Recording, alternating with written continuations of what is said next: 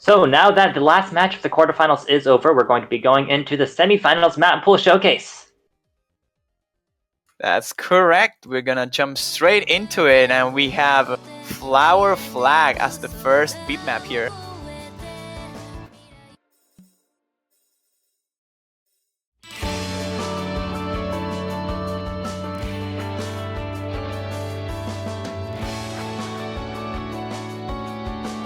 So we already see a 17 bar chart on the map pool, so we can only expect to see Longnose in this, I'll say. Ooh, 17 VA, yeah. Like a really old mapper, has been around for a long time and known for just pushing out insane long note maps. This one is OD 7.5, HP 8.7, CPM 160, length 4 minutes and 26 seconds. Very long map, and star rating 5.95 stars. And it is a long note map with that high of a star rating. It's gonna get really dense real soon. In general, when you're making maps that are LN oriented, star rating, especially on 7K, tends to boom up out to very, very high levels. So some patterns might just feel a little bit overrated, and I think it's kind of the case for this beat map. This is probably the easier long note map of the pool. At least that's what the map selector think, though. They have called us in previous stages that Lumen was the easy one, and some people were disagreeing. Although I think you were agreeing on that one, like Introduction being the easy one. In any case, we're going up a step, of course, in semifinals. So even though it's mostly testing just basic long note skills, these releases are going to require a lot of concentration, and you do have to keep it up for 4.5 minutes. I think that's the real kicker here. Yeah, it's just that not necessarily the physical stamina, but the mental stamina as well. Like, just being at your 100% throughout 4.5 minutes, it's definitely a hard task for a lot of players. And especially, you'll see on the ending, the map will get a little bit more dense. So you have to somehow like reserve some stamina just for the ending as well. So it's a pretty interesting selection here. It has a lot of different approaches that a player can use when they are facing a map like this.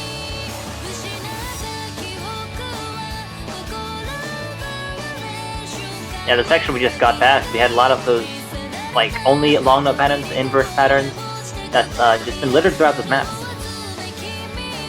Yeah, the releases overall on this one are pretty tricky. They are visually appealing, but that doesn't mean they are easy by any means. There's definitely a very distinct, I think, visual style of 17 VA maps, and it's just, I guess, what makes them such a well-known mapper. Or at least they were back in the day. I'm not sure if they're still active, but yeah, not easy to time those. This is like what I call hanging long notes. It's when the first long note in a series doesn't end when the next long note starts, but rather continues a little bit more. You know what I'm talking about? Yeah, those like, yeah, extended releases is the way I call them, but yeah. Extended, that's good, yeah. Definitely more of an O2 Jam style map. I try to implement that on my 4-key maps, and some people are kind of tilted by that fact, because it's really difficult to just hold the loads for a little bit longer than what you normally would expect to release them. We have a little bit of a slow jump here just before the ending. Fun. That seems to be a common trend on LN maps in general. Not only on 7-key, but also on 4-key. There's always like that sneaky SV at one point, but here we are a little bit denser for this particular ending. You can see the layers of longness are getting a little bit harsher. I think you need to like have 2 layers of longness throughout most of these patterns at least, and then of course like multiple mini releases. Now we're getting into the inverse parts of the ending with the, like, an entire hand will be taken up by inverse patterning while you still have single note streams going on. They look appealing, though. It's not as harsh as it could probably be, but it's definitely very demanding on your like hands coordination. That ending though, that little, like those last 5 seconds, we're gonna see a lot of bricks on that part. Like that pattern just looks ugly. But that's it for the first map of the semifinals pool. Now we're gonna jump straight into BBB, Nightmare difficulty, a map by Ankle. So this map has a lot of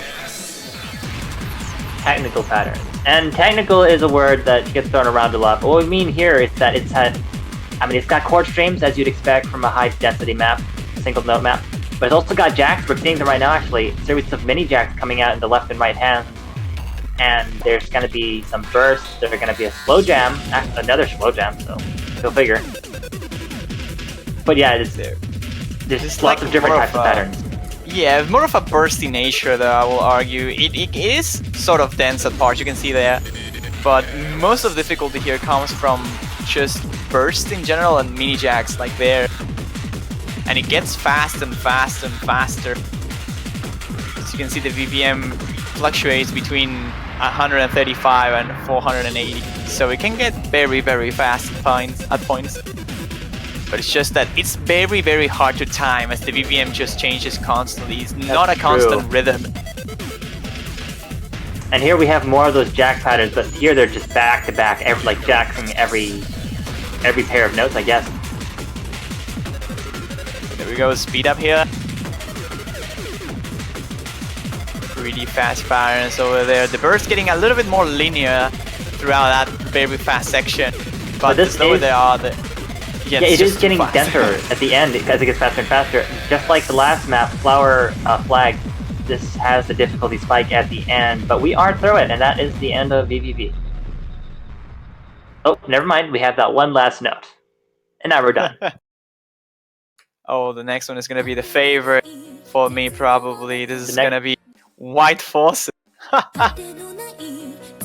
This is a lovely map. I think a lot of people is familiar with this already. I'm not sure about you. I don't believe I'm very familiar with this one, actually. It's Flipside, White Forces, mapped by Chico Baca. Interesting, it's OD6, which will be very helpful for timing those long note releases, because the long note releases in this map are very unforgiving.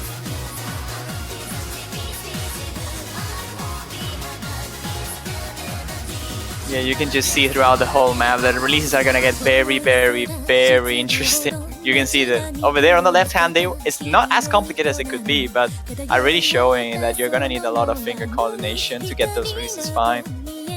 It's a pretty short map as well, but it can get very, very brutal. It gets a bit dumpy right on the chorus, so we're gonna wait and see that section. Everyone will just notice the difficulty increasing. I'm gonna say that this is kind of like similar patterns to Flower Flag, the other long note pick that we've seen, but harder, right? This map is 6.52 stars. We're now getting into 6-star levels just as a course of action. Here we're seeing more of those long note streams that we're talking about with the extended releases, the hanging releases, whatever you want to call it. But at the same time, you're also doing single note streams. And there we have pretty dense release timings there. Just a lot of multiple long notes at the same time, and all of the releases being at pretty much different times makes it very, very complicated to time. There is a pattern because the long notes are in general all the same size, so you can't just pay attention to the timing you are holding instead of just the timing where you're releasing, and it should be fine, but that trick is very hard to pull out. Ooh, those symmetrical patterns at the end. Very O2 jam, I might say, but those have some interesting anchors in those streams. Not going to be easy. I'm expecting a lot of misses in that part, even though our player here, Aitor, seems to be doing fine. But it is a short map, only 2 minutes. We're moving on to Hinoisuka, Delightful Brightness, mapped by QODJTR. This is a chord stream map, and we're about to get into it right now, I believe. No, there's a little bit more build up. But this is not a long note pick, it's more about the denseness. Very dense, 190 BPM, and lots of bracket patterns. Yeah, it's pretty much just that. It's also a pretty short one, it's around 2 minutes. But it's very, very dense, 190 BPM.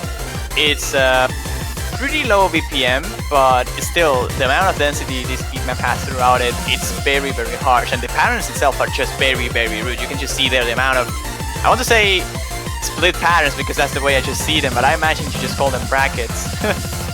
Yeah, brackets, what we talk about in 7K is patterns that look like checkerboards, patterns that make you do like a 1-3 chord, then a 2 chord, then a 1-3 chord, that type of style. This is very BMS in its mapping. Despite being a lower SR, 5.97 stars, it's underrated, is what we gotta say, because even though the patterns are less dense, they're not nice. In Mania, I think there's this kind of mapping meta of making all your patterns very nice, and you've got a lot of the chord strings are based around stair patterns, and you have double stairs, and you have stairs going back and forth. And that makes it very nice and easy to manage, and you can break it up into parts. But here, no, that's not how it works. Yeah, it's just like way more structured in just a more rigid way, I will say. It looks like it's more like not really comfortable. It's more like I said, just breaking it like I don't have the English word for that. Like breaking, I won't say the flow of it, going back and forth into different directions. Like instead of using stairs, it's just broken stairs. Yeah, it's just all over the place. It's one of those maps where you've seen it. There's not much to say beyond that. But next, we will be having Camellia. This is our 5th map. Camellia Towards the Horizon, mapped by Ankle. We've seen Ankle already. This is another long note map. Let's say about this map. It's got some, well, let's read the stats first. 154 BPM, length 1 minute 56 seconds, SR 5.73 stars. And despite it being long notes, it's also got some technical aspects because it has a lot of mini jacks in it. More of like a mixed choice in between the long nose and rise here. Yeah, that's a good judgment, I'd say. More of a mixed choice. It looks pretty fun though so far. Some of the releases there are a bit tricky, but in general they are sort of consistent, at least in the parts where we're mixing rise with lines. Up until this part is just getting a little bit too complicated for my eyes to follow, but yeah, I'm not gonna lie, like I'd love to pretend like us commentators are, know everything there is about 7K, but we're getting at the part of the tournament where unless you are one of the top tier players, you can barely even see what's going on the screen. And I can like follow the patterns, but I can't really tell that much how difficult it is just by looking at it. I have to take my time. On the editor, even after the map showcase over, look at those mini jacks. These are really, really good. Like the mini jacks into long nose. I want to call them shields, but man, it's really, really dense here. The long nose here are just so tricky to follow all over the play, and the mini jacks not making it easier by any means.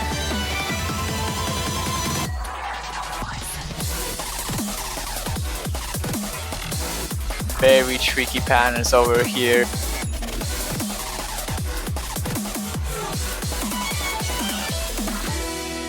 Those mini jacks are quite fast as well. They're rocking at 154, which is, I think they were 1/3 though, so maybe they are not as fast.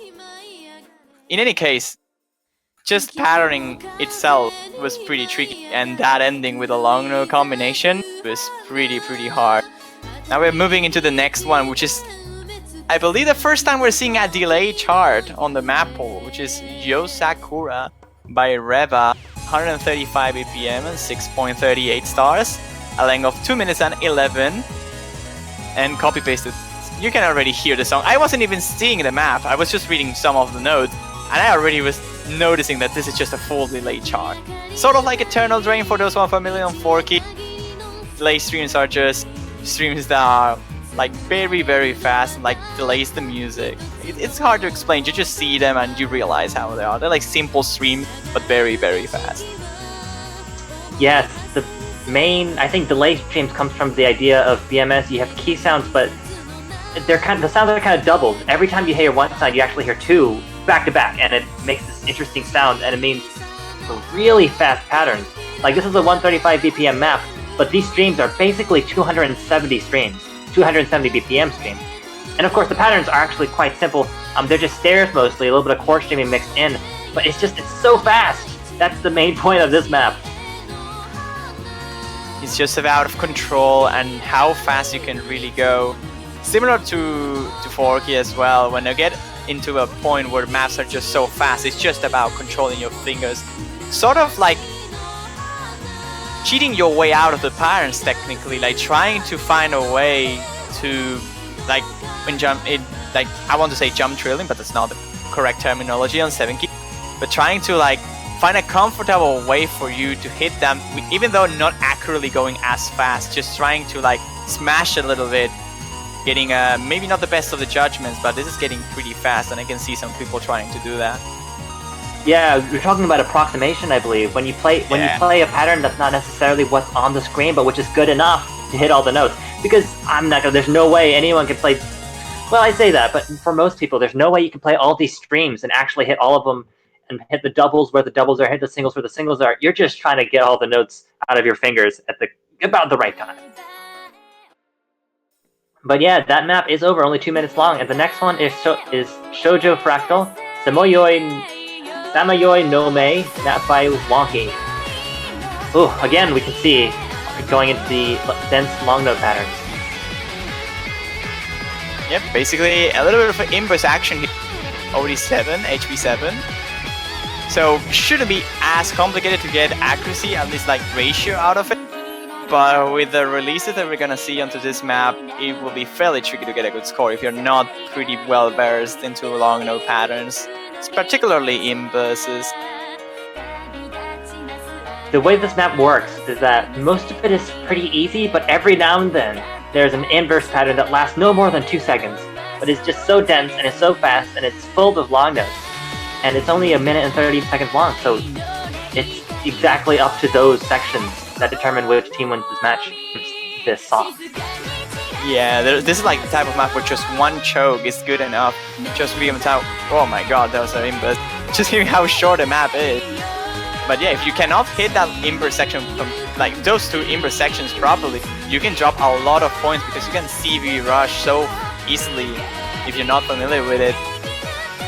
Yeah, combo break rush, of course, when you not just like get 1 miss, but you get 1 miss and it throws you off and you can't play the rest of the pattern correctly. With dense long note patterns like this, I think that's definitely a possibility.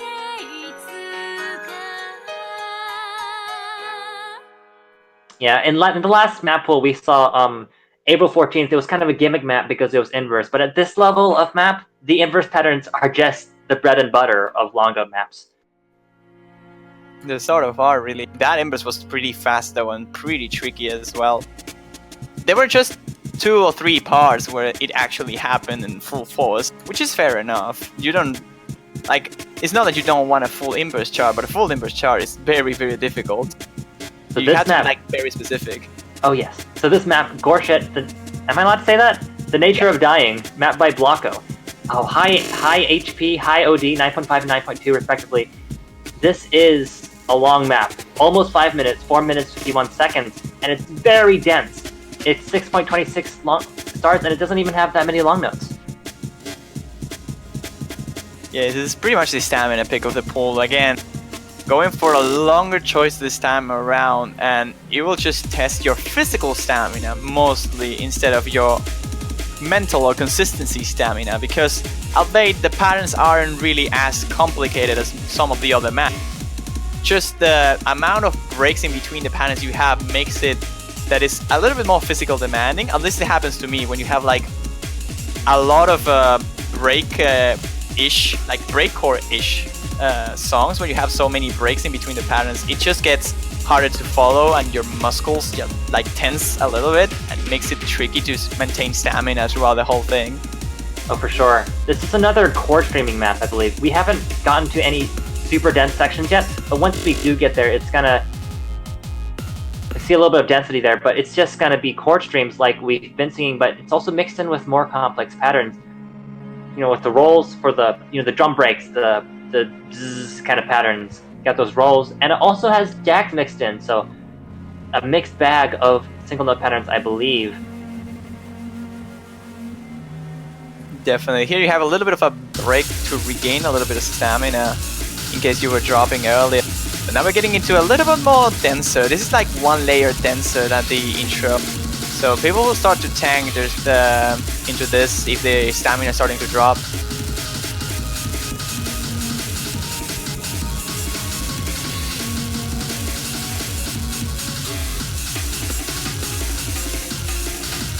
We saw Aitor, Aitor, who was playing this map actually for us on the stream, drop there from those chord jacks that we just saw, and the streams are continuing to get denser, with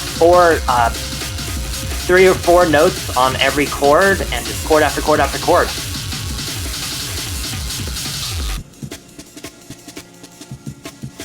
And we are out of that dense section, but as you can see, even though there's breaks in between it, those are really going to be taxing on your fingers.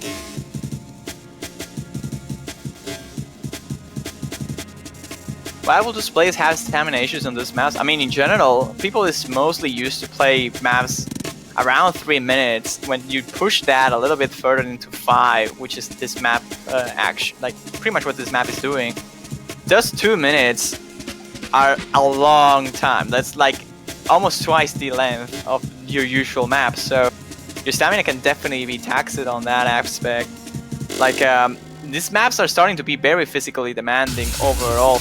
Like your arms can just hurt a little bit if you're not like very good at stamina, which is the thing that this map is gonna aim to attack you at. Like some players maybe aren't as consistent at this level of speed or this level of density, and they will start to tank on the ending of it because they just cannot keep up with it for that long of a time.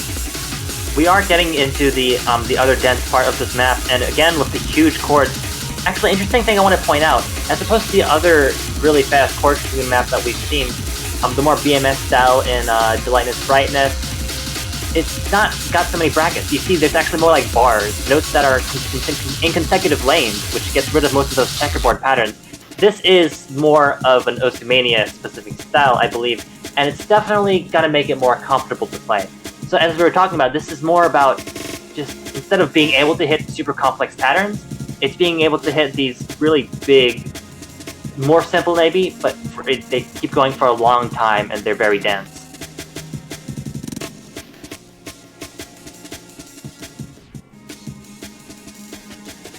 And we are at the end of this map. Also, I want to point out the tree in the background, the Gorshed map with the dead tree in the background, the classic image of Osumania.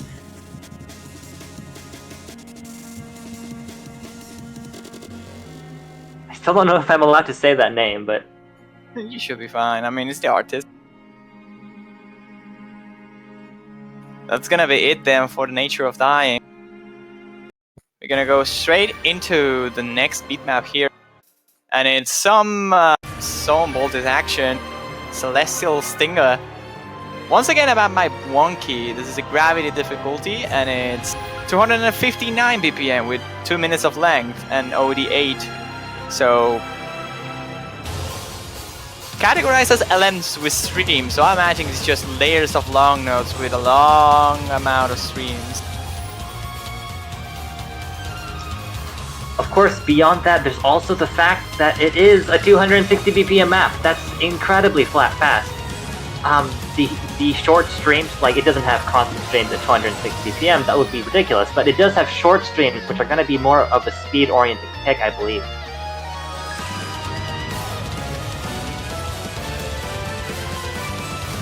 Those patterns are looking sort of comfortable throughout it, though. It's just the fact that you have to keep up with a long note layer while doing all this that makes it challenging. The map's main difficulty is just that high BPM and the long note layers on top of the really fast patterning there. So fast. This is so fast.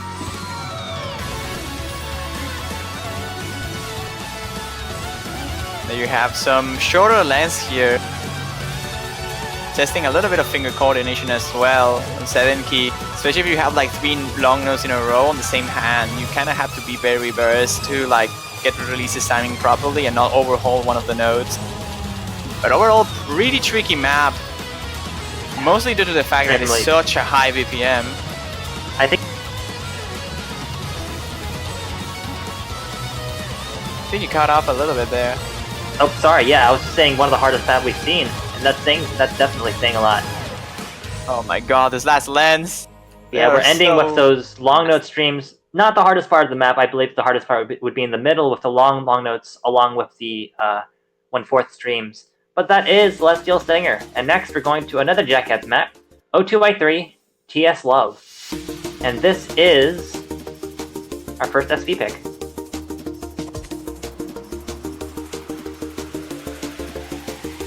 Now, I do call it an SV pick, and that's notable because it has SVs, but here we're going to have more technical patterns.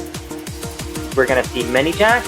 Nothing right here in the intro. It's starting out pretty easily. We've got some chords going on. Here's the drop. And here we go. We're seeing mini jacks coming out in the left and right lane, and this is 185 BPM. That's very fast for mini jacks. And we're doing that alongside of long notes and big chords. A note from our map pool selectors. This has the potential to be one of the hardest maps in the pool. I will say that it's one of the easier ones to choke. Like, it's very hard to be consistent on a map like this, considering the mini jacks at such a fast speed, like 185. It's very, very fast to be good at just consistently hitting mini jacks at that speed. And the SVs just on top of it to like mind block it a little bit more. One, oh boy, that I mean, we like. You've been saying that it's already easy to choke, but we haven't even seen the hard part yet, which is the ending. We're getting into it now. We're seeing the SV bumps coming. They're pretty simple, but they will trip you up the first few times you play it. And we're continuing with the dense mini jack chords. My eyes. And here is the ending. Should be getting denser anytime now. Yeah, look at this. Look at this density. Wow, was the pattern? Oh my goodness. Yeah. This is why this map might be the hardest in the pool. What is that ending too? Crazy, oh my goodness. Crazy jacks, super dense patterns. I mean, that's just, it comes down to density at this point. That ending though, oh my goodness. That was very, very harsh. Crystallized! Sorry. Yay. The next map is Crystallized by Camellia, mapped by Blanco. You want to take this away, Juan? Sure thing. Camellia, crystallized by Blanco. This is the Coalescence? Coalescence? I'm not sure if that's the way to pronounce the difficulty name. But it's an OD8, HP9, BPM of 174 with a length of 4 minutes and 21 seconds, just 1 second off. With a star rating of 6.41, this is mostly a short LN SV mixed choice, like a hybrid, I will say. And overall, it's a map by Blanco. We all love maps by Blanco.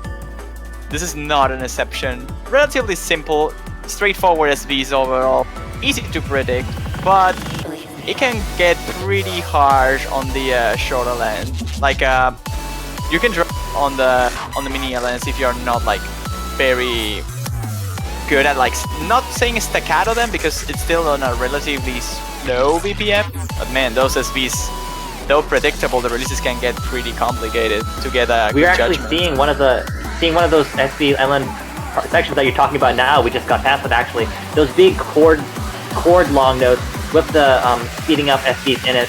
That is the part where you're going to be watching out for your releases. You want to time them correctly. But then, of course, you also have this. You were also mentioning this, the kind of the meat of the map, I guess. These short, long note patterns of chords. Definitely not on the level of other like really dense maps we've seen. But this paired with the SVs can definitely make for a challenging map.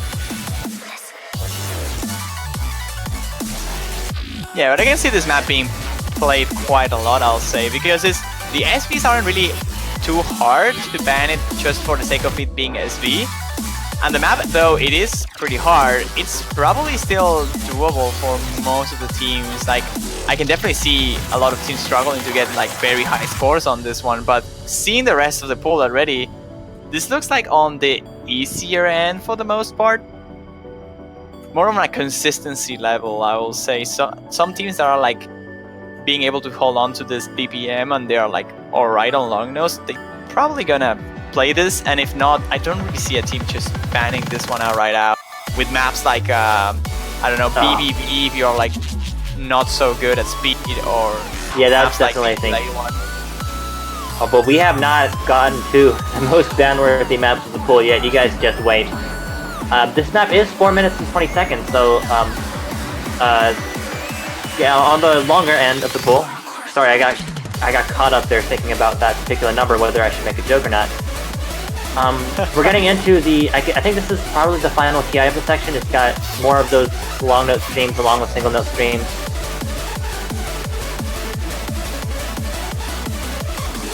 This is probably one of the most trickiest part of the map, I think, in terms of reading, really. It's just that the mini lens are so intrusive for your eyes to like read the pattern properly.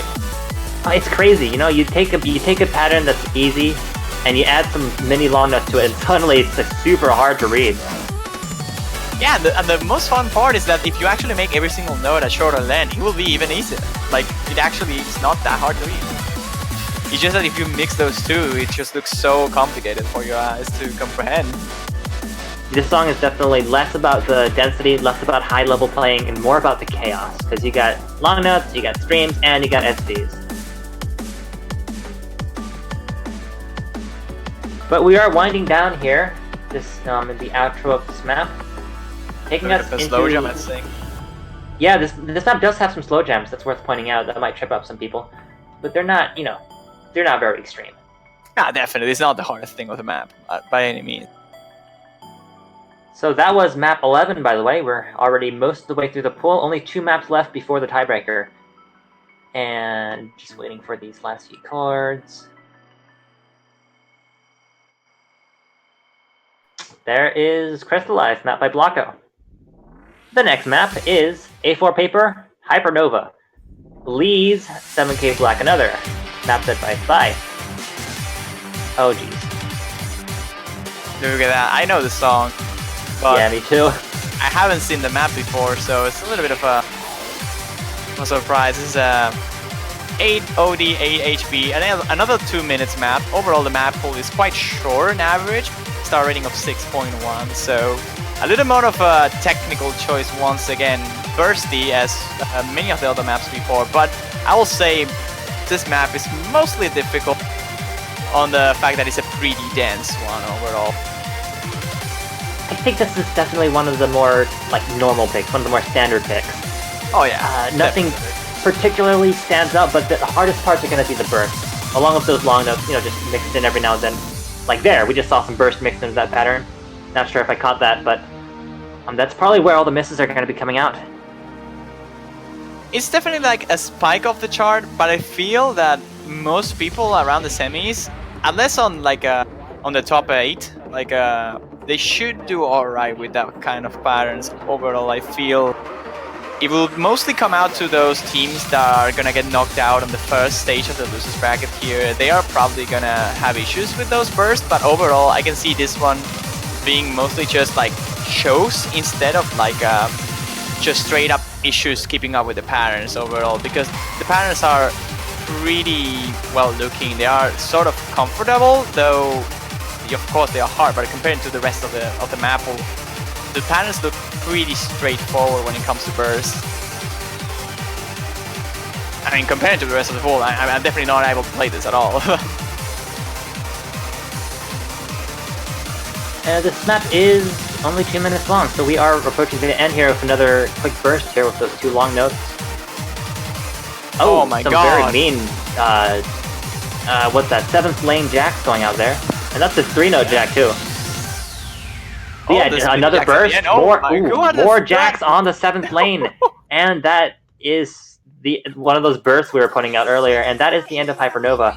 And it is my pleasure to introduce to you Sean Wasabi plus YDJ featuring Young Yemi, Burnt Rice, mapped by Seal. We don't even have to see anything else. That's it. We're done with the showcase, guys. I hope you enjoyed this map. We just have to name the map. I'm sorry, Juan, but we do have to see this map with its insane stutters and bumps. We're already seeing it actually in this easy section. I'll wait till we get to the dense section to point out exactly what the hardest patterns are. But this is a 3.5 minute song. No, what am I saying? 3 minute 50-second song. And already we're seeing these crazy speed ups and slowdowns. And this is the easy part of the song, folks. This is the easy part of the song. We are presenting you the 100% ban rate of this poll.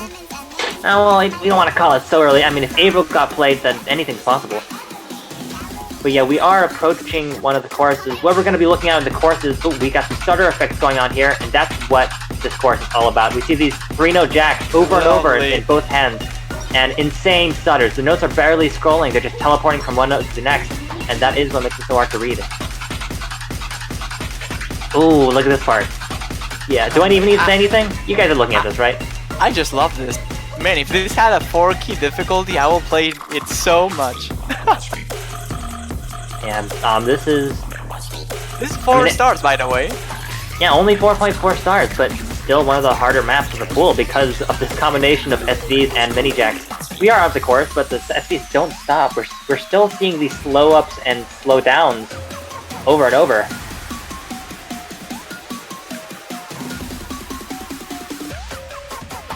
The speed of it here. Oh boy, those teleports, those stutters. We also want to point out here the one-handed stare patterns are going back and forth, kind of the 1 2 3 2 1 2 3 2 1. That is the mind blocks. A simple-looking pattern, but it's very easy to mind block. And what we mean by mind block, I guess, it's a pattern that's not supposed to be that hard. But if you just focus on it too much, you can psych yourself out and just not hit it. I will say the mind blocking patterns is mostly because when they are repetitive and you get lost into the repetition, and that makes you like completely forget how to play it because you're not sure where you're at it. Happens a lot of times, especially in maps like SVs where you played so many times and you kind of like memorize how to play it. And because you memorize how to play it, it's like when you're having a math test and you know the formulas by memory, but you cannot understand where they're coming from. And if they get you with a hard problem that you don't really have to use the formula, you don't know how to solve it. Well, it's sort of comparable, I guess. Nerds. That's an interesting comparison. I think it's a good way to think about it. We are going back into another drop here. I'm going back to the chorus. This chorus is repeated, so all you 7K players out there, praise the heavens, the song repeats, so it's not 4 minutes of totally new gimmicks. Again, we're having these bumps and the stutters. More jacks, more 4 jacks here. Oh, this mini jack. I mean, we've seen it before, but seeing the pattern introducing into it, it's just so harsh. Yep, you have to do it twice. You have to play the hard part of this map twice. And again, we're going into the space jack section, and that should be rounding out the map for us.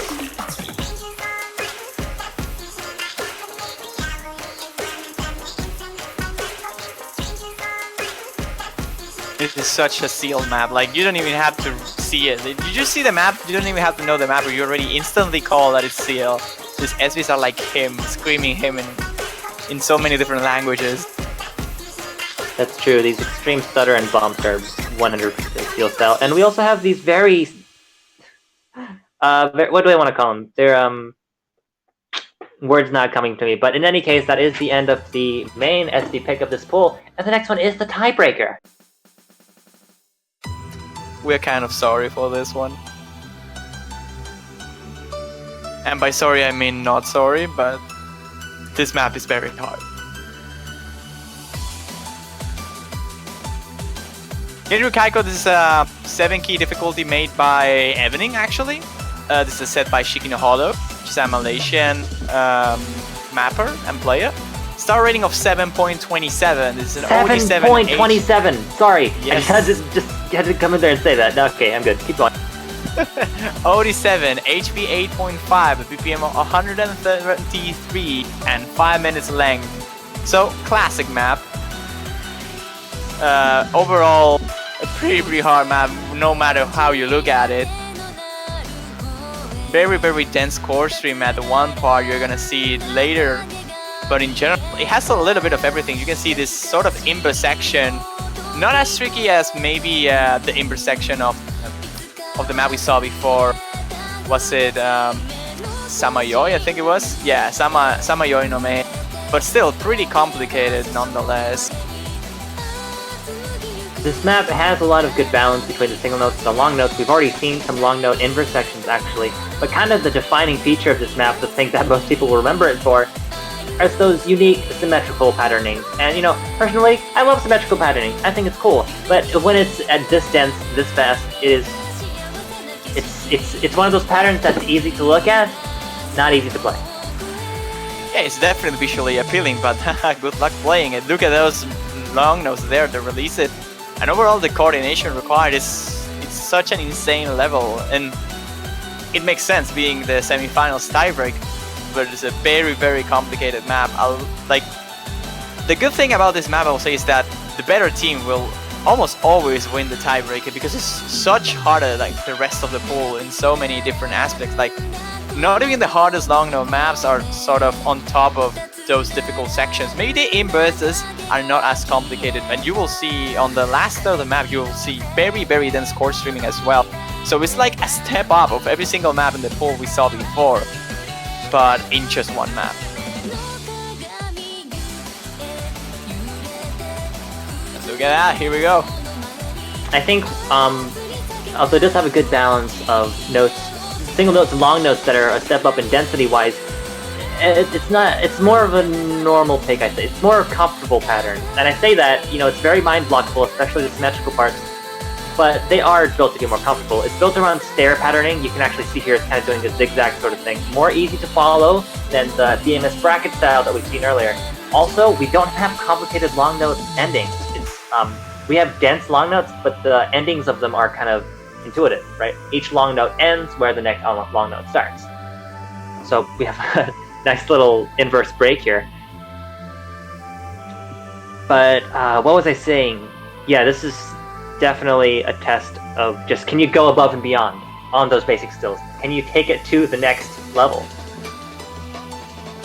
If we see an FC of this on stream, that would be pretty epic. We're looking at you, Jackheads.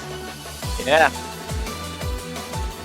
Well, that would require South Korea to go to a tiebreaker, and don't know how likely that is. But well, they're against Malaysia, so Chiwi versus the Cats on this map will be so amazing. That will be a very good matchup for sure. Malaysia 3rd seed against South Korea 1st seed. But yeah, I mean, look at this map. We got some more double streams going on. A lot of double streams this map. Gotta point that out. Look at those lands. This is getting so tricky into this section. You can see Geki just struggling a lot on those long note patterns.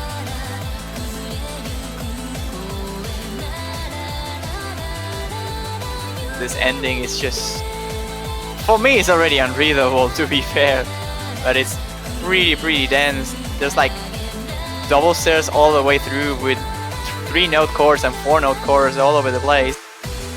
I think I would say this is the level of density where mapping styles kind of stop being relevant, being a thing. because you gotta fit all the notes somewhere, and you're gonna run out of space to put notes eventually. But yeah, mostly it's based around these double stream patterns, but also with chords mixed in. So, which is basically what most high density streams look like. Oh my goodness! Look at that inverse. I can see failed potential in this section. If someone is not very good at this type of thing, there could be a deciding thing just at the very end of the map. And that is, yeah, the last part of the map is definitely the hardest in this one, with those chord streams and those long notes coming back to back. But yes, that is the tiebreaker of the semifinals map poll. And that is the end of this map poll showcase. Yeah, that's gonna be it for the map pool showcase. I hope you all enjoyed it, though. It's definitely an interesting poll, I will say. Waiting to see the teams perform on the semifinals. All the information, though, it's gonna be on the wiki as soon as possible, probably tomorrow at very early times. So, yeah, other than that, it's been a pleasure to commentate with you, Niv, as always. Yeah, a pleasure. Same here. Great to commentate with you. And thank you everyone for tuning in to our stream, and please tune in again next week for our semifinals, where actually we can go over the brackets real quick just so we have an idea of what's coming up. We are, give me a moment. We are going to be seeing Malaysia versus South Korea in the winners bracket. We're also going to be seeing China versus Singapore. A lot of top seed matchups. In the losers bracket, it's a little harder to keep track of, but it's been fun. We're gonna have Italy versus Philippines on the losers bracket. We're gonna have France versus Brazil, Australia versus Chile, and Japan versus the United States. So those are the matches we're gonna have on the losers bracket. But not only that, losers bracket matches will have a double amount of matches. Like on this stage, we have to eliminate more players. So that means more teams. So that means the losers bracket will have to play twice. So we have another match after the first round of losers bracket, which will be either Brazil or France versus either United States or Japan on the first side of the bracket, on the upper side of the bracket, in the lowest bracket, of course. And the other matchup will be the winner between Italy and Philippines and Australia versus Chile. So we're gonna have a lot of matches on the semifinals. Yeah, make sure to tune in for that. And I believe that's all we have for you today. That seems to be it for me, and if nothing else needs to be said, I just hope to see you all next weekend on the semifinals. See ya! Alright, hello everybody and welcome to the Mania 7 Key World Cup 2018 in the semi-finals stage. First match of this weekend. I will be one of the commentators for this block. I am joined today. Okay, that sounded a little bit lagged, I think. Or might just be me. Like when you said I'm joined here with, and it just lagged away. Anyways, yay! You can see the names right down on the screen now. That's pretty cool. So I'm Hon Crystal, commentating with the Toaster today. I think Tope is with some tech difficulties on his microphone, but hopefully that's not that big of an issue. Should be sorted out in just a moment. In any case, the Wardrobe team once again commentating here. So yeah, we have Australia versus Chile once again. This is a matchup I think happened before on the group stage. So pretty exciting to see these two teams matching each other once more and in such a harder stage. Scalim and Gonzalo. Yeah, you're back, man. Yeah, yes, I'm good. I'm back. But yeah, like you said, this is a match we saw in group stage, as will be the second match of this block. The United States versus Japan, two teams who also met during group stage. So we're going to be able to see both of the matches with teams seeing how they're able to handle the harder map pools as opposed to the group stage that we saw. Definitely. I think this match might not be as close though as it could have been on the group stage. I think Chile will edge out the difference on just like they're a little bit better physically, I believe, than the rest of the Australians. I feel that Sankansuki will try to battle out against Scalim and Gonzalo, but their teammates are going to start to struggle a little bit now on this level of difficulty. I feel like Kites and Evios will be decent for the most part on this pool, but it's gonna be complicated for Australia to try and take the win against the Chilean team. Of course, because the difficulty is a bit harder and the maps are a bit longer, Chile might maybe run into stamina issues because they don't have any subs, so they can't really make any substitutions during the match. And Potassium could very well do exchanges for the SB maps for Australia. Avios could swap in for specific rice picks, and Kites will probably do alright on long notes. So Australia has a little bit more versatility in terms of team diversity, or like their players being a little more diverse than the rest. But Chile, with only Scalim and Gonzalo, they're pretty much all-rounder, both of them. So looking hard for Australia, I will say Scalim and Gonzalo are very good players. So it's gonna be a tricky thing, but hopefully we'll see a good match. Yeah, hopefully we will be able to see a good match. So I and what you were saying before about Australia having a more diverse team, that's sort of I would say that's an extension of Australia actually having a full team as opposed to Chile just having the two players. Can really put a detriment on your versatility as a team if both of the players that you have in Chile's case were all rounded, but having a full team allows you to sort of have breathing room with being super well rounded as an individual player, allowing your teammates to take skill sets that you might not be as strong at.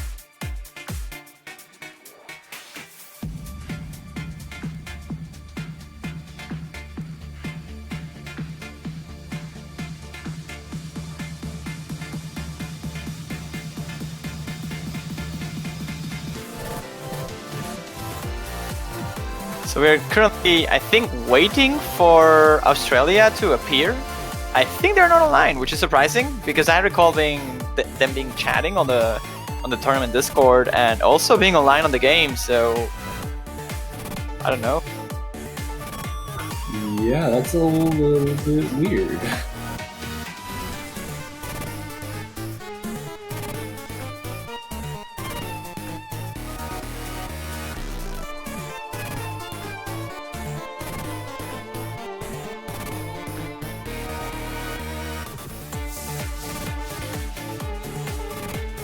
Okay, so we see Sangatsuki there on the room already. So hopefully we'll see Kite, Sevius, maybe Pot joining us here, and we should be good to start with the warm-ups at any moment.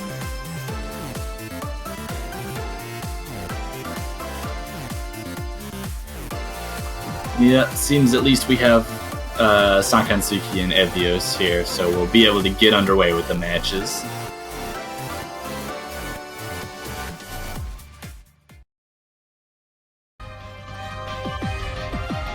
So I feel the first warm-up is already in there. It's gonna be Make You Lilith.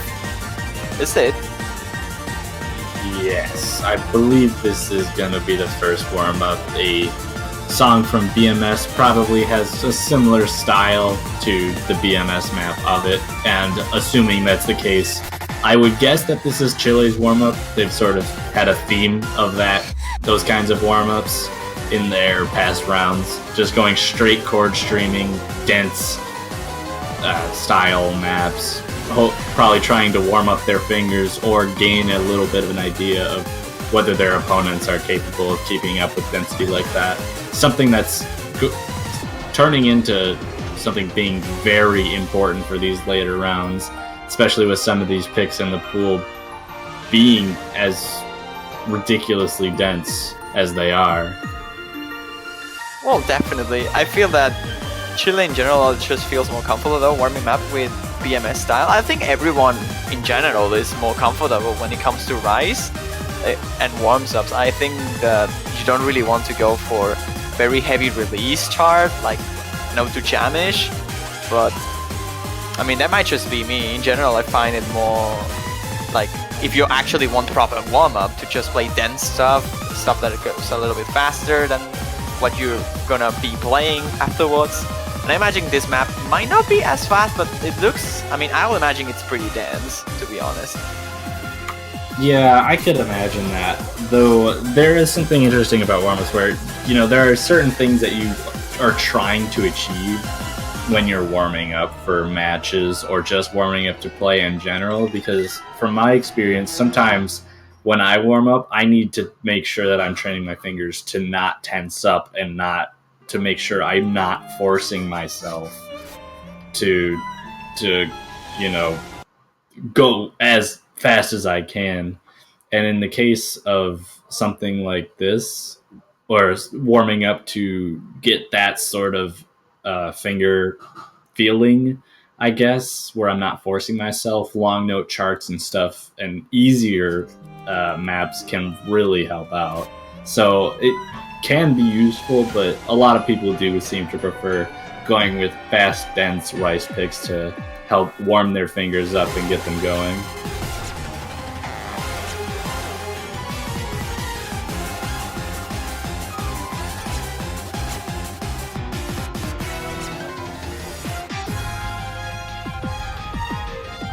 Okay, so here we are into the map already. Seems like Chile is holding a pretty strong lead here. I mean, Potassium, we know that he's mostly on the team due to like SV tech player, but this is probably a bit too hard for him to keep up with. You can see his accuracy just dropping a lot, and his HP bar is pretty much reduced to 0. So no big surprise over there. Gonzalo though, holding really strong on this with 99%.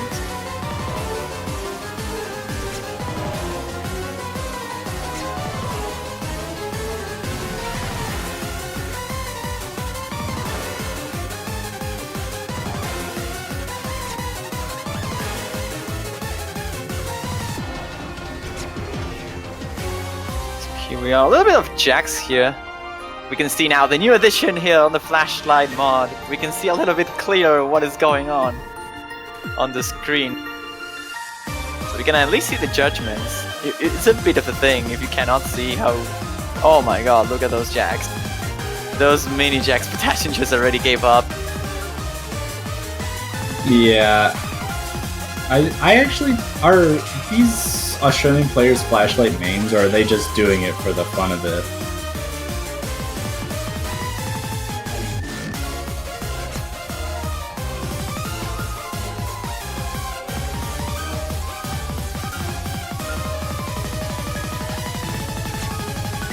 You can actually see now.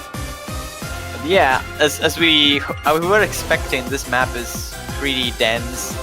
I won't say it is. No, there's the flashlight color, but I will say that this might be slightly harder than what we're gonna see on this map pool. Like, I believe this is finals tier. It seems a bit too hard for semis. So, besides the score difference here, besides the fact that Potassium is probably not one of the main players of the team, he's like going to swap in for maps like Burned Rice. The difference that we're seeing here between the players might not be as big during the actual map pool.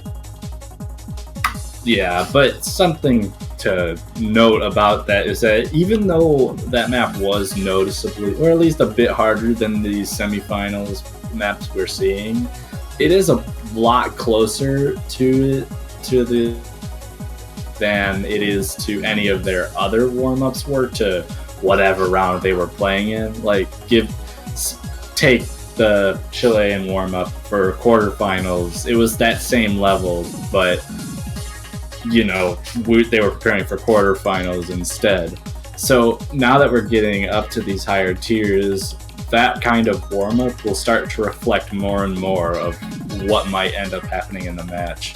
And even though it is a bit harder, it should definitely be something to look out for on those BMS dense chord stream style maps that we'll see in this match.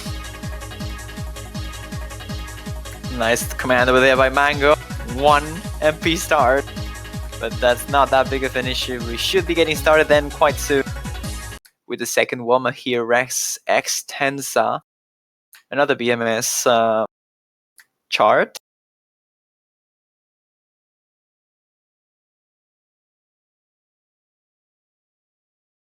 And here we are, no flashlights this time around.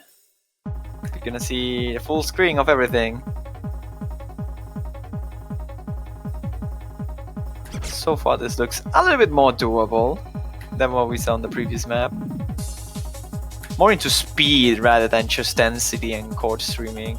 Pretty intense pattern though, but patterns more look really awkward to hit, but also really awkward to read in general. They're really scattered as patterns, and like they don't have a lot of the connected notes, I guess, if you want to call them that, like where it transitions like from bracketing. Yeah, a little bit, but I think what I'm more trying to get at is that a lot of the notes, you don't see it go from column 2 to column 3 a whole lot, especially on those faster streams sometimes, though we are getting into more patterns that would be defined in that way, I suppose. Well, here into this section is looking a bit more tricky, mixing up with the snaps. Pretty technical overall, and everyone on pretty much both sides, besides Sankansuki, is struggling quite a bit on this. Doesn't look necessarily as hard to read, but it's pretty demanding, I will say. The stairs there are pretty tricky to get the pattern right. Yeah, Sankansuki actually destroying this map right now, still holding above 96%, the only player in the room with an S rank.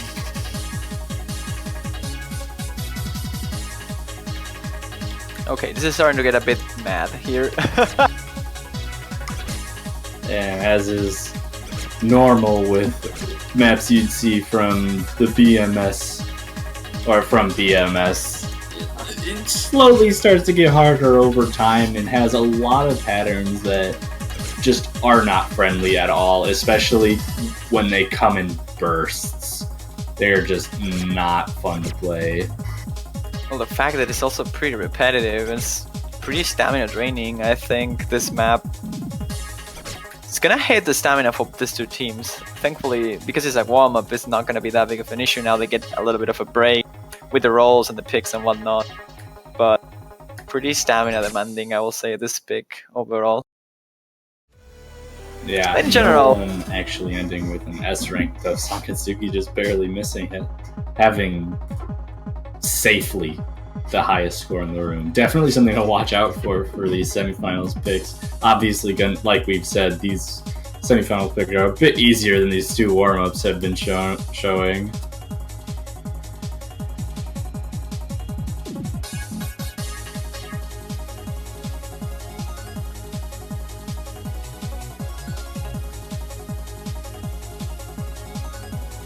So now for the rolls here, we're gonna see Scallon running at 73 versus a 3 from Evius, so that means Australia's gonna ban first. Pretty low roll. Not too sure what to expect here by Australia, because I feel they shouldn't ban an SV map against Chile. They might be the better chance they have. But again, I don't know how much they prepared, and usually if you don't prepare the SV picks, no matter how much of an underdog you are, you're not gonna win it. I mean, it's pretty easy to fail the map. Like, Burn Rise is legit very hard to pass. Yeah, I think in Australia's position, they are, I consider them the weaker team, or they are in a harder position to come out of. And whenever you're weaker than the opposing team, or feel like you're weaker than the opposing team, you usually don't want to ban stuff like SVs, because you know, as long as you practice them, there's a good chance that you're going to at least be able to put up a fight on them. But when it comes to things like long notes and chord streaming and just ricing in general, those things are really hard to just, you know, take points on if the opposing team is noticeably stronger than you. Oh man, Burn Rise being the ban here is kind of we were saying. As much as you will probably want to pick that map against a team that's better than you, at least physically, if it is something that you didn't prepare, then you can't really afford to pick it anyway.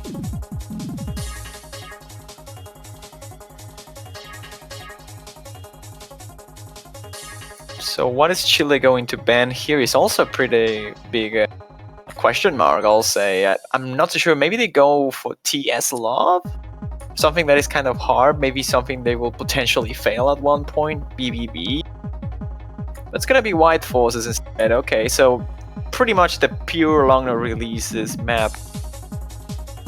Which makes sense, I'll say. Chile isn't as strong when it comes to Longnos, they're mostly BMS-ish players.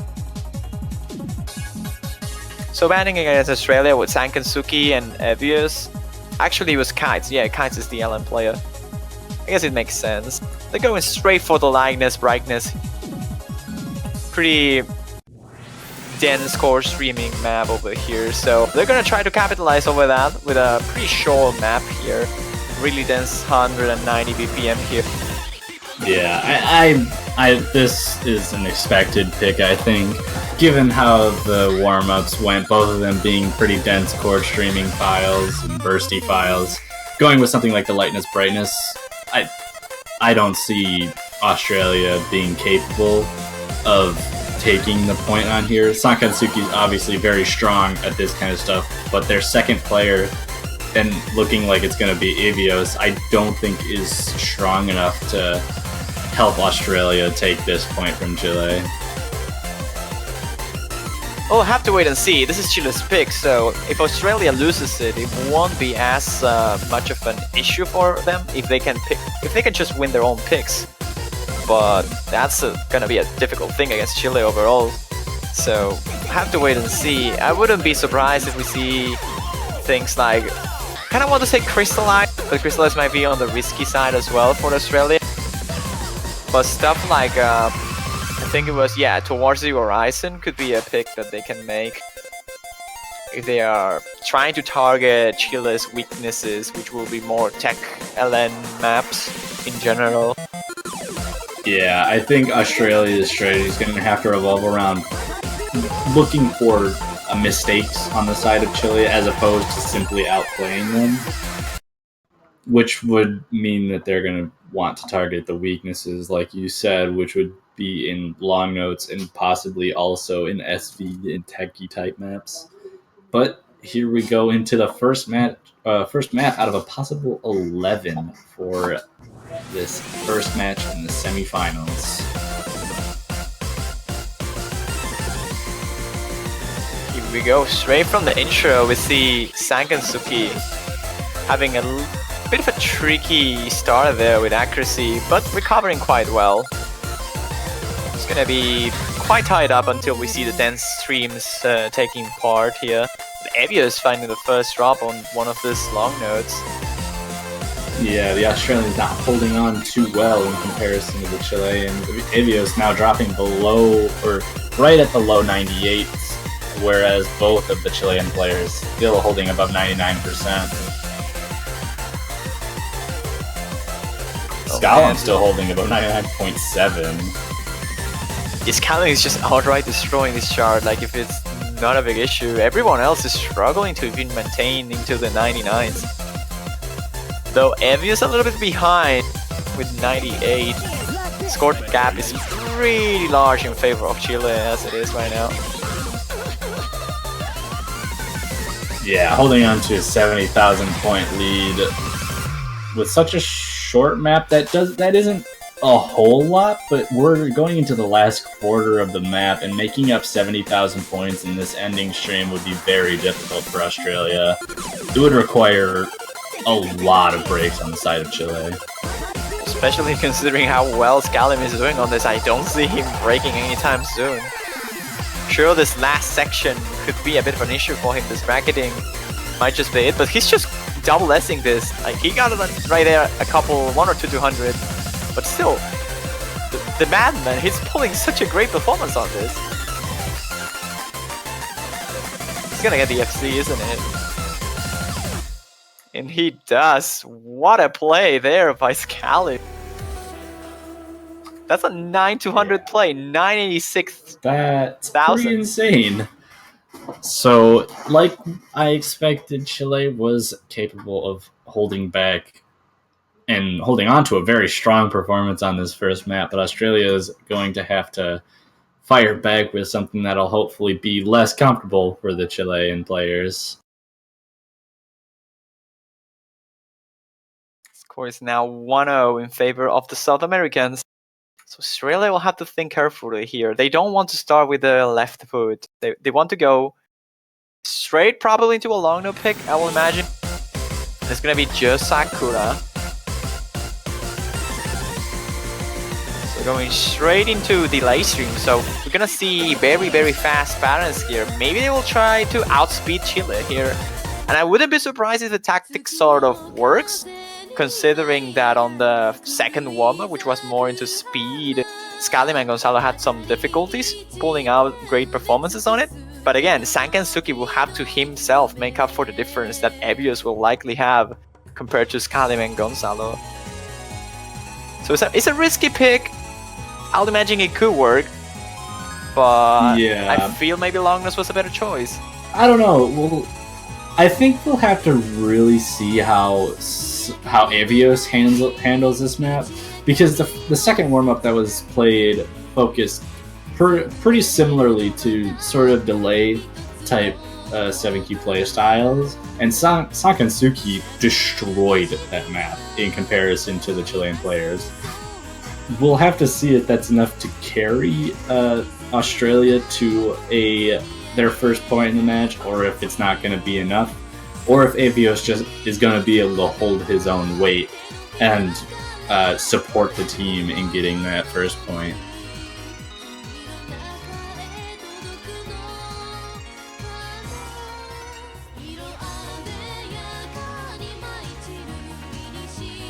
Let's see if Australia can actually pull it out.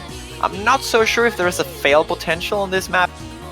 I don't exactly recall the ending being particularly hard to recover from, considering it's HP7. Yeah, HP7 should allow the players to not take too much of a hit during the really abrasive parts, but it could still be a problem if something really bad happens, or if a rush starts happening.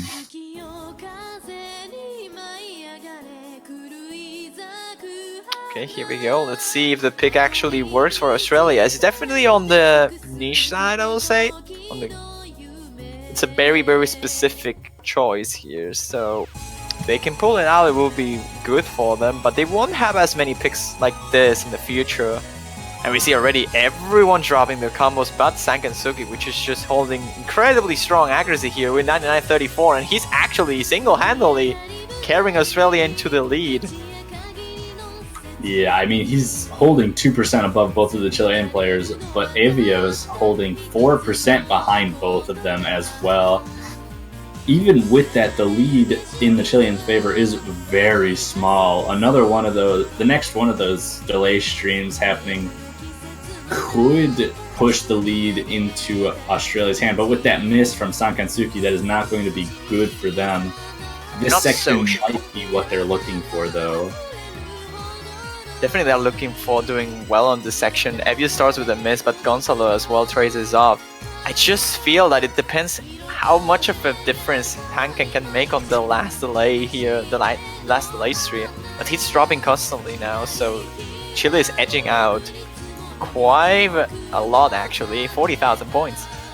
What's funny is I think I've seen Sankansuki miss twice, and both times were in between like the delay streams. So he's been comboing through the really difficult dense sections, but hasn't been getting through the chord streaming as well as he probably should be.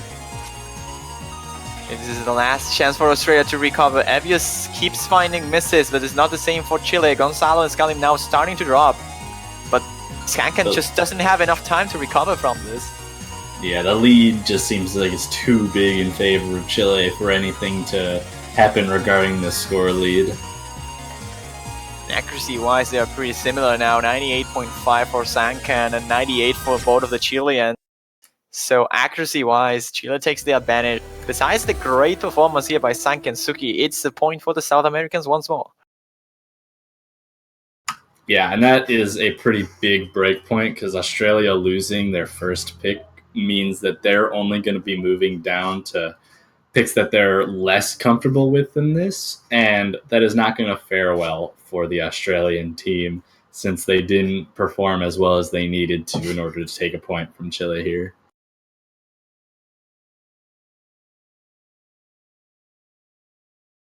I can read, but I can't press. That's exactly what this map is about.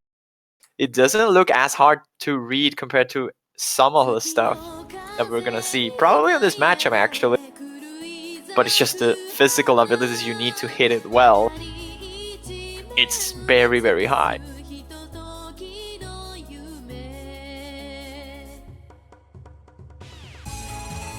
We're gonna see Flower Flag instantly now.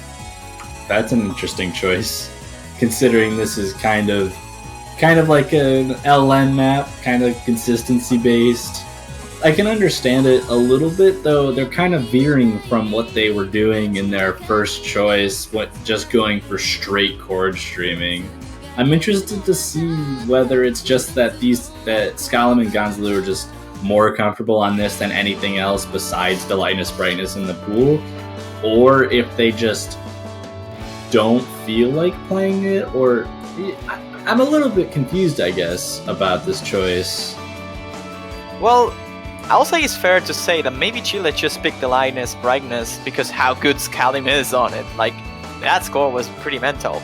And probably they were just banking on that thing to carry the Chileans further. And to be fair, the map is getting sort of specific, so the lightness brightness has a pretty clear structure of dense chord stream, which is something that Scalim is pretty good at. But then you have things like BBB, which is more bursty, more into mini jacks, lighter chord streams overall. So trying to avoid that isn't as unreasonable, I feel. And kind of the same happened with the map we just saw, the delayed stream as well. They're getting a little bit specific, so it's not that big of a surprise to see teams picking different things, not just rice, because of how specific the maps are getting into this stage.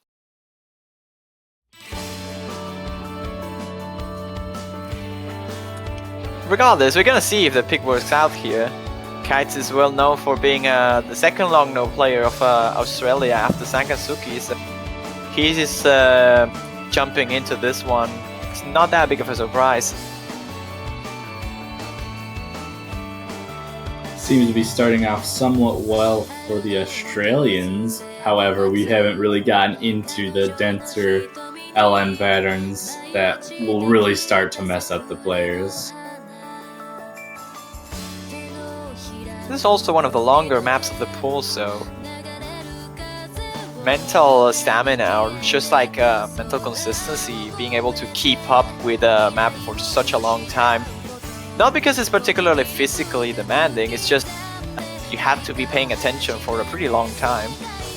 Yeah, and I think even things being less physically demanding can be more mentally stamina draining.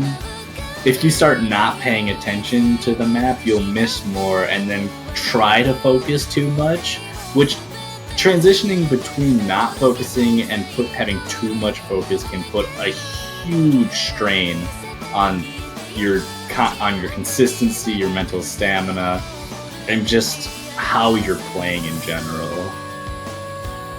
I always like the term of mental stamina. It sounds like actually insane stamina, but it's actually just sickly stamina, if that makes sense. I don't know. Oh, Sangazuki ghosting over there. Not good for him. Actually, Chile is doing pretty well on this one. Not like insane tier level. They're doing alright. 98% are pretty good for this stage, I'm not gonna lie. But considering what we saw from Scalim on the previous map, it's a bit of a surprise that on their own pick, they are not holding any player on the 99s. Something to take note though, I mean, if Chile ends up winning the match, whoever faces them, be that Italy or the Philippines, they'll probably have to be careful with the lightness brightness. I wouldn't be surprised if we see a ban from of that map, considering how good Scalim is on it, if they manage to bypass Australia here, which is looking to be the case actually. Just winning 2-0 with 30,000 points difference here, half of the map still remaining. A lot of drops though now on the Chilean side. I might just switch the lead back a little bit on the left side. Not that much though. Definitely some amount of score lead changing. However, I don't think it's going to switch over to the Australian side just off of that chorus. Now, you mentioning that we might see a delightness brightness ban from whoever, if Chile moves on, of course, from the team that faces them, just because of how strong their performance was. But that would also require the opposing team to risk leaving Burnt Rice open, which I don't think any to do at the moment. It's just such a risky pick to leave open, and it's so difficult that a lot of teams may not have even put practice into it. So it's an awkward situation to have where you have to balance out whether you want to leave a pick you didn't practice open or run the chance that Chile also didn't practice it.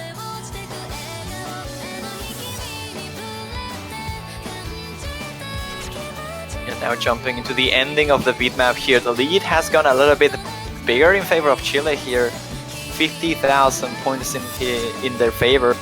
And it's mostly just 1% accuracy difference here between Kites and Gonzalo, which are the two weaker players on each side. But Gonzalo is making up for it. He's missing a lot on the section, but so does Kites and actually everyone in the room here. So there really isn't much more potential for the Australian team to recover here. Kites, in fact, actually pretty low HP bar as well, really close to fail the map at the very ending there.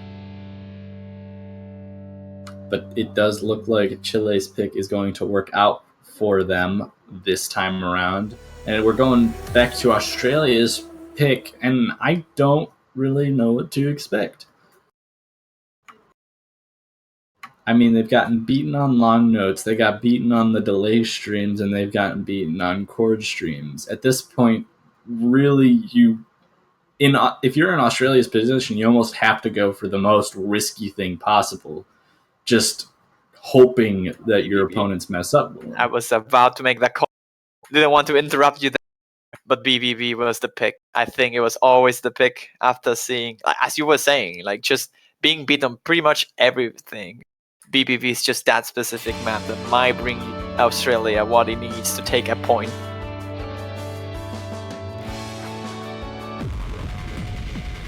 Yeah, I mean, when you have bursty, technical, mini-jack infested files like this, these are the kinds of maps that are prone to players just dropping randomly, as even though it's not really random, it's more like you know what's happening, but your fingers just can't listen to you just because of how physically straining it can be to keep up a technical performance for as long as these maps last.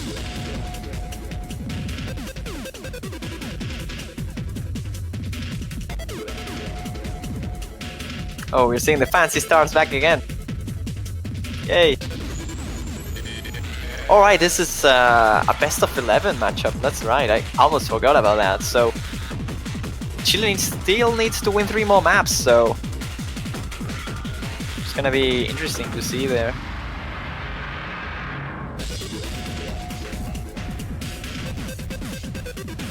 Yeah, there's definitely still time for Australia to get their feet on the ground. Hopefully, put themselves in the right place to get points and just, give themselves a chance against Chile. You hear that triple time there? Man, my ear.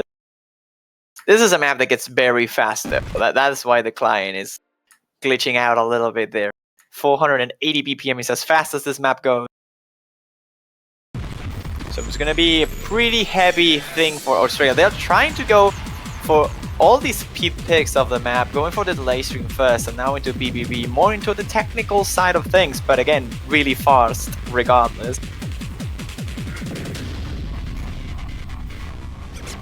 We see Kite's actually staying on this room, besides Ebios playing on the late stream chart.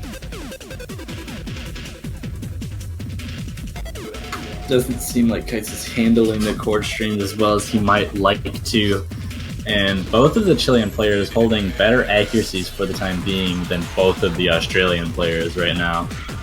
So I'd assume the Australian players are just, banking on the fact that as the section, Chile is going to be missing more and more. Well, it sort of started to happen there on this sort of slow jamish section. Gonzalo is dropping a big amount of accuracy and a lot of combo, but the difference is just insanely high now. Right now it's like 150,000. Not even Sangansuk is holding strong enough here to beat any of the Chileans, but now we're speeding things up here. This is basically the last chance for Australia to make up for such a huge difference, but I don't think they have enough time regardless of what happens here.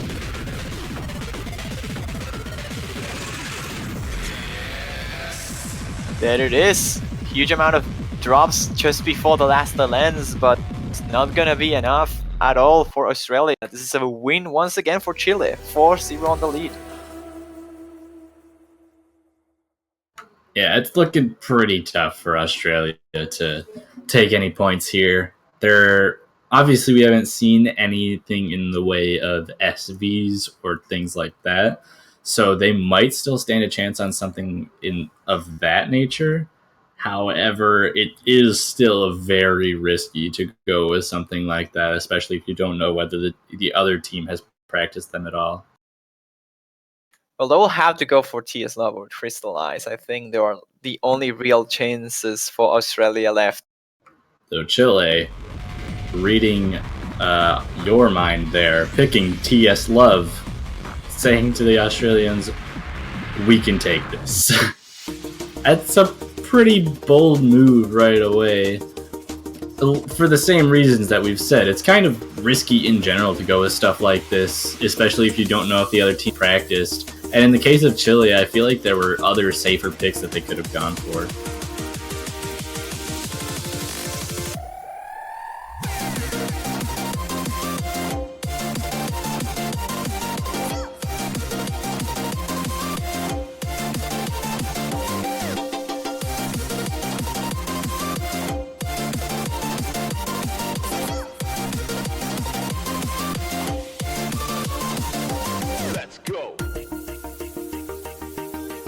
Okay, we're gonna see the fastest reaction here between these two teams. Not so sure what to expect here, honestly.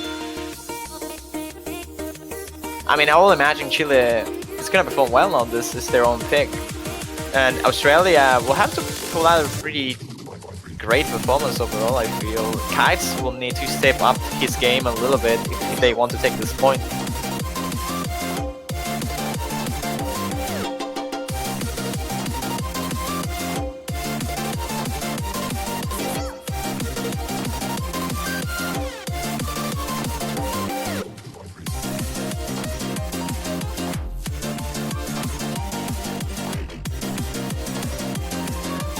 Let's see now here. About to start. Okay, Sangatsuki's leaving here, being replaced with Evius. So Kite's Evius is going to be the lineup here for Australia, it seems.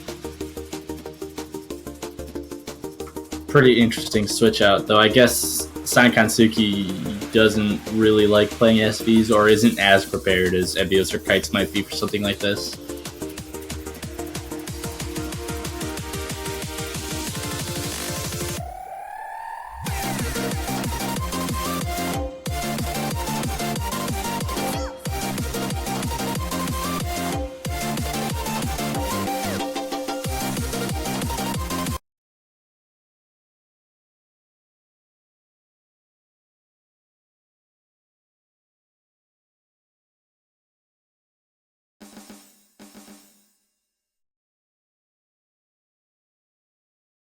Alright, so here we are. TS Love is the pick. Jump difficulty. If I remember correctly, this is Jakat's beat map. Let me check.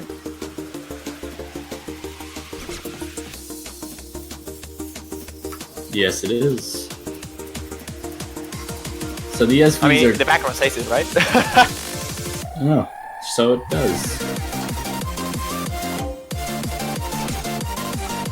But with some really, I guess, physically demanding patterns in the mini jacks to, 5-note chords, with the SVs thrown in there can really be detrimental to a player's performance if they aren't really capable of reading the 5-note chords and mini jacks as well as the SVs on top of them.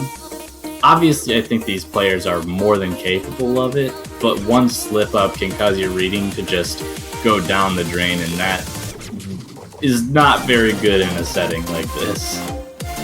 Yeah, it's definitely a hard beat map to be good at consistently due to the amount of mini jacks that it has and just the SVs. Like, you have to not sort of memorize, but at least remember a little bit the song so you can follow it up a little bit better. And with the mini jacks, you kind of can get lost into the map at one point and just rush a lot on one of the SVs. Not looking to be the case that much for Chile. They are performing quite well on this. Probably one of the hardest maps in the pool, actually. 98% for both of the Chileans. 95 for Kites, and actually just dropping behind the 95 there on the last releases. So we see double A for the Australians and double S for the Chileans. And they are now a match point, and Australia has to pick. Yeah, and similar to the last two picks that Australia has made, it's almost like they have very little to go off of here. There's another risky pick left in the pool, which is Crystallized, at least, which has some pretty hard-to-read SVs and LNs and whatnot, which might throw off the Chilean players, but I don't know if that would be enough to give Australia a chance, since it will probably also be problematic for them.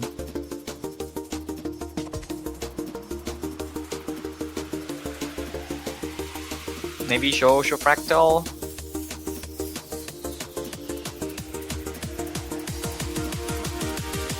More of an Imbus choice, trying to somehow pull out the win against Chile. At this point, I wouldn't be 100%. Okay, there goes. Show for Fractal it is. I wouldn't be too surprised if Australia might just play for the funsies here. Gonna see Potassium joining here with Sankatsuki.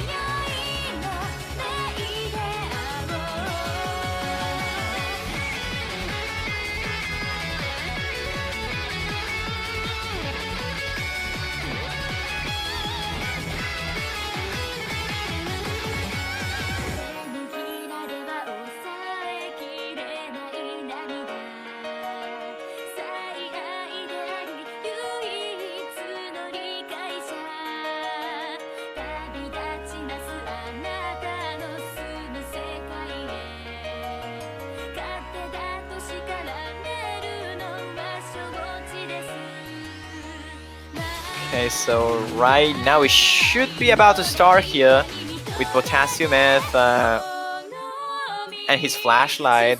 Perhaps Australia ends up taking this one in a bit of a surprise turn of events here, but with Potassium on the room and a map that is not SB, I will imagine they're just trying to like give Potassium some screen time on stream and pretty much playing for the fun.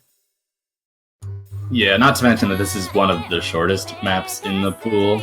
I mean, mistakes are everything here, and it's possible that Australia is playing for the fun, and it's also possible that they are just looking for this short map to bank on mistakes that Chile makes, but it's already clear that Potassium's not really comfortable with this map dropping below the 90% pretty quickly, being the only player not above 98 right now.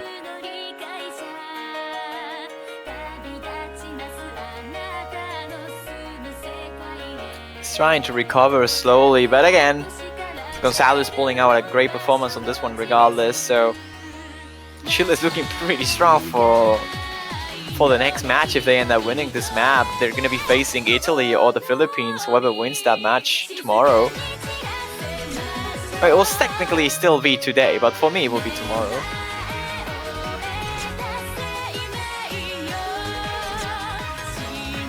Into this amber section, a lot of drops, everyone actually missing. But the accuracies from the Chileans are just way above Australia.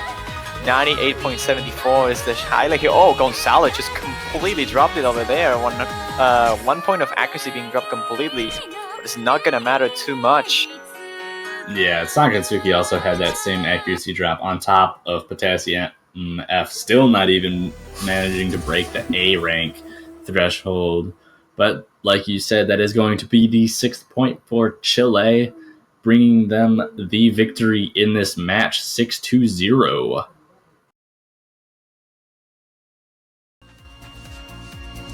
And there we have it, Scalim and Gonzalo, a team with only 2 players, reaching the top 8 actually. Yeah, they are now top 8 of the tournament. Australia will get knocked out of the tournament because they just lost the match on the losers bracket. So a little bit of an unfortunate situation for them. They got a pretty strong opponent here, Chile, but even with that, I will still say Australia was probably the weaker team remaining on the tournament. So they made a pretty good run this year. Yeah, and something else to note, Chile now only needs to win one more match and they will be make it to finals with only 2 players on their roster if they manage to beat their opponent in the next match, which will be either Italy or Philippines, like you have said. So they're hoping to make it to finals off of one of the very few teams that only had 2 players. I think there were only like 2 or 3 teams that only had 2 players. Definitely impressive that these 2 are able to bring their team so far.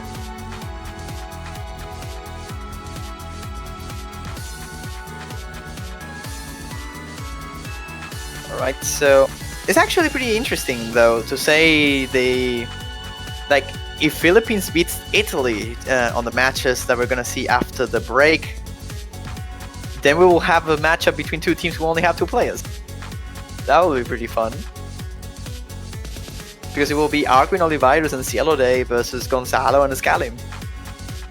Yeah, that is really interesting. The match dynamics that we've been seeing between Chile and their opponents and Philippines and their opponents will be kind of thrown out the window almost, since both teams are going to be able to predict what the players on the other teams are going to be, since they're going to be, the same 2 players for every single map. Okay, so we're gonna have the next match now in about 10 minutes. It's gonna be the United States versus Japan. Pretty cool one, actually. Yeah. I'm pretty excited for this. Yet another match that is a rematch from group stage, like we've already said before. Japan being the only low-seeded team to make it out of groups, I believe. No, actually, Japan was high seeded. I mean, they were second seed. The only two teams who made it out of group stage were Germany and Argentina. Oh, okay. I must have mixed that up then. Still, Japan showing very strong performances, bringing teams to tiebreaker in 2 separate rounds. Beat those rounds being round of 16 and quarterfinals. So perhaps trying to put up enough of a fight to maybe bring this match to tiebreaker or just to win it outright. But they do have a strong opponent against them that they have already lost to in this same tournament.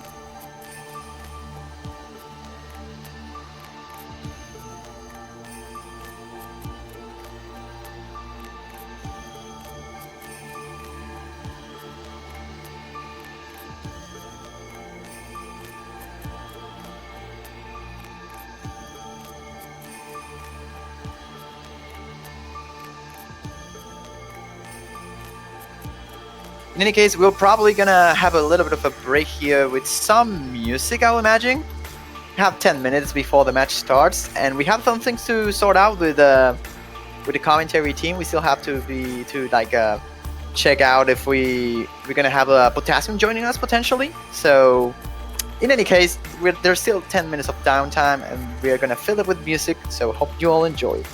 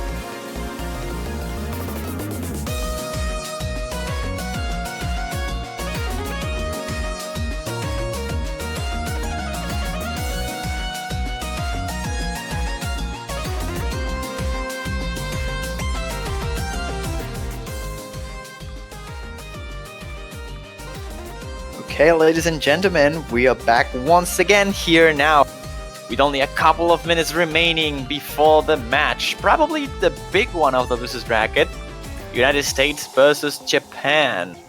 And once more, I'm Juan Crystal, joined with the Topster. At the end, we're gonna keep up with the same lineup as the previous one.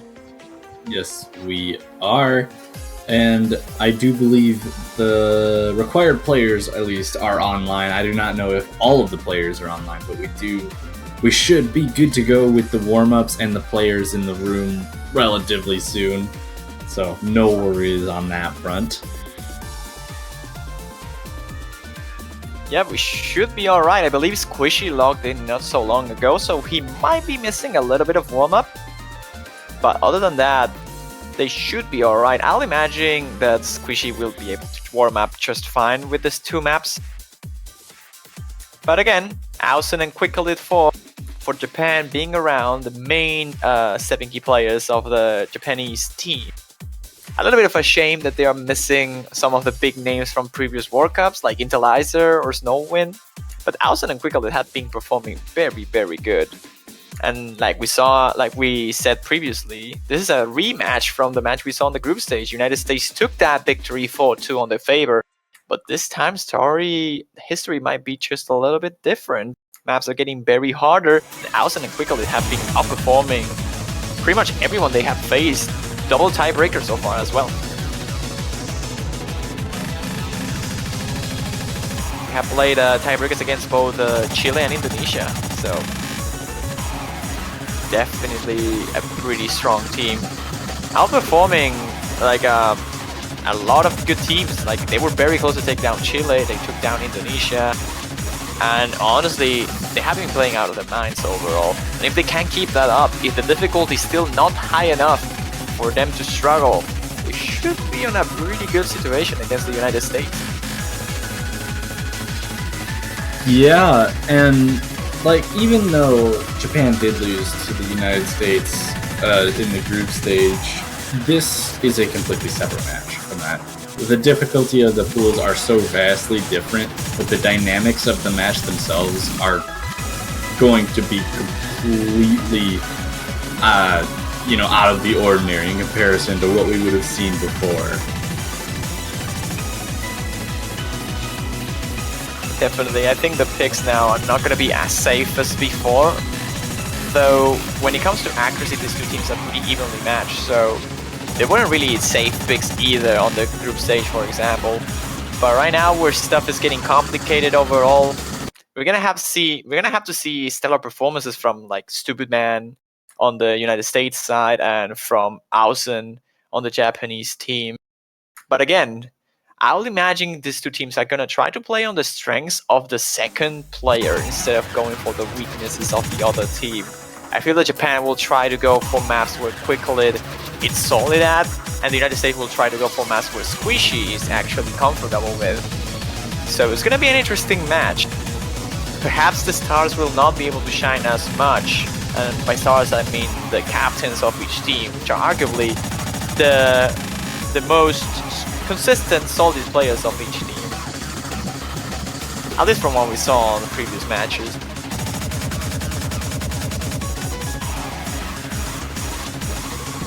We see once again a pretty BMS-ish map here, at least for now it looks like it. Squish is having a little bit of trouble though, keeping up with this. Really dense map overall though. Squishy is dropping below the 93% now. Besides Stupid Man, everyone is holding a lot of issues throughout this map. I'll say Quicklit is the one having the most trouble in the Japanese team here overall with 95, almost 96% accuracy here. But you can clearly see the Squishy is having some difficulties on this. I'll want to say that it's due to lack of warm-up a little bit, considering he logged in not so long ago. He might be missing a bit of it. Yeah, I mean, obviously a lack of warm-up is going to do something like this to a player, but I mean, there's also a bit of it being that this is really dense and that might be a little bit above Squishy's full capabilities, though. Given that he doesn't have any warm up, I can't be too sure about that.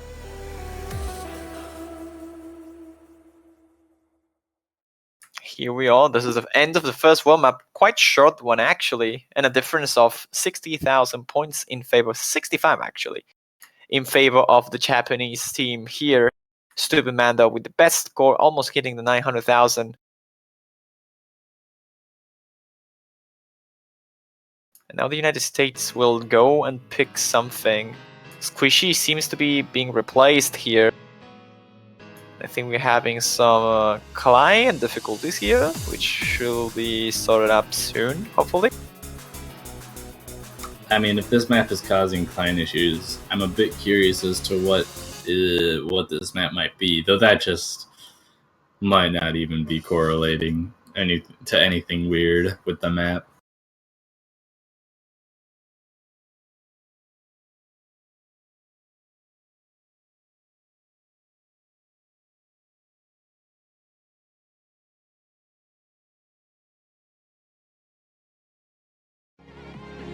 So apparently Squishy's warming up a little bit. It's gonna be taking out as a sub, which makes sense, honestly. I mean, if you want to warm up more specifically, maybe you can just go on single player mode and play your own. So Squishy being subbed out for this one, it's not that big of a surprise, I will say. Yeah, definitely not. I would honestly agree with that course of action. And plus it gives one of the other players on the US some chance to play in the match and also just, get warmed up in this environment on their own. Although we're already seeing an interesting background for this map.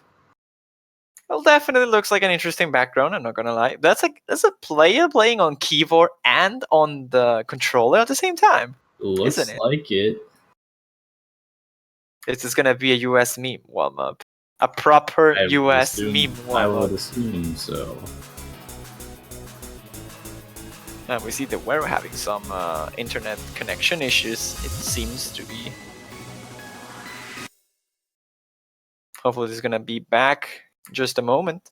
I think clients are sinking in there, trying the best to catch up. I like how we have someone on chat calling the roles every single time. One time he's just gonna get both of them right, and I'm gonna probably just quit. 26 and 81 is the call here by Poof. Will be pretty neat if that happens. Actually, a double disconnection here seems. The Wero and Ausen having some troubles.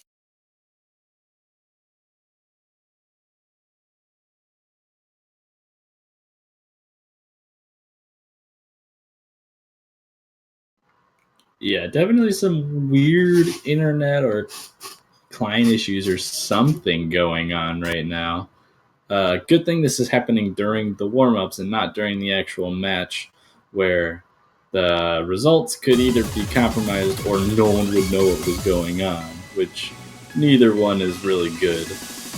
Although, this warm-up was pretty close. It's actually the US taking it, yeah? Yeah, only by 6,000 points.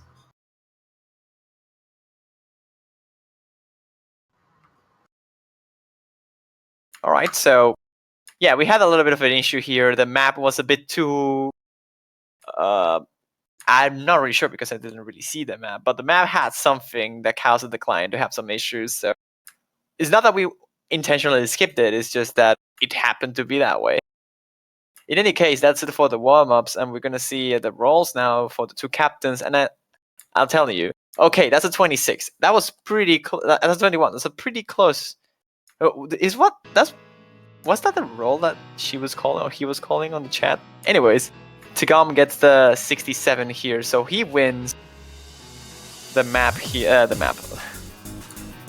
I'm not sure what I'm saying anymore. He wins the role here with the 67, so that means Japan is gonna ban first. Let's see what they have on the locker. I'd assume Japan's gonna go straight for the burnt rice ban. I mean, it's kind of what I expect from first team to ban will get burnt rice out of the way unless they put a lot of practice into it. In all honesty, if they don't ban burnt rice, it will be such a good position for the US, because I'll imagine Squishy is not gonna be playing on that map. It's most likely gonna be the Wero and Stupid Man. So it will give even more time for Squishy to warm up and get into a proper state better or faster. Yeah, I mean, though that's either ban it or just doesn't pick it outright. Oh, Flower Flag is the ban here. That's a big surprise. I'll imagine the US will ban that. Yeah, that's definitely interesting. Burnt rice or maybe an LN pick coming out as this, though. If they end up banning an LN pick, that would mean that burnt rice is completely open. And I'd be worried if I was the US at this point, because Japan just feels very confident in keeping that open. Or at least more confident in keeping it open than they do with Flower Flag, which for a lot of teams would be much less risky than burnt rice. Man. I will be so nervous though at this point as you say that. If Japan doesn't ban burnt rice, that can only mean they have played it, they have prepared it. The question is, how much did they? Is the US team still gonna be able to pull that one out, or they will maybe try and ban it now? The mind games here are starting to take place.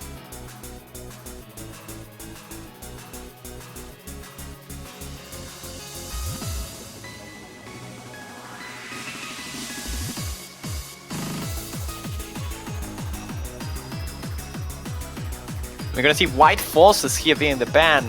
And the first pick for the US, I would imagine, I can only guess it's gonna be burnt rice. Not so sure what you think about.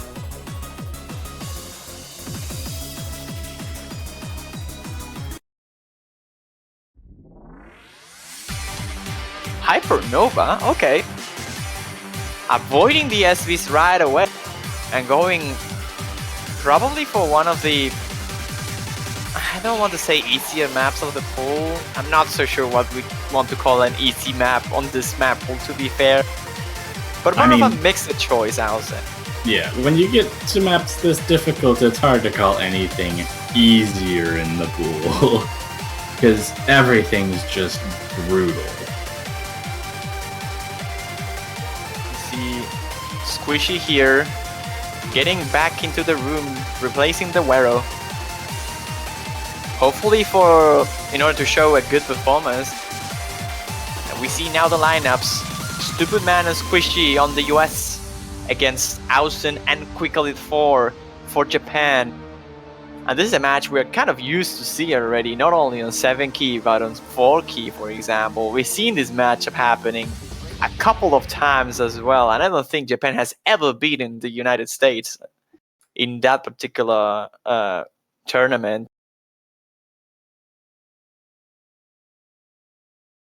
But here we go into the first pick, Hypernova. United States hoping to be stronger in terms of just all around, or possibly trying to bank on Squishy not being quite as warmed up as he might want to be, going with something a bit easier or less physically demanding, something that Squishy would be able to keep up with much better than most other maps in this pool. Well, he's doing quite alright so far, and United States is on the lead. This match is looking already way closer than what we saw on Australia versus Chile.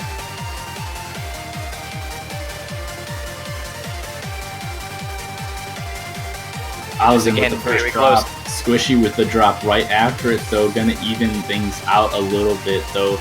US does have a small lead, but that drop might give Japan a chance, but it seems like the lead is just growing in favor of the US. Oh man, Austen is not being able to keep up with this. Yeah, as you said. The score gap is very, very minimal though. 11,000 points. And I think Stupid Man found a miss, and that's probably the reason why Japan is now toe to toe, like literally. Yeah, it looks like the lead is actually shifting a little bit towards Japan, but with the accuracy lead in favor of the US, it won't be quite as much as they might want going into this last third of the map. It's gonna be such a close call on this one. There's still a third of the map remaining, but the score difference is so minimal. Look at that. This last 10 score stream is not gonna trip anyone up. Oh, Ausen and Stupid Man both missing on the last note of that stream, but Stupid Man now having difficulties on the line notes. The lead is very small right now, but Ausen also having major issues on some of those long notes, going to give the lead straight back to US, but Squishy also breaking, having been the player with the 400 combo, going to give a little bit of an advantage, but Stupid Man bringing it back up to the maximum combo. It's going to come missed down by to the Squishy. Oh my goodness, it's so close. Ausen finds a couple of misses. Lead stays in favor of the US going into the last burst. Squishy missing again as well, though. This is too close. Equalizes. This is so close. I don't even know what's gonna happen. Squishy missing right at the end. Japan takes it. Points of difference. What was that? That was just decided on the very last note. What just happened? Everyone just dropped the combo at the very ending. But the combo from Quickly 2300. That's just gonna single-handedly carry Japan here. Look at that. 956,000 points. What was that? That was the first breakpoint and a proper way to start this match. Yeah, and Japan gonna hope to ride on this very close victory, but given how close this was, I wouldn't put it up past these two teams to get another one or two maps that are this close and just down to the wire, and I think breakpoints are gonna be pretty common here.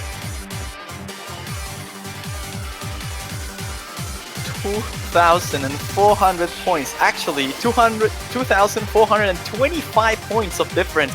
Literally nothing. Like, Stupid Man only actually less than a miss of difference. It was probably enough with just 2 or 3 200s. It was just not enough. But Japan now going straight for the lightness, brightness, and I can see Quickly outright destroying this beat map from start to finish. Yeah, but I could, in the same way, I could also see Stupid Man doing fantastically on this chart. I think we're really gonna have to watch the matchup between Squishy and Ausen here to see how those two are able to handle this map. That was such a close win. That was a clutch victory for Japan. No way to call that other way. And honestly, Japan is a team of tiebreakers. Have played every single match they played on the bracket stage was decided by a tiebreaker. Once in their favor, granted, once in granted it's only 2 matches, but given how close that last map was, it could stretch to 3 here. Tiebreaker already seems like a pretty interesting possibility, assuming that the US is able to at least gain some footing on a breakpoint sometime in this match. Looking complicated for Squishy here, having some struggle on the very intro, accuracy-wise at least. So scores are flashing back and forth, but definitely in favor of Japan here, accuracy-wise. Not by a whole lot. I mean, the difference is between Squishy and Quicklid right now, only 0.3%, and Ausen with a break right there, but Squishy following up shortly after with one as well. The accuracy's actually a bit in favor of the US for the time being. Yeah, it's just Stupid Man edging that difference a little bit on his favor because of that 99.7. But scores are jumping back and forth, and this is so close once again. It just comes down to whoever misses first, and that's Squishy. So the United States, just when he reaches the 400 combo cap, finds another drop. That's a big, good thing for the Japanese team here. They now need to probably only keep up with their combos. As long as they don't find any massive accuracy drops, they should be fine as long as they full combo the rest of the chart. But it's quite tricky on its own, honestly. Lead seems to be pretty much stagnant, though the accuracy lead in favor of the US, even with Squishy's lower accuracy, seems to be at least helping the US stay in range. And with this ending coming up, I think Ausen has a major possibility of breaking in these denser streams, but as does Squishy, as we already see him breaking, but so does Ausen. Oh, quickly! Also breaking, though the lead... That could be the gate. Stretching in the favor of Japan for the time being, but Japan is just collapsing. They're collapsing on this ending. It's gonna be really close again. Down to the wire once again, but I don't think they have enough time. Look at that! Less than 1,000 points of difference! Oh my god, what is happening? What is this match? 734 points. That's even less than last weekend, wasn't it? Jesus. Okay, what is Look this at the score from match? Stupid Man, though. What is 7 200s? I wasn't doing fantastically in terms of accuracy as well, just dropping a lot more combo than that Stupid Man. Oh, that was the difference. That was 1 a or 2 devastating 200s there. Ooh. That was a devastating defeat for the United States, I'm not gonna lie. Morale are probably abysmal at this point for the Americans. And they'll have to work really hard to take it back. They need to win a point just now. Samayoi no Mei is gonna be it.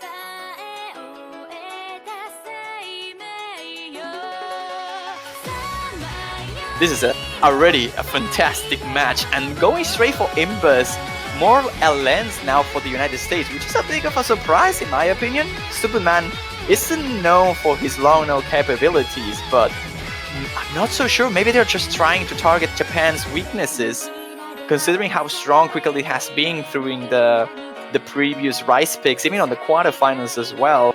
Trying to target now Ausen here. I mean, Ausen should do better on long notes, but again, it mostly comes down to him if he can perform well.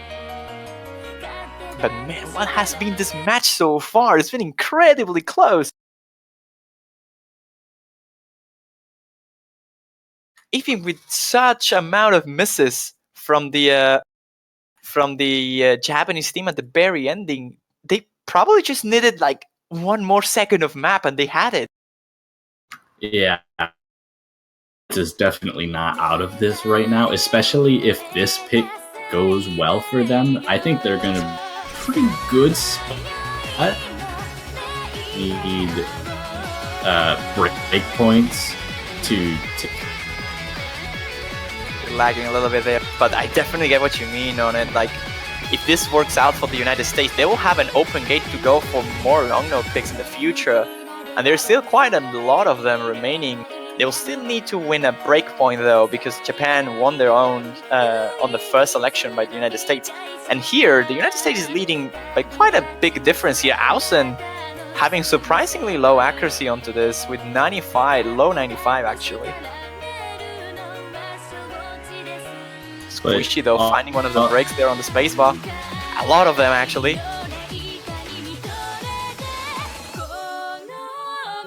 Yeah, those 2 breaks are actually going to give Japan a chance to lower that lead that the US has. However, this inverse, both players on the US making it through, and both players on just dropping there. Ausen is just not reading it at all. Everyone drops on the last inverse, so that will be pretty good for the United States if they can just keep this up for a little bit longer. They should have this point. And the inverse, Ausen is not being able to keep up with the inverse at all. Look at that. He's dropped a lot of accuracy and a lot of comm on every single one of them. And I don't even know if he's going to reach the S threshold. It's not looking like it. Pretty good pick here by the United States. Big margin of difference.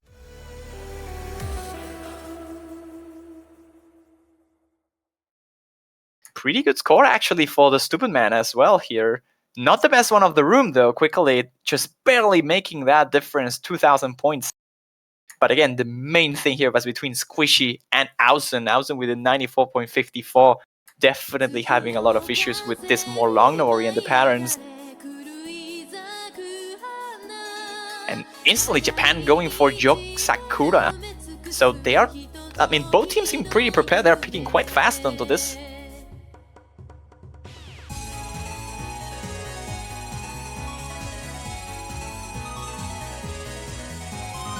So I don't know, Top, going for the late stream here might be a little bit of a risky choice. I'm not so sure how well will Stupid Man do on this, or how much Squishy can keep up with it. Yeah, I don't know, but I think the theme of this match so far has been risky picks being every pick. I mean, we've already seen 2 of the maps within a margin of 3,000 points, and one of them having been in a margin of 1,000 points. At this point, it's hard to determine whether something is a safe pick or if just one drop is going to mean everything in the match. I mean, Squishy already finding a drop here, not even hitting the delay streams yet. But I think once they start, we'll get a Oh yeah, job. there it is. Quantity. Which is not being able to keep up with the combo all that well, but now he seems to be recovering, so accuracy-wise the US is taking the lead due to quickly rushes at the very intro, and Ausen, now with some combo drops, will give the US a little bit of a chance to extend that lead in the favor. And to be fair, someone is saying it on the chat, and I kind of agree, every single pick seems risky between these two teams. They are so close to each other. The score gap here is so minimal as well. With 2 more delayed streams remaining onto this map, everything can happen. It's just a matter of who gets them better. We see a break though there for Ausen and Quickly. That's just gonna help the United States, but Squishy equalizing with a break on its own. 2 of them in a row, not being able to get back into the map, and he's dropping quite a lot. Japan isn't, but Quickly just afterwards, just before the end of the delay streams, finds another one. But they are fighting for it. They take the lead back, and Squishy constantly dropping into the score streams. It's not gonna help. Japan is trying their best, and they are pulling it off. 1 more delay stream is the last thing, and it will be the decider factor. But Squishy's dropping a bit too much. I don't think they'll have enough time. Here we go, last delay streams. Here is Squishy, and actually Stupid Man as well, the only full combo remaining, makes himself a mistake. Same goes for the Japanese team, but they're not making it. I think Japan just has this without many issues. A lot of misses at the end, but it's not gonna matter too much as the United States is not being able to get back into the beat map.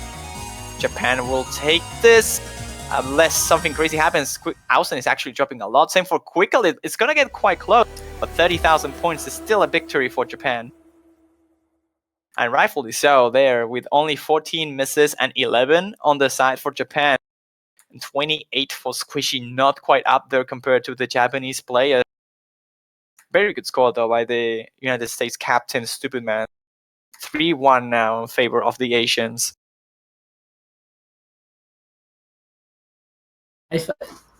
With that pick out of the way, we don't have too much in the way of Rice. Well, I mean, we have plenty of Rice picks left. However, the straight-up speed picks, I think, are all gone. Besides VVVVV, if I'm not mistaken. Ooh, You were correct. I like this pick. I like this pick at the same time as I don't like it. I think this is the game decider.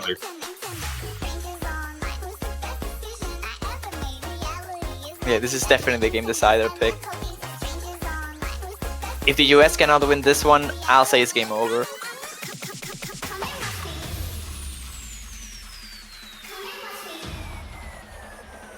So yeah, the reason why I feel this is such an important map, because if the US cannot win this one, they won't have enough picks to break through Japan.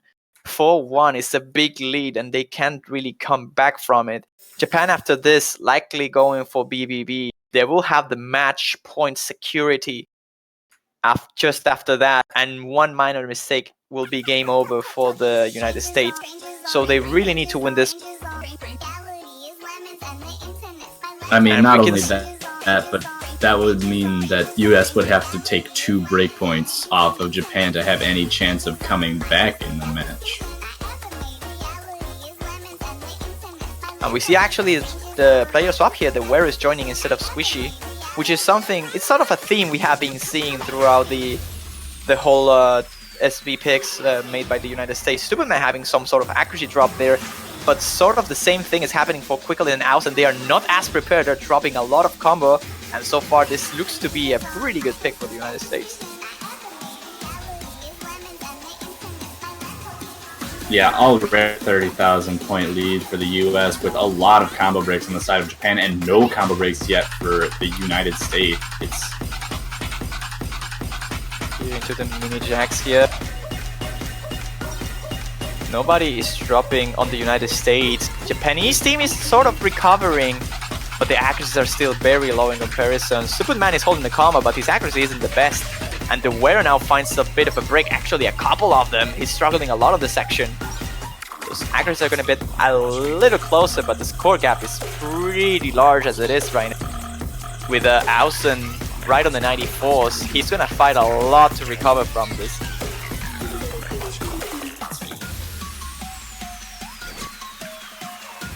We go into the mine block section. Stupid Man finds a couple of misses, and it's not good for them because Japan is recovering slowly but surely. They will pull out a fight if the US keeps dropping accuracy and missing, and there it is, another miss by Stupid Man, and now the Wero as well, not looking good for the United States on this position.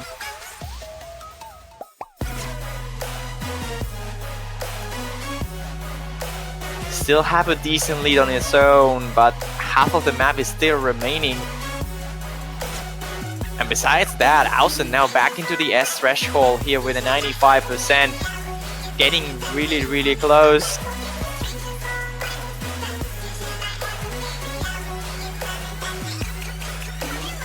Ausen now starting to drop again on one of the scroll velocity changes, and it's no surprise. Quickly as well, that's a big drop in favor of the US. But again, scores is getting closer and closer, 40,000 points of difference.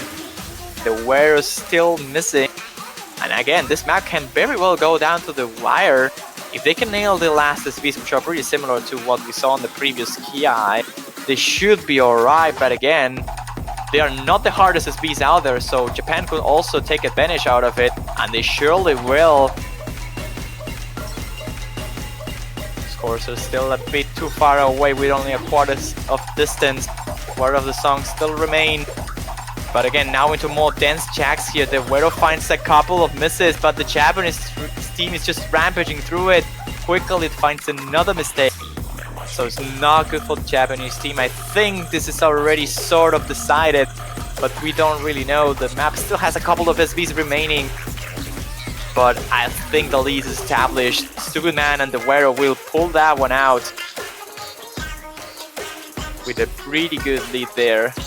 Good pick once again, but before that we were pretty nervous to see how much the Japanese team had prepared this one. They prepared enough, but not enough to beat the United States. I feel they will have beaten most of the teams on this one.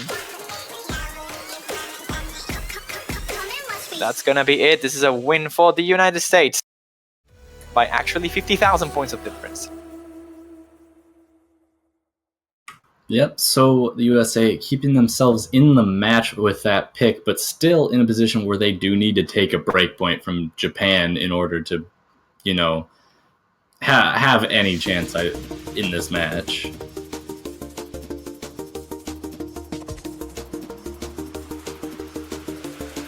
And Japan going really quickly into TS Love. Both of these teams have a game plan, I think, for after each pick. I mean, we haven't seen much of a break at all between any of the maps. Two teams just want to get to the next maps as soon as possible.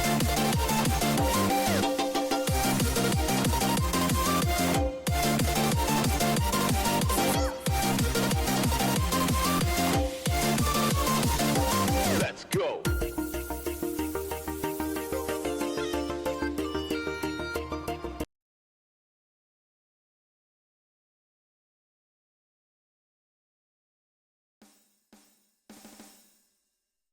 Okay, so here we go, TS Love. This is a pretty... I mean, honestly, I think this is a good pick for Japan. Considering that Squishy... I mean, Squishy didn't have enough time to warm up before I said, but I don't know if he actually prepared the map all as much. He got subbed in for the SB pick, which makes sense, but again, this is probably the most SB heavy map other than Burn Bright, so we're gonna see if he can actually go through the SBs that this map contains. But again, the score leads now on the favor of the US due to the misses from Squishy and Ausen. And Squishy's having a lot of issues with this mini jack. So does Ausen though on his own. Both players are dropping quite a lot, and this is pretty much a battle between Stupid Man and Quicklid. Stupid Man is winning that battle, but Ausen and Squishy are pretty close within each other. This is going to be a pretty crucial map, I will imagine. Quickly it finds a drop, so only one full combo remains, and it's in favor of the United States.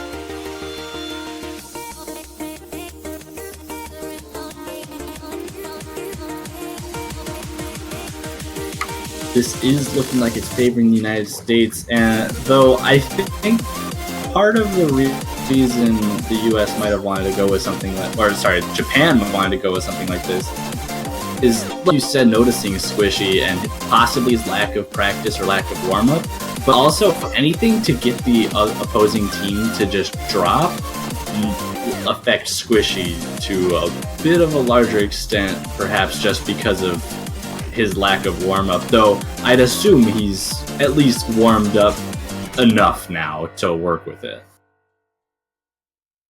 That's a huge win, though, for the United States. Like, besides everything, they got the break point they needed. Now the scores are equalized once again. And that score from Stupid Man, it's pretty mind-blowing, honestly. Though the 9 misses are going to hurt his score, 21-100 is a pretty good accuracy. But with that, U.S. does take their first break point of the match. Might be a turning point in this match, but it also means that we're one step closer to what the possible tiebreaker that we've been sort of hinting at for a while. Man, I really don't know who will win a tiebreaker between these two teams. I feel it will be very, very close too, because I'm imagining Ausen and Squishy will have so many issues on the tiebreaker. So it will mostly be a Stupid Man versus Squiggly battle once more. It's gonna be towards the horizon here, the pick by the United States, straight into some Camellia action. As we were missing a little, I think we haven't seen any of this being picked on the previous match. Neither crystallized or towards the horizon. No, neither one was picked nor banned in the previous match. So this is the first time we'll see either one of them played, though it is just the second map, or the second match of the round. True. We'll see here some technical patterns, a little bit of Ellen releases featured on this map. Probably not really favoring the US in particular, but definitely hurting Ausen in particular. And as you can see here, his accuracy is struggling quite a bit onto this 93%. As the map progresses, the United States will take a little bit of a lead here, but a pretty decent amount of misses as well for Squishy. Even Stupid Man as well, having some difficulties on that pattern transition. And the scores are going to get very, very close once more. Again, in hands of Quickledit here to decide the outcome of this match.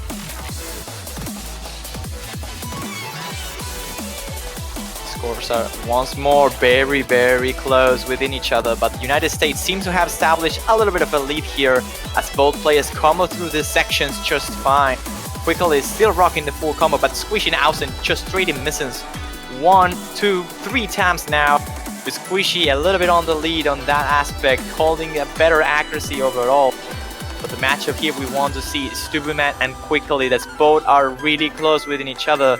But that's a break from Quickledit, the star player from Japan, finding the first mistake into this map, and that's no good news for the Asians. United States looking solid onto this with a third of the map remaining, but a big break there by the Stupid Man. Not gonna help all that much, but into this long nose section, Ausen is starting to struggle. So does Squishy. So again, we're gonna see a battle between the two star players, Stupid Man and Quickledit, and Stupid Man drops first. So if Quickledit can just hold on to this one and Ausen can recover a little bit, they might just have a chance. But scores are just skyrocketing in favor of the US, just due to the fact that Ausen is not being able to keep up with this at all.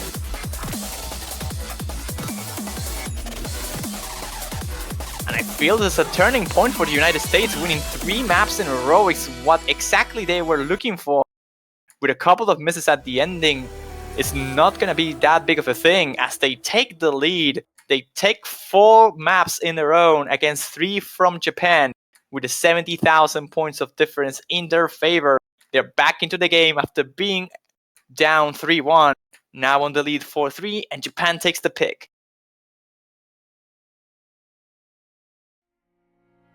It's gonna be a Nature of Dying, so probably the last Rice remaining map, at least if you don't consider BBB as a pick here, because BBB is pretty particular. Nature of Dying, more to core stream, more stamina, very, very dense, and almost 5 minutes of length. So we're gonna have to wait and see how these two teams perform. With an OD of 9.5, accuracies are definitely gonna be a strong point. If they want to somehow pull this out, Japan will have to stay strong during 5 minutes of beat map here. Some break-all action.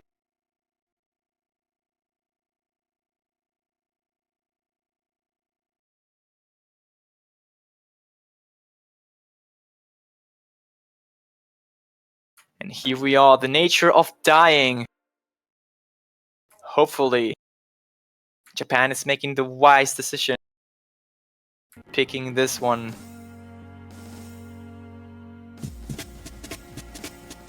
Have to wait and see. I wouldn't be surprised if we see good performance from pretty much every single one of these players, as this map is pretty well suited into everyone's skill sets in this one, I will say. Dense core streaming and overall stamina, I believe, are the stronger points for these two teams. Stupid Man with his accuracy might be able to edge out the difference in favor of the United States, but again, it will come down to Squishy's combo abilities as well, because if he cannot keep up the combo during this 5 minutes length, then that will be the point that Japan is looking for.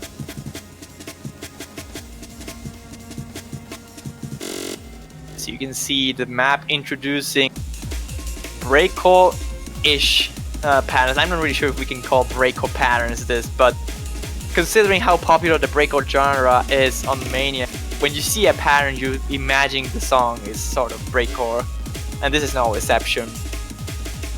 Pretty broken chords here. I'm not sure if that's a term that's pretty popular, but a broken chord, having like breaks in between each of the sections. Favoring so far the Japanese team, as they are both full comboing through this map, and Squishy is not able to keep up with the combo. I think accuracy wise, United States might be very close to Japan here. Ausen with a 99.7 is definitely edging that difference, but nonetheless, scores are not that far away.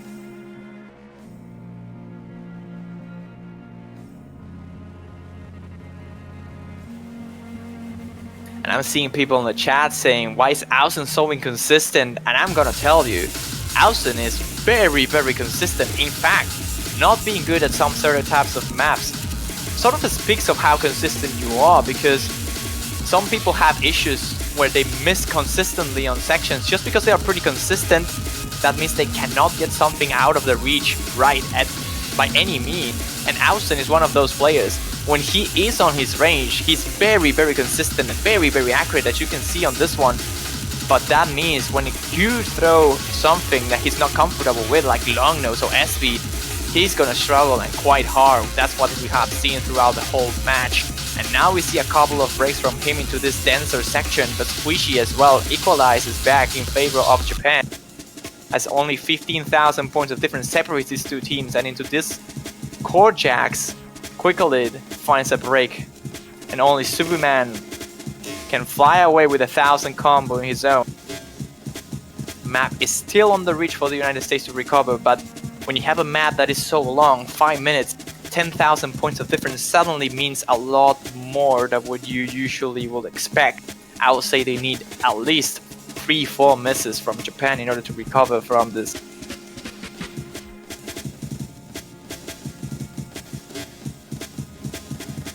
Only a third of the map remains here, and as you can see, there's around 15,000 points in favor of Japan. And they're looking quite solid for this, but there's a break from Quickly just before the break. That might just give a slim bright of hope, a little bit of chance for the United States in order to recover from this. But again, Squishy is equalizing those breaks from Quickly pretty much instantly, and the scores will not get anywhere further, neither closer. And as the map is about to conclude here, seems like besides the stellar performance here by Stupid Man, Ausen is just shutting that one down with a 99.5. So definitely being the star player on this particular map. Seems like Japan will take this one without many issues. So getting to the outro here, Quickly finds another drop. but it won't be enough with 20,000 this far into the beat map, and in such a long one. I don't think the United States has any chance to recover. So scores are gonna be tied again once more. Against once more, that's funny. 4-4 it's gonna be, as unless something very, very crazy happens here, Japan will take the 4th pick in their favor, with Ausen pretty much destroying this beat map completely. You can see 99.5 on a map that is 5 minutes long and has such dense patterns. Definitely a great performance by him. 980,000. Best ratio as well on the room. Look at the ratio from Quickly though, a little bit on the low side, costing him to be quite close actually to Squishy's performance, besides the amount of misses. But that's it for this one. 8 maps being played already, scores are still tied, and the US needs to make their last decision. The last pick for them on the entire match. It's gonna be Crystallized.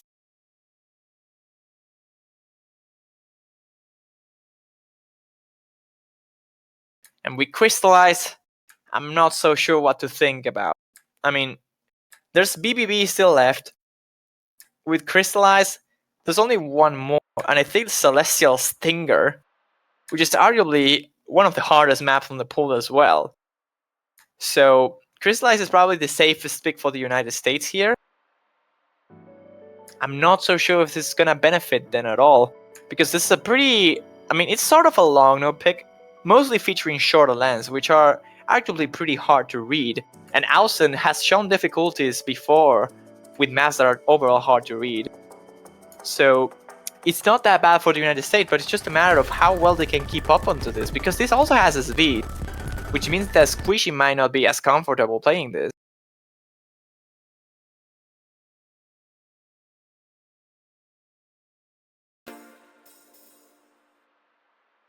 We'll have to see here though.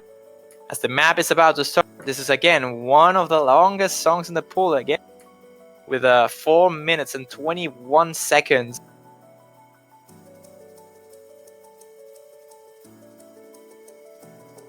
Is this gonna be the chance for the United States? Or will Japan shut down the dreams from the Americans by taking the blast point of the US?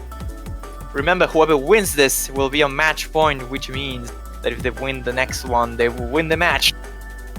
But it also means that whoever wins this ensures at least a tiebreaker. For their own, of course.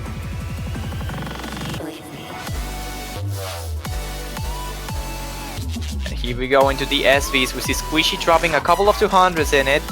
Actually a 50 there, so no good news. Still holding the combo, but there it goes. Definitely not a good thing for the United States, as Japan rampages through this.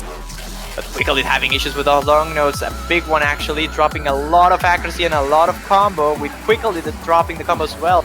United States will take the lead into the early game here.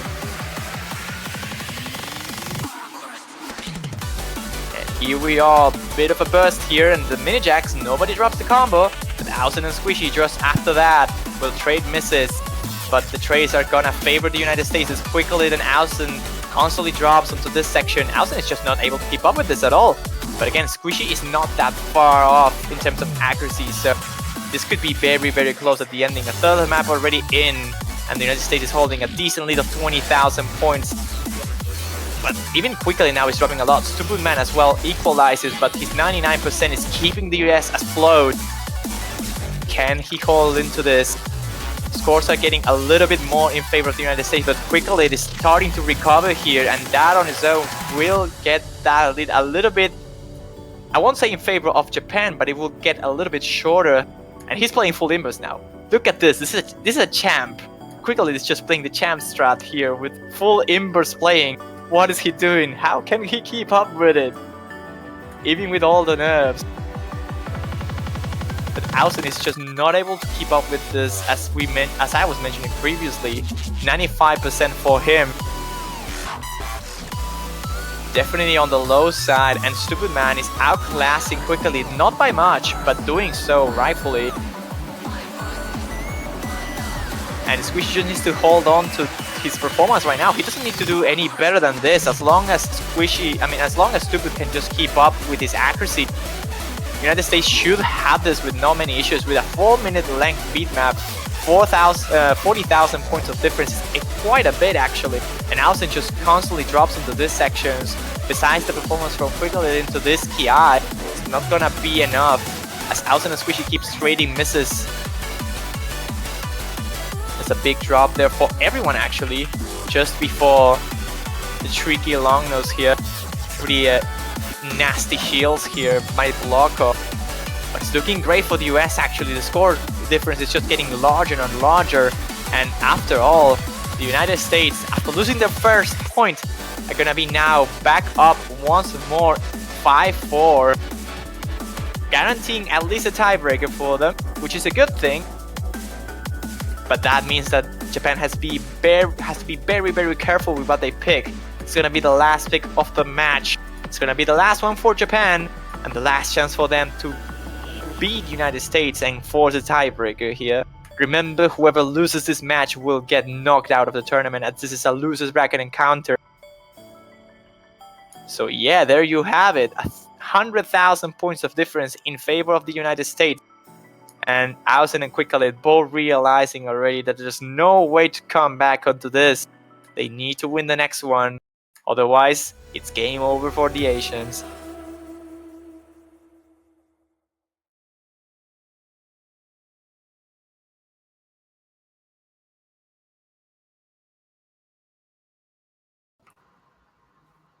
All right, And here we go. Oh, think you're I'm gonna back. Jump back into this. Yeah, I think my internet issues are starting to go back to normal. Hopefully. What a moment to get back into this, though. Yeah, I know. But United States does take it to match point. First time we see match point in this match. Obviously, 5-4. Between VVVVV and what's the other map remaining? Celestial Stinger? Celestial Stinger. I don't know what to expect out of their pick. I mean, the speed choice went very well for them to start, but is Celestial Stinger more speed or is that chord stream based? Well, I mean, it's like chord stream. It's mostly just speed, really. It has a bit of a lens, so that's the tricky thing. Probably for Ausen to like hold on to the extra long no layer that the map has throughout the whole thing. But again, I don't know if Squishy is gonna be able to keep up with it that well. And again, this is the first time on the whole match after 9 maps that Japan is taking longer than 10 seconds to pick a map. So they're definitely taking this with a lot of care, and they're going straight for B, B, B, B. That was 4 Bs, right? It's actually 3 Bs. So it's B, B, B. So Celestial Stinger being completely ignored here. Gonna go straight into BBB, and the last chance for Japan to equalize and force a tiebreaker. Yeah, I was gonna mention before the pick that Japan probably wanted to take a longer time to pick that. They knew what they were gonna go for. I mean, this is arguably most important pick of this match for Japan. If they lose this, they're out of the tournament. If they win this, they've given themselves another chance. It's definitely a hard spot to be if you're Japan, honestly. And I wouldn't want to be there, honestly. I mean, Ausen and Quickly have been playing absurdly well. Ausen, with his performance on Nature of Dying, was superb. Quickly has been consistent throughout every single one of the maps so far. And it just comes down to this. It comes down to BBB, and if they can win it, if they manage to pull it out, then they will be forcing a Genryu Kaiko for the first time on the semifinals. And if that does happen, that'll mean Japan will have played 3 tiebreakers in a row. That's actually pretty. I mean, it makes you think. It makes you wonder. I mean, they would have been the team that played the only tiebreaker of each round, assuming there isn't going to be another semifinals tiebreaker, which obviously we don't know yet, since this was only the second match. You know, But the most funny part about it is that they almost went to tiebreaker in groups as well. The US barely took that 4-2 lead in their favor with a very, very close match. So, if that happens again, man, that will be pretty funny. right out of the gate, though, quickly does find a break right there and gives US not only accuracy advantages, but also combo advantages, which gives them a solid lead starting off right now. However, this is a bit of the easier part of the map, I'd say. A bit less dense, a bit slower than the rest of it, though Squishy finding a lot of breaks. So does Quicklet and Stupid Man, but Allison holding through it. Oh no, Squishy. The slow jam is killing him. Oh no, this is gonna be Japan, isn't it? Stupid Man and Squishy are just dropping. I cannot believe the scores is flickering back to Japan now. Oh my goodness. A third of the map remaining and Japan is back on the lead, but anything can happen. Song is getting faster and faster, and Ausen playing out of his mind here with a full combo. Is he going to force a tiebreaker? Oh, but Quicklet! Quicklet and Squishy both finding drops, though. But that is going to be it. Japan is going to take the point. Tiebreaker time. Japan's going to be playing 3 tiebreakers in a row. 3 tiebreakers in a row, 20,000 points in favor of Japan. And Ausen, how do I approach you to say, what a play? What a play from Ausen in such a hard position to be. He pulls the FC off with 42,000 points, forces a tiebreaker, gives Japan another chance, and we're gonna see Genryu Kaiko. Right now, I don't know who's gonna win this at all.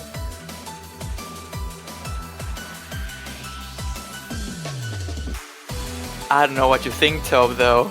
I have no clue who's gonna beat each other here. It's just unreal. I'm not sure who to expect to win. I mean, this has a lot of focus on LNs, which Ausen was showing major discomfort in, whereas the United States, both of their players were at least holding on to them.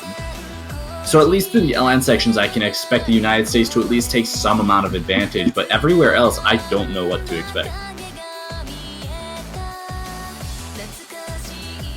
Rightfully so. The US is asking for a minute of break, and they definitely deserve it. Gonna take a minute to, you know, take a drink, maybe a glass of water. Trying to consider what's the best lineup for this, how they should play this out. I mean, honestly, at this point, I don't even think a lineup is an issue. They're probably going to go with what has been working for them, which is Stupid Men and Squishy, and in the same token, Japan's probably going to go with Ausen versus Quicklet. They are the strongest players on each team. It's just a matter of making sure you are fully prepared for the tiebreaker and that you don't let your nerves get the best of you when something like this happens. Alright there, this is it. The tournament life of both of these teams now only being decided by Genryu Kaiko. 5-5 is the score, and whoever takes this will live another day and will face the winner of Brazil versus France on the second losers bracket encounter of the semifinals. Whoever loses gets knocked out of the tournament. Huge stakes for both teams here. They're going to have to play their best game if they want their best chance of, you know, moving on in this tournament.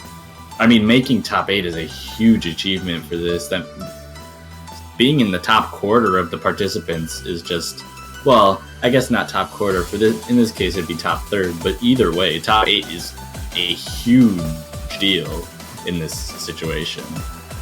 Definitely. And this is a really interesting choice as a tiebreaker, though, because there's some inverse that will probably cause a lot of issues to Ausen.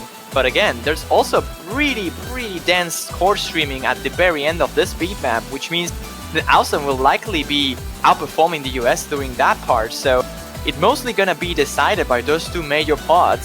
How much does Ausen drop on the inverse? How much does Squishy drop on the dense court stream? And how well does overall Quicklet and Stupid Man haul through the whole beat map?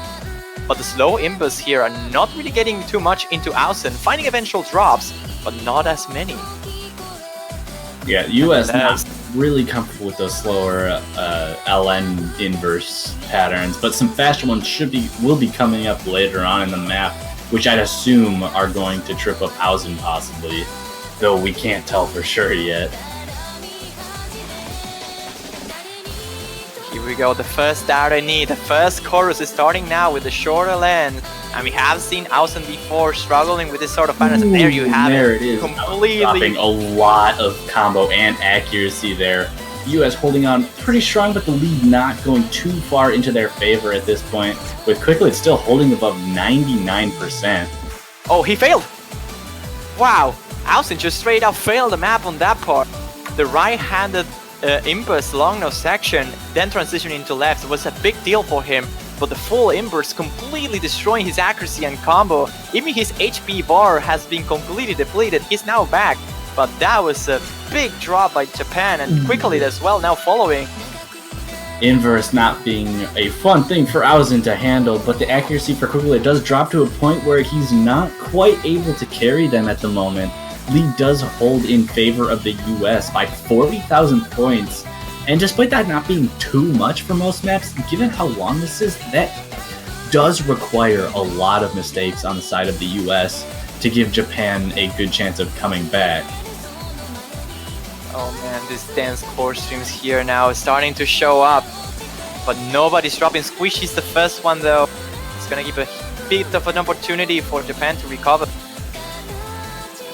I'm not sure if there's many long nose sections remaining, so it mostly comes down to how much can Squishy keep up with this throughout the whole map, and how many misses we're gonna see from Japan. Quickly is dropping a bit. Ausen did find a few drops before, but Superman and Squishy holding very strong. Squishy dropping right at the end of that, but still holding pretty strong through the whole section. 2/3 of the way into the map, we're seeing some drops on this really slow inverse section, akin to Avril 17 or 14th from the finals pool. But it is not going to do much to the lead for the time being. Japan is making up a little bit of ground with it, though. US holding on to the lead for the time being. Yeah, a little bit of a break here to regain a bit of stamina, but after this comes the very dense core stream. Score lead is around 40,000 points in favor of the US, but Squishy is not able to keep up with such dense core stream we're about to see. Japan definitely has still a chance to get back into this. And remember, they are fighting for the tournament lives, and here we go, last section. Yeah, and I think this ending section does have some major LN play, which will give Ausen a lot of problems and could be fail potential, like we're seeing him drop a lot, but everyone is dropping a lot in this LN section. Oh man, here we go with the last core stream here, the last thing of the map, and Squishy's dropping Quickly as well, but Squishy's dropping quite a bit here. If Quickly can just recover to this, they might have a chance. Now Stupid Man dropping, but the scores are not getting any closer, although they are climbing a little bit. Japan is not being able to catch up with the difference, and the US is looking victorious right now with only like less than 40 seconds remaining. The US is looking strong at this. Are they gonna win this? It's looking like it. More LNs coming in, the final stretch of this map coming in. Squishy finding a drop right there. LN inverse coming. Ausen having major problems though. Watch out with the HP balls here inverse. though. Watch out with the HP balls. Nobody's dropping though. Ausen is a little bit complicated by this, but no fails at the ending. This is it. This is a win for the US by 80,000 points of difference. And what a match we have just witnessed.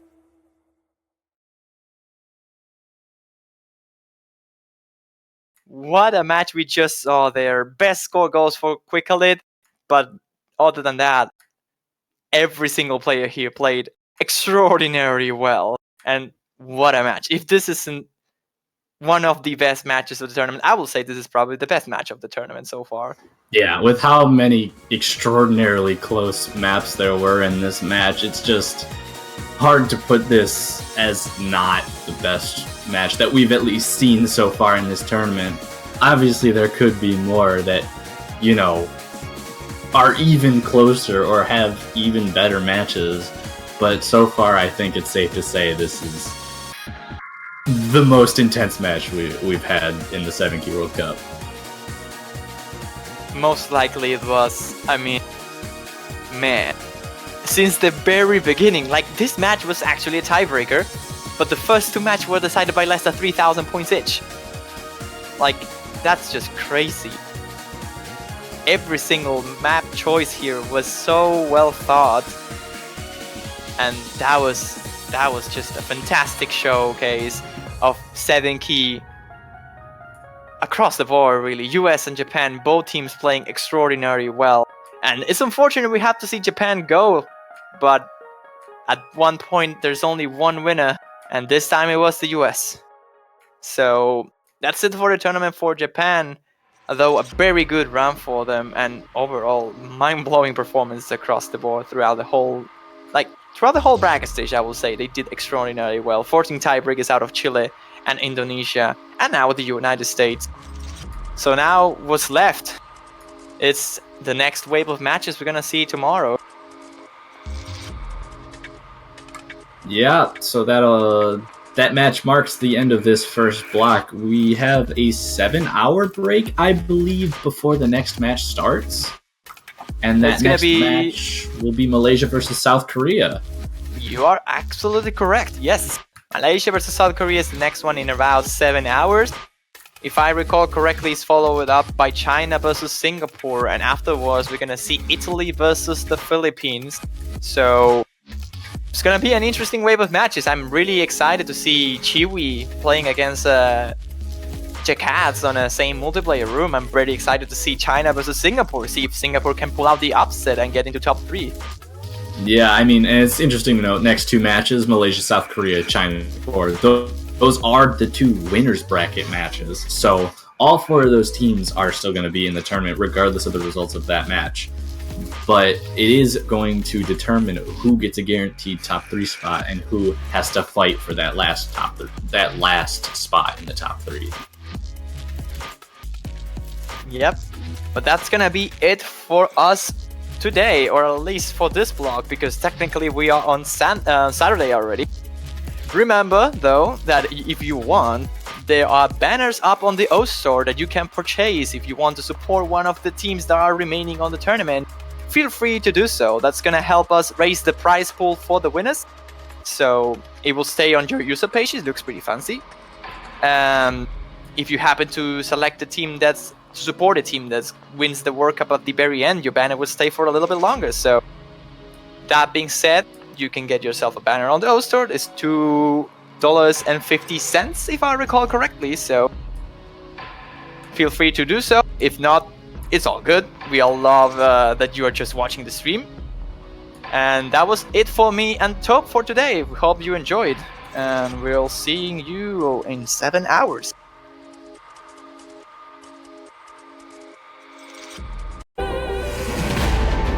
Hello everyone, and welcome to the 7-key Mania World Cup. We are here in the semi-finals, about to watch Malaysia face off against South Korea. I am Potassium F, and I'm joined here by Zio Style. Hello Zio. Hi Potassium, how are you today? I'm doing pretty good. We have a pretty great set of matches coming up here, starting with Malaysia versus South Korea, obviously 2 of the strongest teams in the tournament. We'll follow that up with China versus Singapore, which is the other 2 teams still in the winners bracket. And lastly, we'll have the end of the block being Italy versus the Philippines. So definitely excited for these next few matches coming up. I think we'll see some close ones. Yeah, I believe it's gonna be a great day. We have like 7 matches and 3 in this block, so a lot of cool match, and I believe it's gonna be pretty high hope. Yeah, I think it definitely can. Obviously South Korea is looking pretty dominant in all of their matches, but Malaysia I think definitely has the opportunity to take some points off, definitely, or even maybe take a match if they're playing on point. Yeah, that's what I call. I mean, it should be pretty interesting. We saw, like you said, we saw South Korea being like really, really strong. But yeah, Malaysia can do some really cool stuff, and if they can put the pressure and make the dream come true, it would be really, really great. So yeah, I'm pretty excited for this match.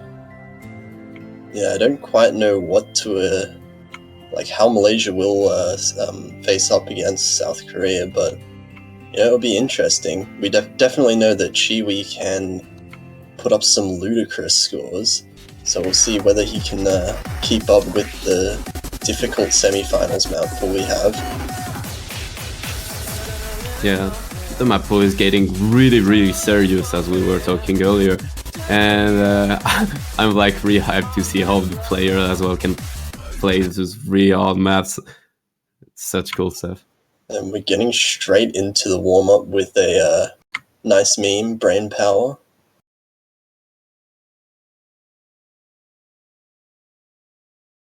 Oh man, some memes warm up to restart the day good. And yeah, definitely a good warm up. I don't know if you know this map, but yeah, it's pretty Jinjin style. Yeah, I'm not quite familiar with the map itself. But we can see some SV and some light noodles here. Also, the background is so good.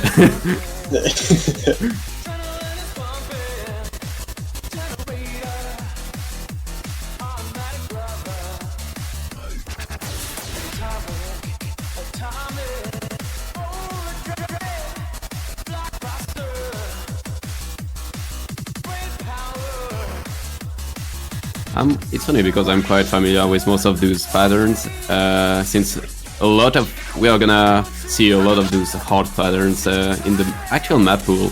So yeah, this does seem to be quite a difficult map, and you can see that the score. There is no score difference basically between the two teams.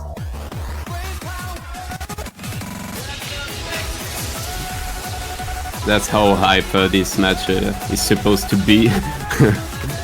Yeah. You can see both Chewy and Jackass with extremely high accuracy FCs at the moment. Oh yeah, the spam in the chat. Accurate. I forgot about this. Yeah. It's been a long time since I've seen that copy faster. Oh god, these LNs are brutal. Oh wow. Oh Wait, what? Oh! Oh, Malaysia! Yeah, Malaysia. Wow, 2,000 points at the end. Oh god. If the match is anything like that, we're in for a treat. Like, you definitely know this is gonna be a good match when you're hyped in the warm-ups.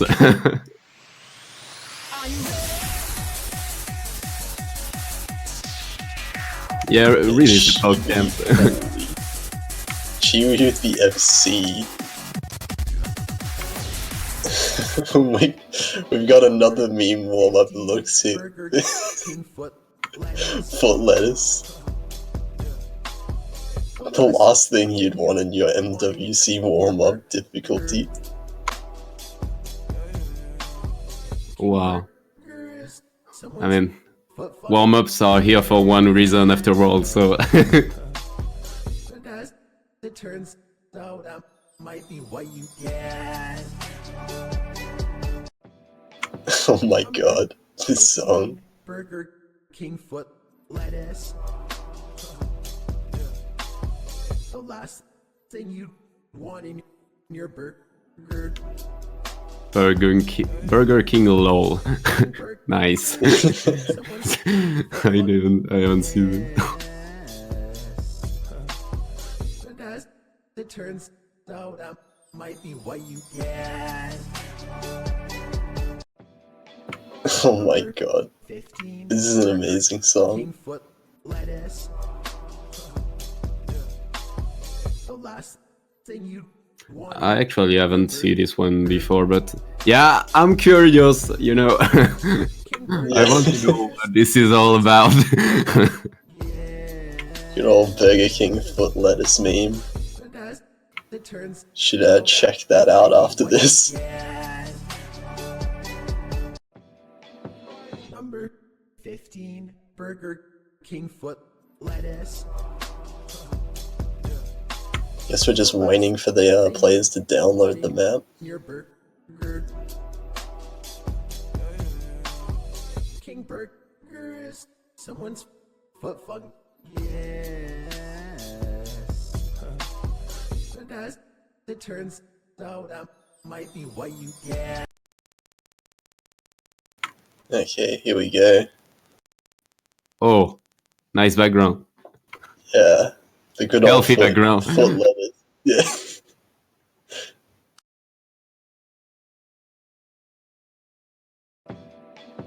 Number 15 Burger King. Oh foot god, what is lettuce. this? Oh, Oh my god. Thing you What is this? burger I think it's safe to say this one's South Korea's warm-up. is someone's foot fuck. Oh my god, what is going on? Why is Jackass comboing this? Might be what you get. okay. Oh my god. Interesting, Quality I guess. squads.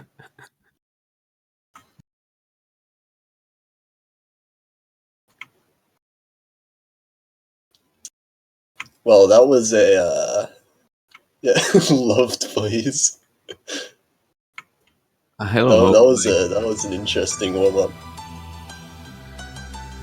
Jackads with the Okay. 400 combos, like what? Yeah, god. Well, I guess we'll be getting into the roles now. See what each team wants to ban and pick. Yeah, of course, let's jump into the serious stuff. And it looks like Malaysia loses the role. And instantly bans Flower Flag. So the longer, more consistency-based LN pick.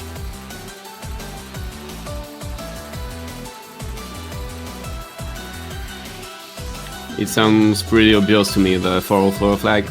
I mean, either with like the fact it's super long, it have a slowdown, the end is like super shockable. It's like a hell of a map. So yeah, I understand this ban.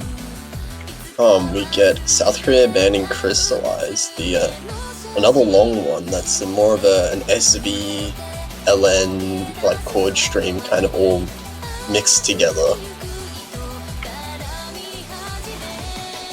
So, kind of interesting, I guess. Maybe South Korea just not feeling entirely comfortable on that pick. But what it does mean is we do have Burnt Rice, which is the main SV map of the pool, not banned. So we'll see if it's picked at some point. That's the cool point of having like a 2 SV-ish pick. So the fact you can have at least most of the time one not banned, and that's the case here. So yeah, it should be interesting if either Malaysia or South Korea decide to pick it. We'll see. So it looks like we'll have Towards the Horizon being the first pick. So this is kind of a technical LN sort of map. So maybe South Korea just trying to get Malaysia on their long node ability. We know all of Malaysia's side is very strong on Rice overall. So pretty good pick, I would say.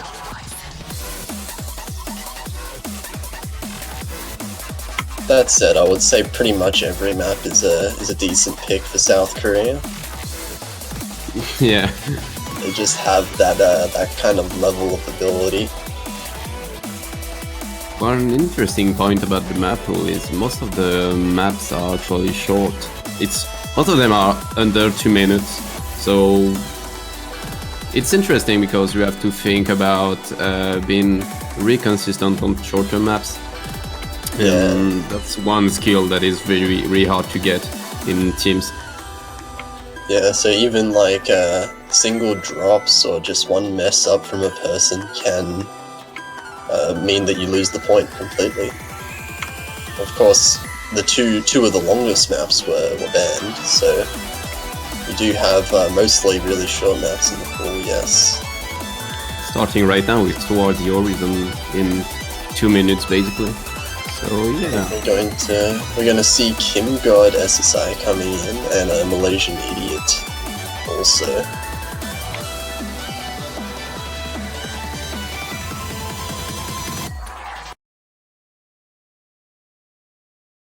And there we go for this first map of the semifinals.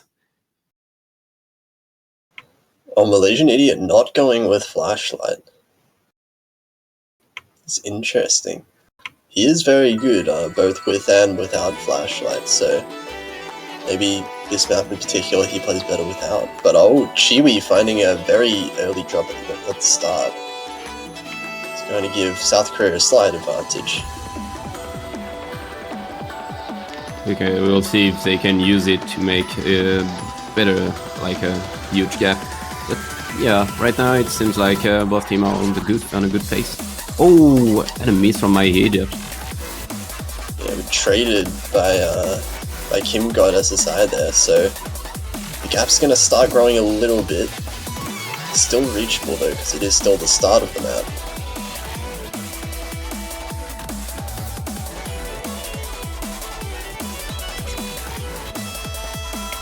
Ooh, my idiot dropping again. His accuracy also quite far behind the rest of the other three players we see. Especially Estonians and Chiwi holding exceptionally strong accuracy.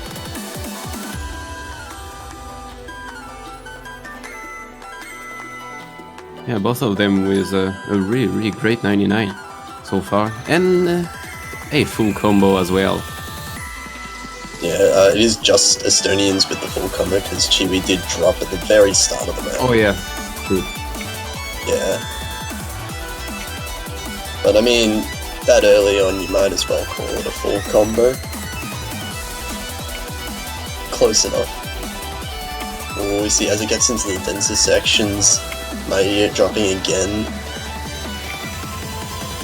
It looks like South Korea have secured pretty much insurmountable lead for themselves here. As we're getting into the very end of the map, they have about a 50,000 point lead. Yeah, Kim growing a really good combo and my idiot doing one last miss. Oh, Estonians and my idiot both missing at the end. That means we get no full combos, actually. Because Estonians missed the very last release. Oh, did he? Oh. Yeah. Unfortunate, but still an exceptionally strong showing by South Korea. 984 Ks is seriously good. For the semi-finals especially. None of these maps are easy by any means. But South Korea do win their own point. First up, we'll see how Malaysia wants to respond. What do you expect as a pick? I'm not quite sure. It did seem that Malaysia's second player seems to be slightly behind in skill with the rest of the players in the lobby, so I would say pick an easier map, but there's not really any easy maps to pick in this pool at this stage. I would go for like long notes, depending on the fact that South Korea is like super good at. I think Shoujo Fractal wouldn't be bad given how the warm-up went for Malaysia. Chiwi destroying the inverse patterns in the first warm-up might be enough to carry them if South Korea does mess up. But otherwise they could go for maybe something like VVV just to throw them off. But it looks like they do pick Shoujo Fractal, Samuyoi. So this is the shortest map of the pool, I believe. And its main feature would be the very short sections of inverse long notes. So very easy to completely mess up. But if you do nail them, I think there is some carry potential for Chiwi in Malaysia here. Yeah, like you. It's all about not missing on this one, since it's like pretty short, as you said, and it's really Alan oriented. We'll see how it's gonna end, but either like a drop on a release of a long note or simply a miss, as I said. Yeah, can break everything. So yeah, quite an interesting pick in my opinion. Yeah, this one could go either way. If anyone at all messes up slightly, then that could decide it. So Malaysia hoping that one or both of the South Korean members mess up at some point.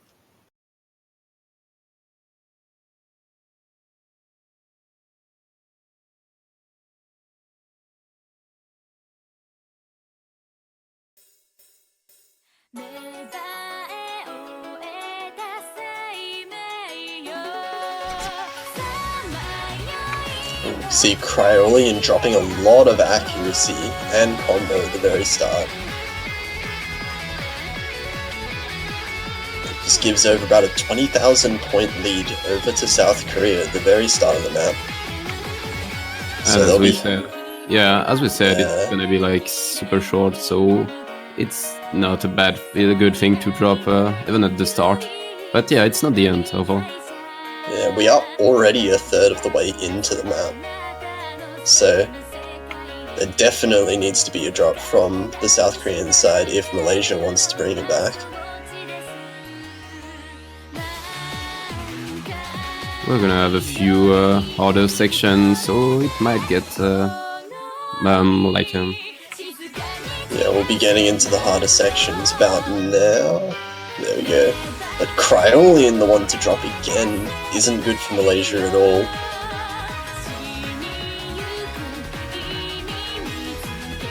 But it seems like South Korea is super strong on this map, as they're not dropping anything, and even the accuracy is like super great for both of these players.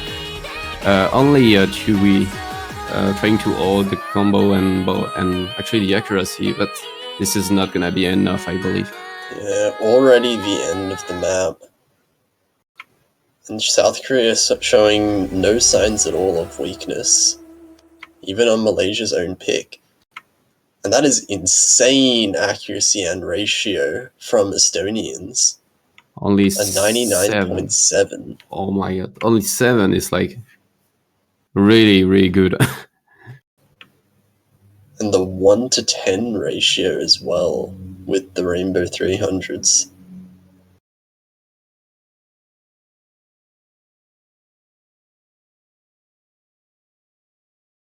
And now it's South Korea, time to pick. And we will see if they're gonna, as I said earlier, go for the streamy or rice pick in general, or something else. We'll see. Yeah, I mean, you can imagine South Korea would just want to target the hardest maps in the pool at this point. So potentially could even go for something like TS Love, or even stay with the LN picks with White Forces.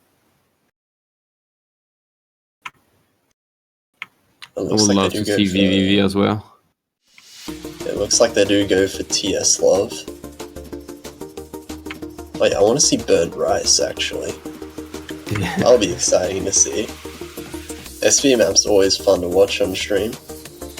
Yeah, considering how good those players are playing them, yeah, it's always fun time and hyped as well. Yeah. Well, this map is actually mapped by Jackads, which is interesting. But it is extremely hard mini jack kind of style map. And the density of it picks up so much towards the end, and it gets extremely hard. So we'll definitely see a lot of players dropping there. Yeah, one point we all agree with is it's the hardest map of the pool, so that's enough to tell why South Korea picked it.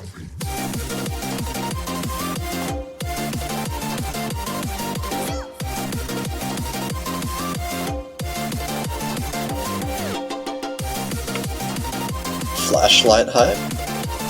Oh, Yeah, we'll see Malaysian Idiot going with Flashlight.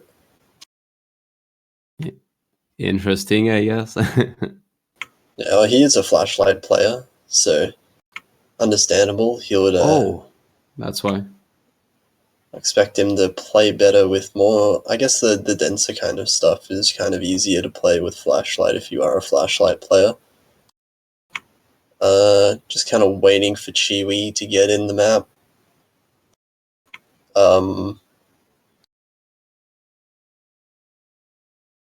One thing is there are some SV bumps in the middle of the map, so I don't know about Flashlight. We'll see. I think these kind of SV bumps are pretty fine with Flashlight. Like they're kind of like the SV kind of happens in the breaks between the notes, and it's kind of predictable. If you know the song, I think you'll be fine. I mean, if they haven't with players. Oh, they in the map. Looks like just kind of the start. It looks like, but we do see South Korea has already pulled up a bit of a lead. My Idiot seems to have missed a little bit, with all other players holding above 99.8. And Jack adds with a huge accuracy on his own map, doing a really great job for South Korea.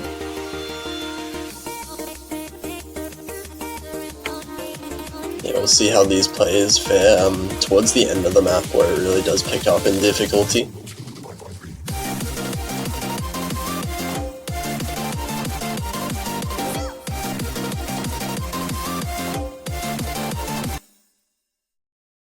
It seems like my Idiot is struggling a little bit when it comes to accuracy.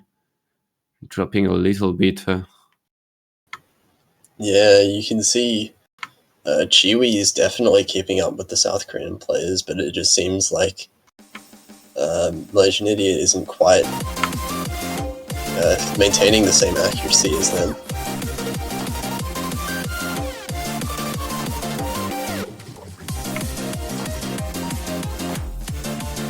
Entering the solo with like really dense streams and brackets. Wow. And Chiwi holding the full combo at the end through the jacks. South Korea did win that, despite Jackheads being kind of frozen on that screen.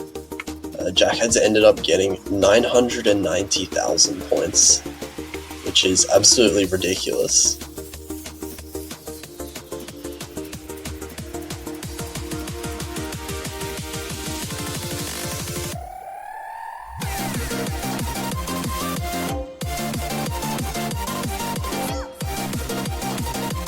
Just to clarify, there was no disconnect. That was just a connection issue on the stream side. Yeah, nothing big. And yes, so South Korea did win this one, and now it's Malaysia time to pick. Malaysia has to win their own pick now. Otherwise, they'll be looking at having to pull off a reverse sweep to win, potentially.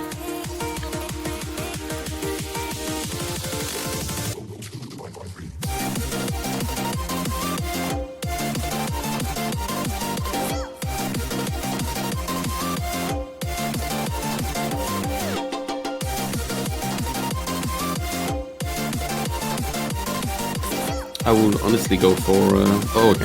Yosakura. I would have said VVV, but still nope.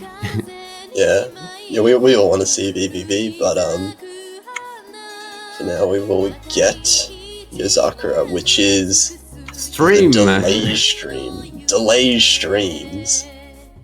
So really fast stream. Not so much of jumps and stuff like this, but Just really fast stream, and it's gonna be one interesting map. Yeah, 270 BPM light chord streams, which are it's extremely hard to do, especially over the amount of time that it lasts for. The end of the map has an extremely long stream that if you mess up, it's going to be hard to get back on your feet.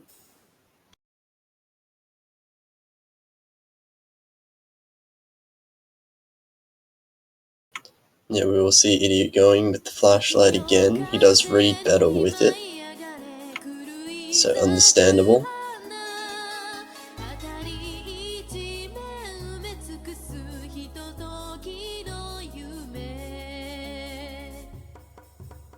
My just dropping a tiny bit of accuracy on this start, and oh, already a miss from my idiot.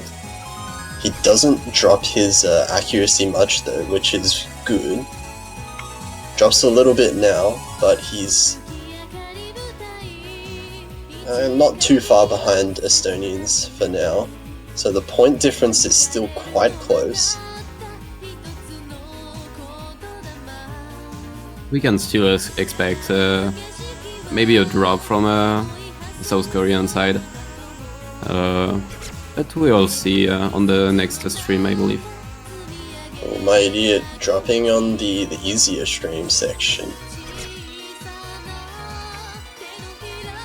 Right as we get into one of the delay streams here, we have my idiot and Estonians dropping. The accuracy from my idiot is making up the difference of about a 20,000 point lead for South Korea.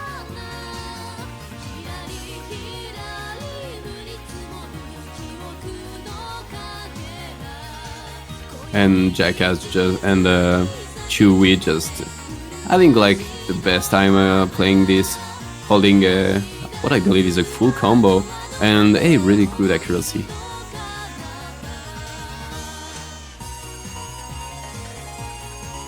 And we're getting into the long stream here at the end. Yeah, both Estonians and my idiot missing again. But Chiwi and Jackads are still holding a full combo, which is exceptionally strong. The difference only coming between my idiot and Estonians here. Yeah, we might see a full combo from both of them actually. Oh my god, and we do. 2 full combos on Yozakura. Only 1-200 from Chiwi. What? Chewie with this ridiculous score. Oh man. 993,000. Unfortunately, that is not enough to beat South Korea's insanely consistent scores.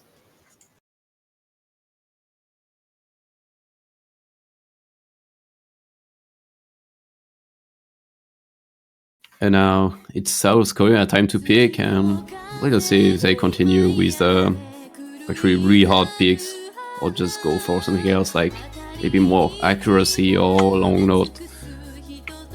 No, Or they maybe have to go for burnt rice. No, they have to go for burnt rice. Yeah, that would be like so great. Surely.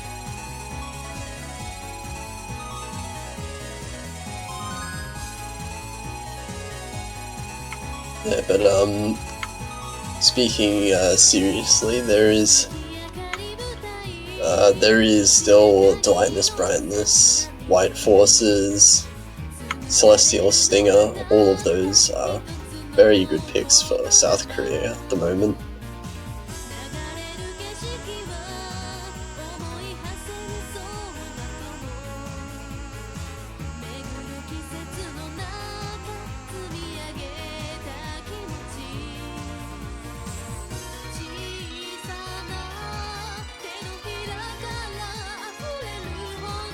Oh, and they do pick burnt rice. Hell yeah. Oh yeah! Yeah, we're gonna get to see this map. The SV map of the pool. Hype.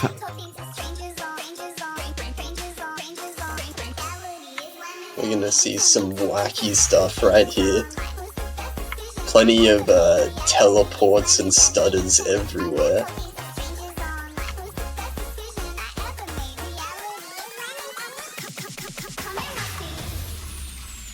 I mean, it's a CL map, so should be super exciting for anyone who haven't seen this map before.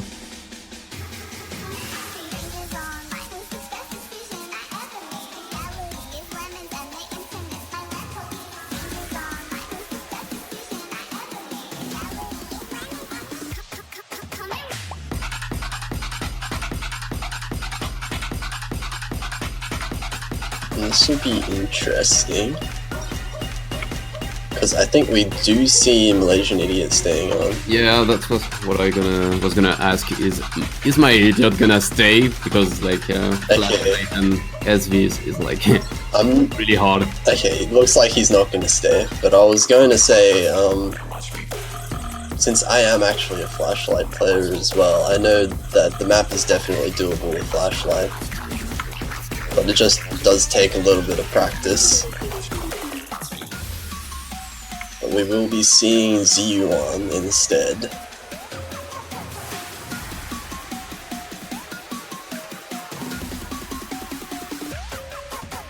I would actually not be surprised if Malaysia can take one point out of this, but we'll see. Depend on the South Korean side, I believe.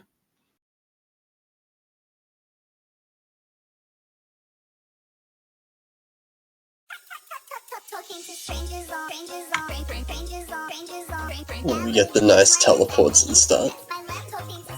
Everyone nailing them.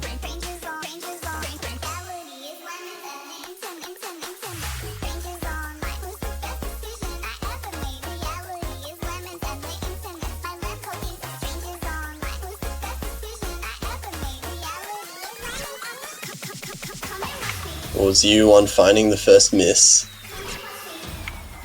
And the slowdown just killing everyone accuracy. Except for Jackass. Slowdown really does require you to memorize the rhythm of that section.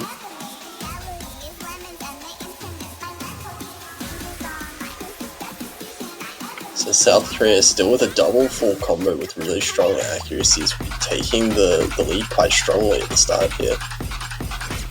And the getting section. Into the Z1 struggling a little bit. So accuracy just staying above the S rank, and we see Cryolian as well struggling in the second part of the Jack section. And Estonian and Jack are just nailing it. That's so amazing. Jackad's finding a miss. But that's not gonna do too much to the difference in the scores right now. We have the slow jam section here with the evil stairs on the one hand. Really doing a number on Z1's accuracy at the moment. Oh, and you are actually dropping the S on this map. Seems like it's gonna be really hard for Malaysia right now to come back. Yeah, with 299s on the South Korean side, it's not looking very good for Malaysia at the moment. And the map doesn't really change. The second half of the map we'll see here is basically the same thing as the first half. So if Malaysia did struggle on the first half, I can't imagine them doing too much better in the second. Considering how good South Korea is at the Ki. But yeah, we will see. I hope for Malaysia for the best.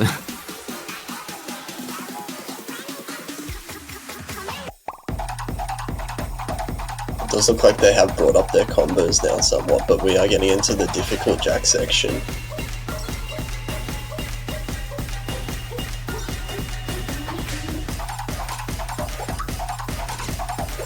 And the double jacks, chord jacks, and everyone is having a bad time.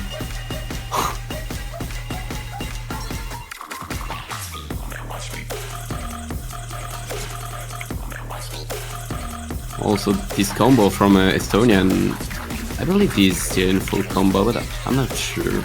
Yeah, I'm pretty sure that's still a full combo. Jackhad's only missed once, and we're in the outro now, and looks like South Korea will be taking their 5th point of the match. Estonians with the full combo unless he messes up one of these last notes. That would be terrible for him. But that's not gonna be the case, and Estonian with the FC. Both Estonians and Jackads getting above 99.3% accuracy, which is insane on such a difficult map like this. And it's Malaysia time to pick, and it's match point for South Korea. Yeah, South Korea just one map away from a sweep against Malaysia. Malaysia will be hoping to win every single map from now on in order to take the win, but it's not looking very good at the moment. Talking to strangers on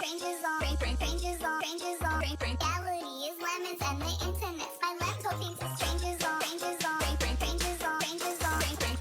is lemons and the internet.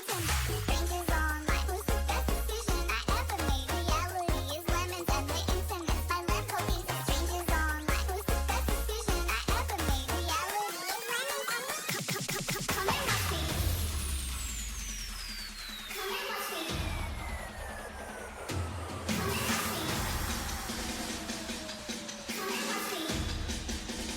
We'll see what Malaysia wants to pick here. They'll go with Delightness Brightness, which is a very dense chord stream map. 190 BPM, pretty much all rice.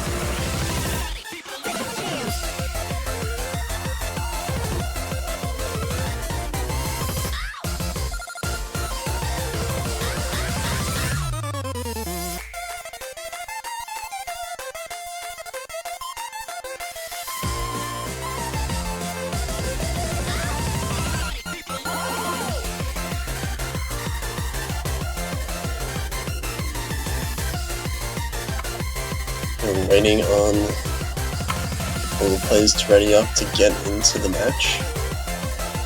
We'll be seeing Chiwi back in for this one.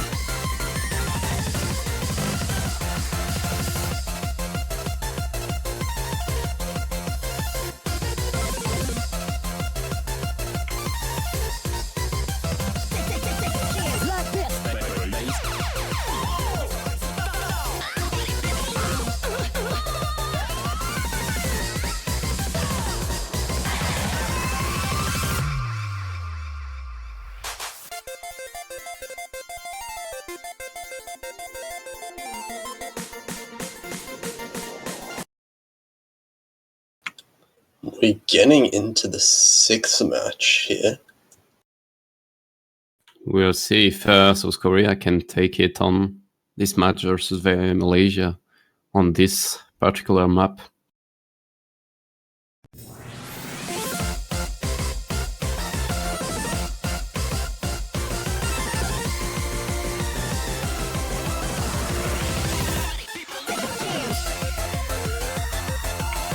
And we'll see this map does spike in difficulty at the end, where the chord streams get really dense, but we'll see how the teams will do until then to see if there's any early leads for them. And there we go with the brackets. It's all about streamy, like a really dense stream. And as you can see, my IDOT is already dropping. Yeah, his accuracy is about 1% lower than everyone else's, but it's not fatally low at the moment. We will need to see some significant drops from the South Korean side, although if Malaysia wants to bring it back, but South Korea haven't been showing any of those throughout the entire match so far.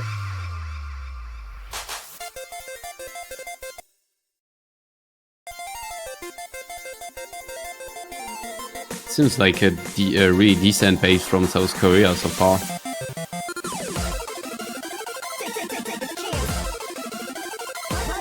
As well as Chewy doing a really good job, as we can usually see on streamy picks. Yeah, we're getting to the extremely dense section. We see both Malaysian and Estonians breaking. But just a trade isn't going to do it for Malaysia. They need some huge drops from the South Korean side. It looks like it's already too late. And South Korea will win against Malaysia 6-0. Amazing match. Even if it was like really straightforward for South Korea, we saw some really good score on Malaysia side as well. And yeah, that was an interesting match. Those are some insane scores as well from this map. 1 200, 1 100 from Chiwi, 3 200s from Jackads, and 2 200s from Estonians. Just with that one miss ruining the full combo. Anyway, South Korea will move on to face to the winners finals of the tournament to face the winner of Singapore versus China, which will be happening in about 20 minutes. And for now, we are gonna go into a 10-minute break. Don't go anywhere. We'll be back really soon.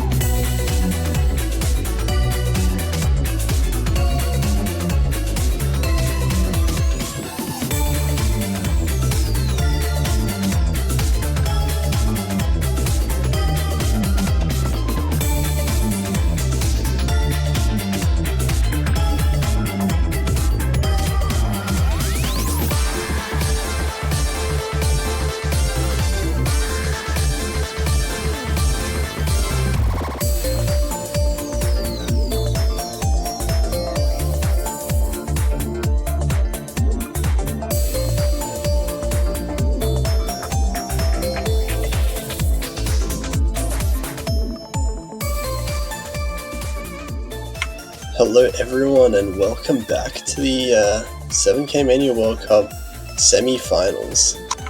We'll be seeing now China versus Singapore. I am still Potassium F, but now I am, instead of Zero Style, joined by Vento. How are you doing, Vento?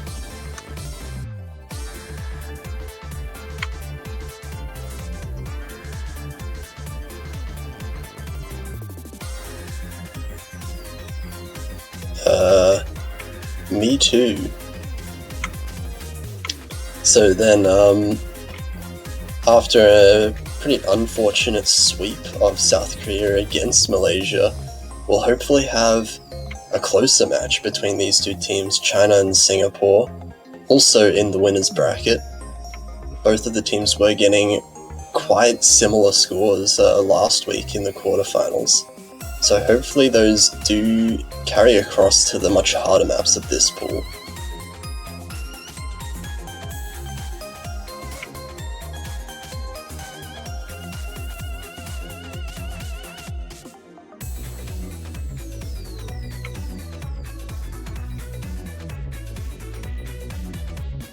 Yeah, Vento's wondering what the song is. He's just gone to look for it for a little bit. He'll be right back soon.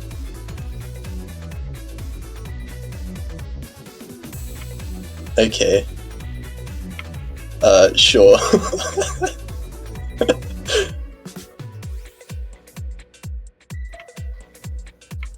Yep, so I'm joined now by song name.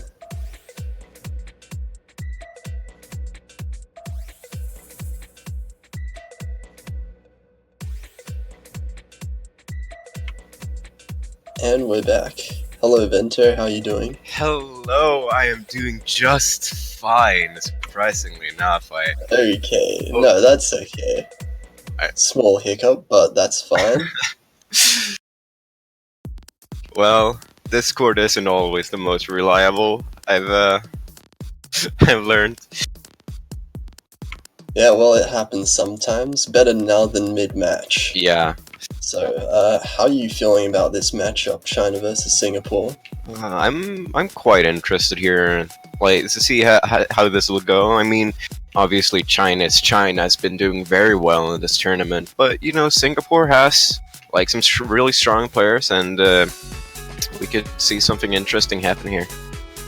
But the map pool I'd like to talk about is just really difficult in the first place, but also really, really good in my opinion. Yeah, really like a lot of different varied map styles we see in the map pool.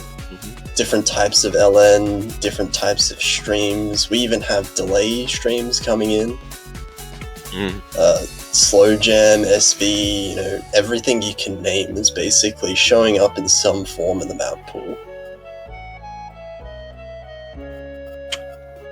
And I think the interesting thing with these two teams as well was we normally see one team is better at LN and maybe the other team is better at Rice, usually. But I don't actually know which team would come out on top in either LN or Rice with these two teams. Both of them seem to be at about the same level with both. Well, it remains to be seen here in about 30 seconds. Sorry, we have all the players in the lobby here. Yep, got the first map, warm-up map up. Looks like it is a BMS map. See, I've only seen this the song map in a OQ Jam style, so I'm interested to see how it is going to be in a BMS style.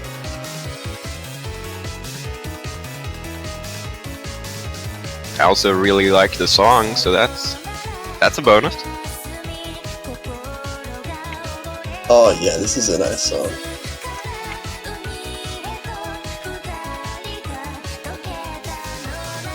But it is BMS, so I'd expect some pretty difficult chord stream patterns going on.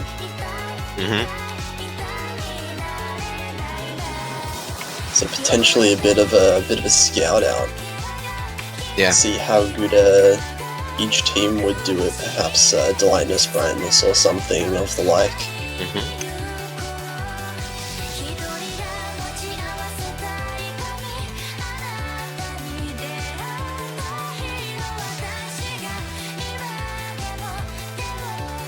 Oh no, people are gonna be asking what the song name is throughout this entire match now. Yeah, good job, Happy Stick.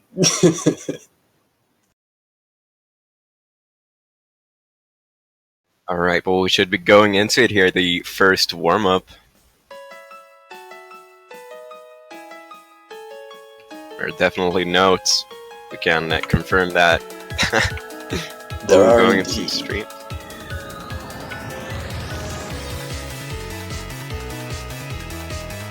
Now, considering this is supposed to be made in a BMS style, I'm wondering if we're gonna get a BMS ending too. Oh yeah, that would be nice.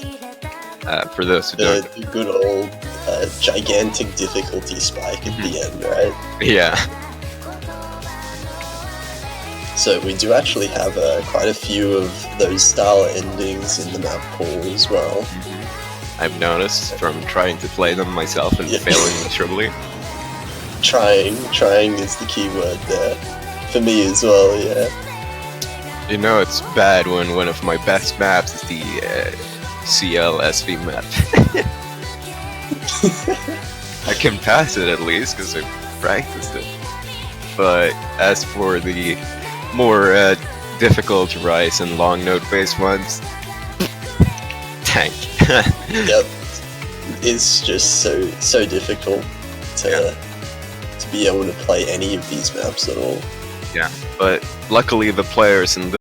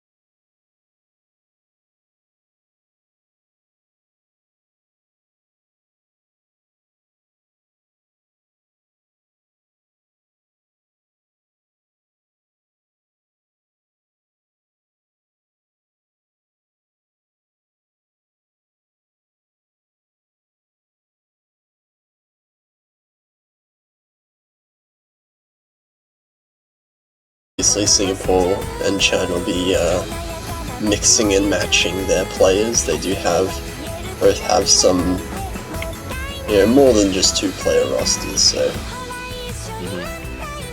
we'll see how this translates into the actual match.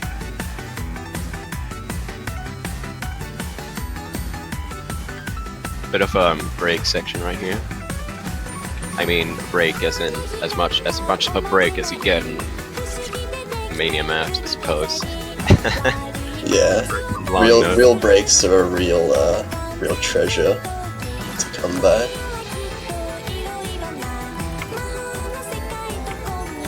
I mean, you can always make your own break by pausing, but it's not quite possible in the tournament setting.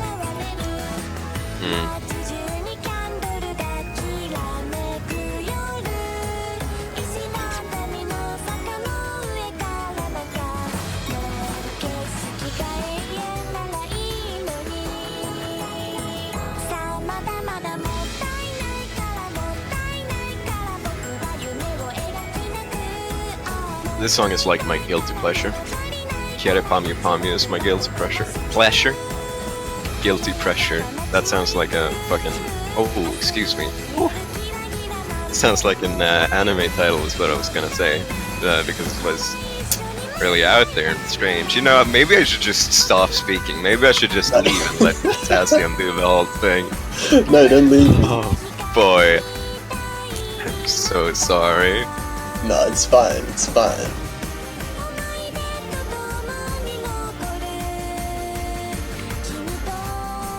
Anyway, does look like, other than Bayer for now, all the players are holding really strong. So, very comfortable with long notes, it seems, both of these teams overall.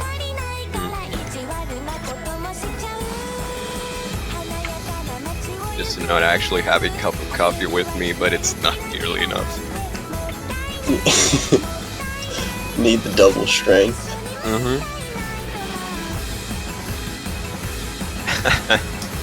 I overslept for 2 hours before this vlog. Oh man. Anyways. Oh. What time is it over there in Sweden? It's 1 p.m. So I mean, right. it's not like there's any problem with the time. It's just that I sleep for very long. No, that's fair enough. I like my my 2 p.m. wake up times.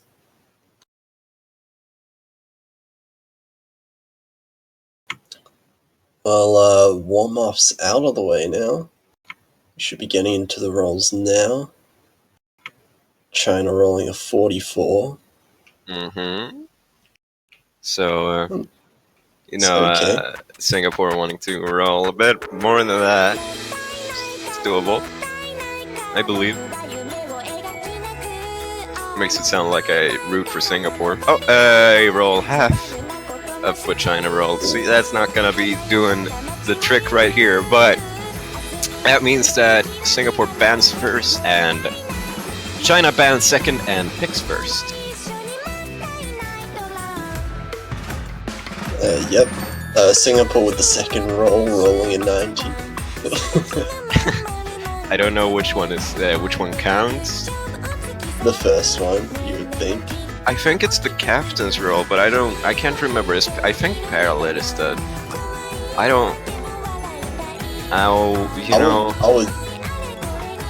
I would say it's just the first one, so... Well...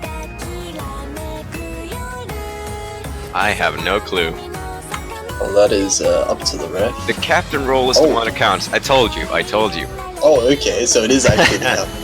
So China bans. It will be... Alright, so Singapore won the roll.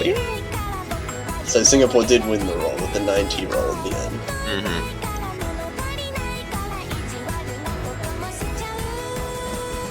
Rolling 90, very strong.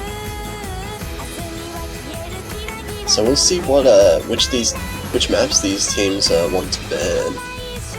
I wouldn't be surprised at all if we see a burnt rice ban coming through for one of the teams. The other one is kind of, up in the open.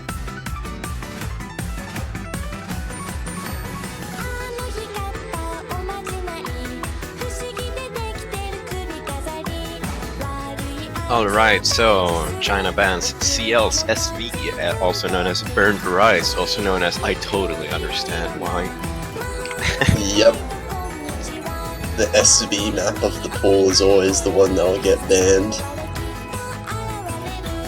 But we can always take away a good lesson. Talking to strangers on the internet was the best thing I ever done. Ever did. Indeed. And I'm not even funny. Anyway. I would disagree on that one. It's been hilarious so far. Alright, so we had a flower flag ban from Singapore, being one of the LN maps. Okay, so Singapore maybe not as confident with their LN consistency here. With the longer of the LN maps banned. And they go straight for the lightness brightness. So going full on the rice picks here. Yeah, that was a bit of a surprising pick for me, at least as a first pick. I wouldn't expect someone to go just super hard rice first thing they do. But we did see on the first warm-up, Paralit holding really strong against China. We'll see how Rummy does as well on top of that.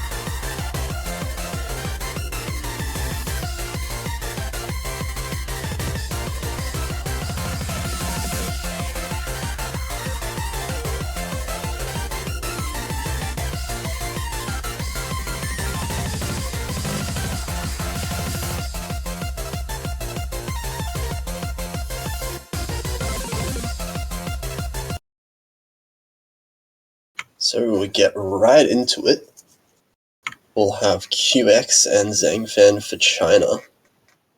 Ram and Paralit staying in for Singapore. So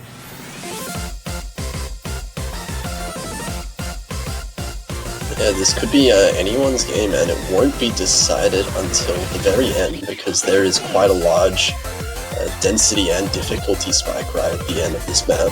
yeah, some streams getting not too bad. I mean, start isn't the worst, or the worst in terms of difficulty. Get a bit of long notes, but we're gonna be seeing quite a big density. Not a spike. It just gets more dense generally around this section. Yeah, That sticks around for the most part, and then it gets even worse in terms of difficulty at the end. so this is the kind of density that these all these players are kind of feeling pretty comfortable on at the moment. Yeah, The score's still looking like steady. yeah. Looks like Singapore has just the slightest of accuracy leads, but you know, 1-200 drop could just give that to China, and we don't know what's gonna happen.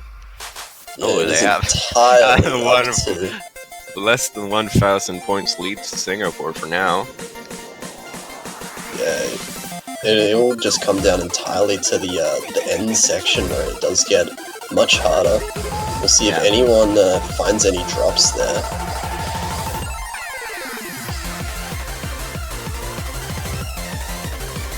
Or it looks like both of the of Singaporean them. players dropping and neither of the Chinese players dropping. That's not going to be helping out at all as China takes a huge lead now. And it's right at the end of the map, so China does end up taking the first pick there. Oh, that was so unfortunate from Singapore's side. Look Yeah, at just that. really unlucky double drop. The accuracies are so close to each other as well. They got practically the same score. Yeah, they were. Actually, They that's were 7 18 points. Wait, can I count? 17 points there. Fuck, I can't even count. It's like- yeah, but exactly the same scores, breaking at the same point, basically. Yeah, But China holding their FCs through will earn themselves the first point of the match in a break point. yeah. It looked like Shangfan had some difficulty holding accuracy in comparison, but Considering the amount of 100s on Singapore's side, they might have balanced out, and China might have taken the point even without the drops. But still, like that was really unfortunate from the Singapore side. And now China is going to be getting their first pick as well.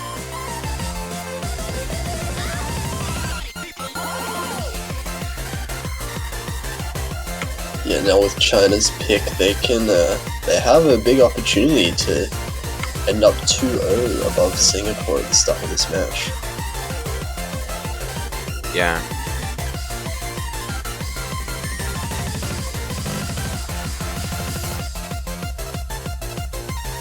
We'll see if China decide to go for more of the long note style picks, or will stay with what they just won on and perhaps go for another chord stream type map. And looking at the chat, and I see moon runes. TFs love moon runes.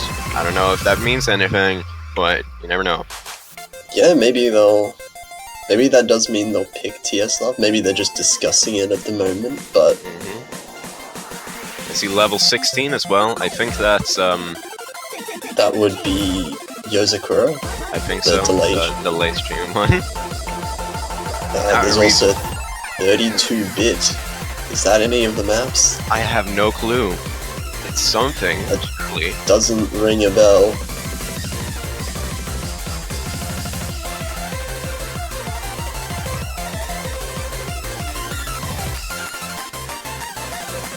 And it looks like they will be picking Yozakura. So staying with the rice kind of style, but this one, instead of being the really dense chord streams of Delightness Brightness, this will be really light streams, but insanely fast. You can probably hear from the song playing right now what we are going to be expecting. I didn't know what we were going to what to expect when I tried it the first time, because I only listened to the short bit of the preview. And then I was very surprised. Yeah, it is the type of pattern that, well, if you mess up, you can mess the entire thing up, and it can be hard to get back. Yeah. You don't happen to know why they're called delay streams? I believe it's from the original BMS game, because in the BMS arcades, they would have each... Oh god. I'm just looking at QX's screen, this is so fast right now, Yeah. but Zhangfan finding multiple drops at the start. Paralit Same also with having Paralit. drops. Rami now dropping too. QX the only one still holding a full combo.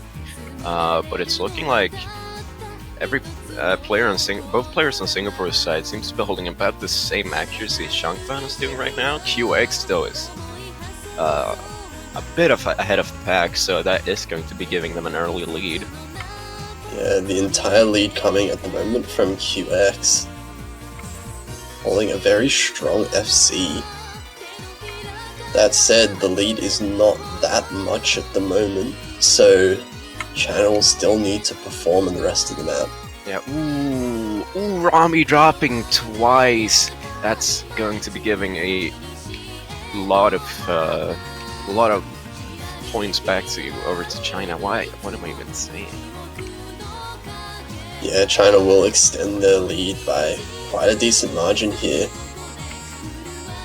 Singapore will have to hope for China to drop quite a lot on the last stream. Well, Rami does in general looks to be having some issues, and now Paralit is dropping as well, so China is holding up, just doing so well on this map early. I mean, QX with a full combo still, Zhangfan with an incredibly... Yeah. QX not dropping combo at all through these really difficult streams. Yeah, Paralit and Rami just seeming to be struggling quite a bit. I mean, Rami dropping down to 97%. Missing right at the end too, there you go. Zhangfan actually getting 99% on the mark. Yeah, and with the FC as well. Very impressive score. Yeah. That will be China's second point. So Singapore will have to win their next point if they want to stay competitive in the points. Mm.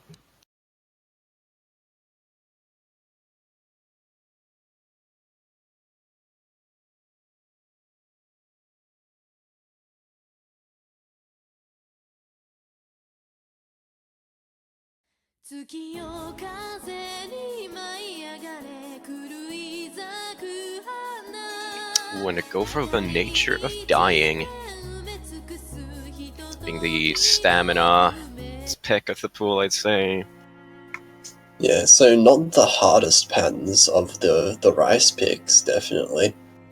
But it is very tricky to get a high accuracy on because the streams are quite dense and there's a lot of like little breaks in between them, which can really like mess up your rhythm.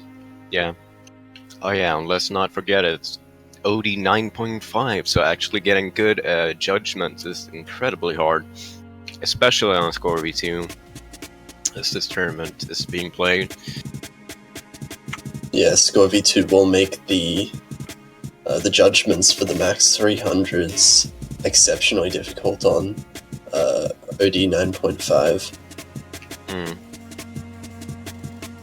It is also, I believe, the longest map in the pool at about over 5 minutes. It's 4 minutes and 51 seconds. Oh, okay. Just under 5 minutes then. Yeah. The tiebreaker is actually the longest. You know, as it tends to be. 2 seconds, 5 minutes and 2 seconds. It's not too long, too much over. Yeah. We'll see. I mean, if we look very closely here, we can already see players are struggling to hold accuracy even on the easy sections due to the OD rating being so high on this. I mean, dropping generally more normal 300s than you would usually do, and Rami getting an early break on that rush type section. Yeah, QX does trade, however. Yeah, and it's looking like Singapore's holding better accuracy overall, so Singapore will be taking an early lead, although that doesn't really say too much. I mean, it's 1,000 points, and we haven't gotten into the main song yet, basically. But we are now. Yeah, so we'll see, as we get into the main, some of the main sort of happenings here, we see Paralit finding a drop, which kind of evens out the score. China doesn't seem to be taking much of a lead here out of that, just based on the accuracies. Shangfan now getting a dropping as well, giving Singapore a bit of a lead now. Or taking this. Ooh, Rami getting a drop on 1000 combo is going to give it back to China, I think. I'd assume where it's very close. Ooh, Rami getting another one. Yep, that's gonna give it right back to China. Right as the sun calms back down a bit, but we are going to be getting right back into it really soon, so. Yeah. For now, but a 1,000 point lead for China, that's almost nothing. That's practically nothing. That's like one note. Yeah, and Singapore does have the accuracy advantage as well. It's just the combo that's keeping China just ahead at the moment. Paralit dropping as we get back into the harder sections as well is not going to be helping at all, as China now takes quite a bit of a lead now. These patterns get very, very dense, and you know, getting some more trickery in there, a bit of rolls, both a bit of check as well. Missing. Yeah, China now looking strong here. Ooh, a drop from QX. That's not going to be helping at all, holding the highest combo out of all the players. Although Shangfan is still holding a very strong combo here. So let's see. QX's accuracy dropped quite a lot with that break as well. Yeah. So the score lead is lessened considerably because of that. Yeah. I'd say I think I'd be guessing the score lead would be very slowly going back to Singapore now, considering they are holding just slightly better accuracy. Wow, okay, so I missed something, it seems. I mean, Parallel was holding the best accuracy for a while, I believe, but now he is no longer doing that. Maybe I was just Yeah. off the mark completely. Oh no, he was holding really strong accuracy earlier, but he did drop his accuracy with a few drops just before. Romy finding another break here. Yeah, what they really are looking for is a drop from Shangfan, but now that QX is up to 1,000 combo again, it's not gonna do too much. Singapore really need to hold on to their combos now and hope for some drops from the Chinese side, but Romy with another drop is not going to help them at all. It does seem like Rami is struggling as the patterns get denser and more technical. Oh, a drop from Parallel as well is going to give China more of a lead now. And that will be the end of all the hard sections, so I would assume all 4 players would be able to combo this quite handily, so I would suspect China will end up winning the second breakpoint of the match. QX with the drop though, but I don't think that will be enough this late into the map.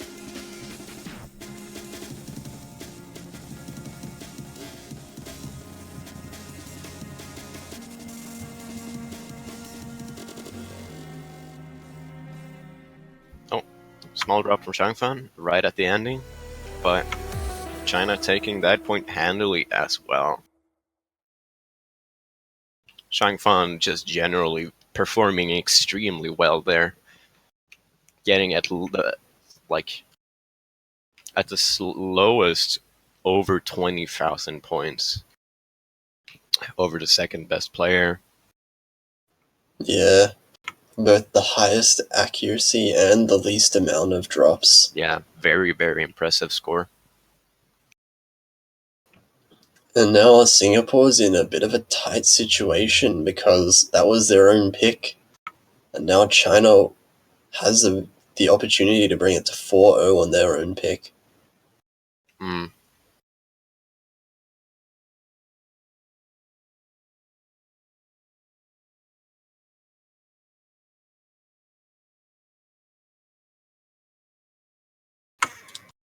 We'll see what map they want to be picking here.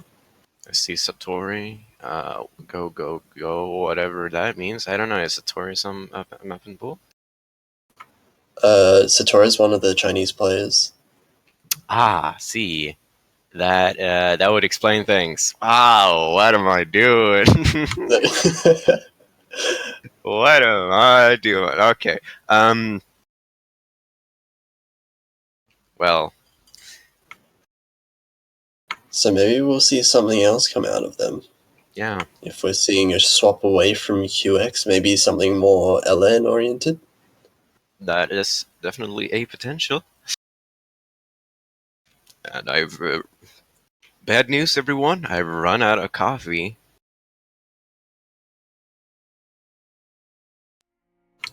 Yeah, please don't fall asleep on We are getting White Force being one of the super long note O2 jam type maps. I mean, it's Fripside even. Yeah, Fripside notorious for having extremely difficult LN maps of all of their songs, basically. But no Misaka in the background. Like, SMH. I'm shaking my head. But yeah, this is very, very... I mean, it's a long note dump, essentially. Not like completely. I mean, it represents the music more than following the music, if that explains things. Yeah. So there's a ridiculous amount of really dense LN with some extremely tricky releases as well. Yeah. As we can see right off the bat. Yeah. Actually, this is the only LN map of the pool that I can actually pass. Anyways, we are going to be getting into... I mean, it's very short, it's a TV-sized map. We're seeing just generally technical patterns, a lot of long notes that the players have to worry about as well. No player dropping in the big choke prone section. We have to release your ring finger and then hold it again while doing some streams on your right hand. So we do see China holding a bit of an accuracy advantage due to Paralit dropping early in the start, and they're just bringing himself back up above 99 right now, but it is still quite close. Yeah, I'd say without Paralit's drop, it would be like just... I mean, Iverge is constantly flashing, or Singapore would be holding the lead, but ooh, Paralit gets a quadruple drop. Yeah, that was quite rough there. Yeah. And now China's just going to extend their lead more. Paralit definitely not having a good time right now on these LN patterns. And this is where it gets extremely dense. Actually, we do see Satori finding a drop, but only Satori won't be enough. Yeah. As Paralit continues to find drops towards the end of the Satori and Paralit kind of trading, although Paralit has been dropping for quite some time, and Shangfan and Rami getting full combos. Oh, well, that's just don't worry about that. That's just our lovely client. Everyone presumably got a full combo there. I wouldn't, unless it's multiplayer rooms. I mean, multiplayer rooms are bugged sometimes at the same time too. It's weird.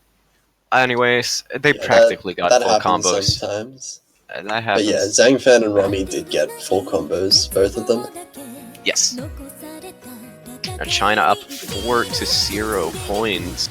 So Singapore wanting to just get something out there now.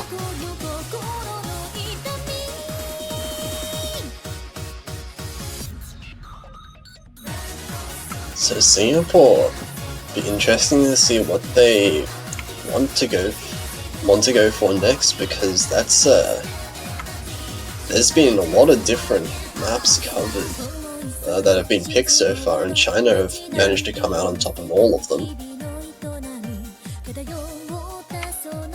So maybe they would want to throw out like more of a curveball map like VVV. Do it. Or even Crystallized, which is still up. Do it. I believe. That's what I want to see at least. Yeah, VVV.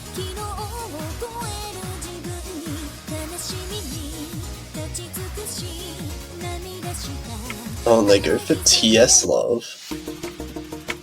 One of the more difficult Rice maps of the pool.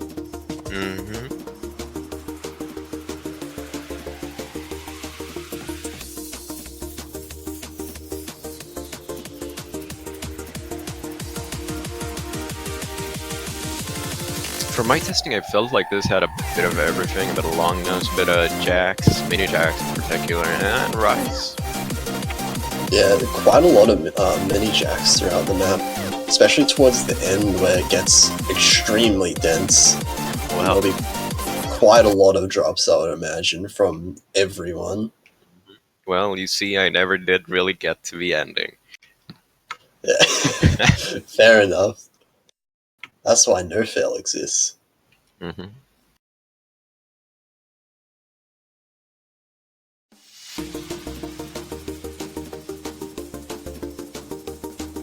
Going at some burst in one hand while he just press kind of jacks on the other hand. I mean, they're not really fast enough to be jacks. Just generally somewhat technical but kind of light pairing right here in the beginning, but we are going to be getting into the main maps. Fire now actually dropping on one of the first bursts. Oh, but QX trading on the SV. Rami now also dropping as well. It's not going to be helping out at all. QX dropping again on the SV there. Shangfan being the only player still holding an FC.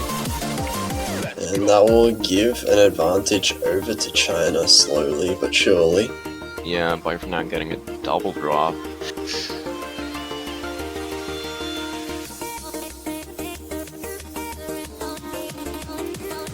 we're already 2/3 throughout the map. I mean, another very, very short one.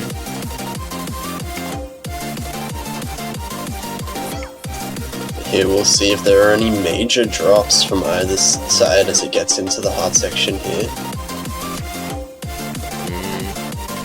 Oh, we do see QX having a drop from the Chinese side. Yeah, but it is just looking like Shangfan is holding on way too strong for any of the other players to be able to keep up. As the song gets increasingly dense, Rami and Fire for now are also struggling quite a bit, and Shangfan getting a full combo. Yeah, the full combo, extremely impressive, even holding through the really difficult jacks at the ending there. Yeah.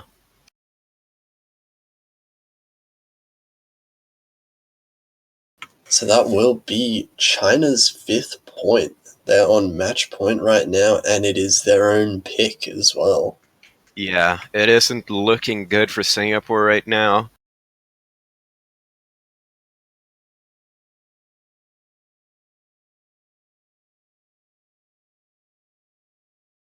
Yeah, Singapore will need to win every single map from now on if they want to take the match. Satori back in now, so maybe long notes.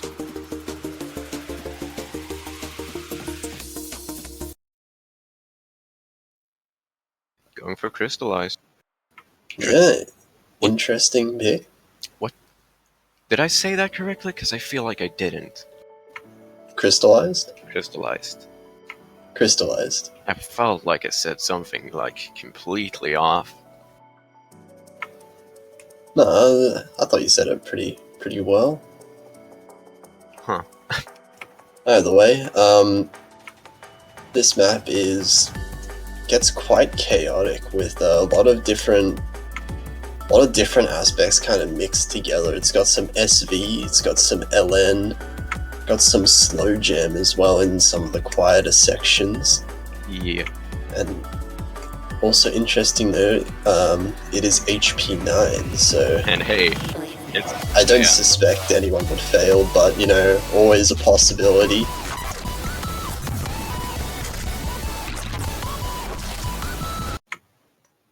Wow, is this double time? is this double time? We're playing in double Yeah. time? Man, these players are really good then.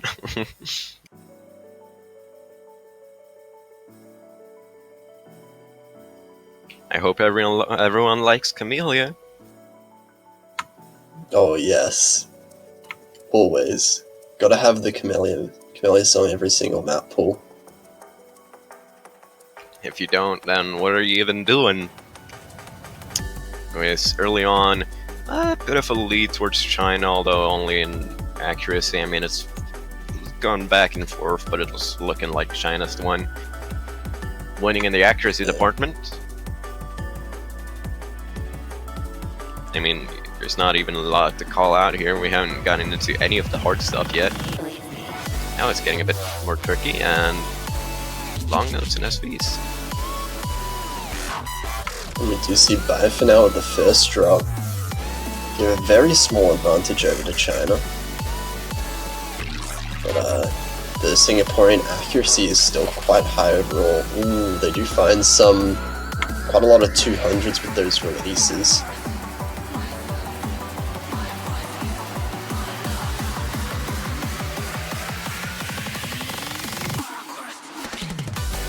So we're getting into the first chorus section here. Bai for now and Satori both finding drops. Trey is just gonna keep the score lead kind of stable here.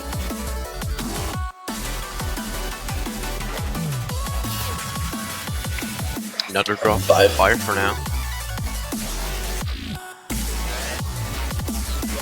As we aim more difficult LN pens here.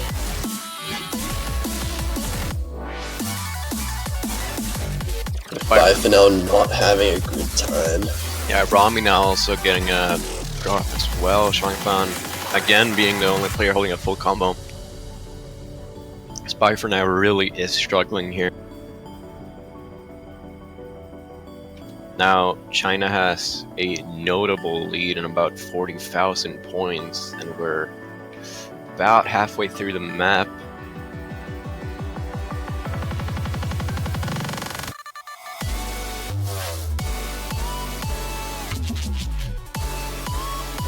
And Shangfan just not. Oh, okay, never mind. He drops. The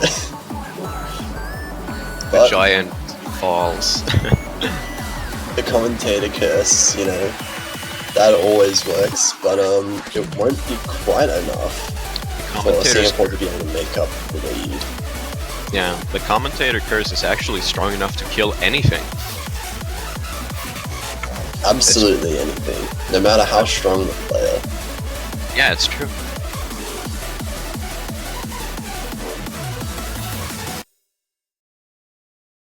Bye for now is really not having a good time at all. Rami now as well, not really doing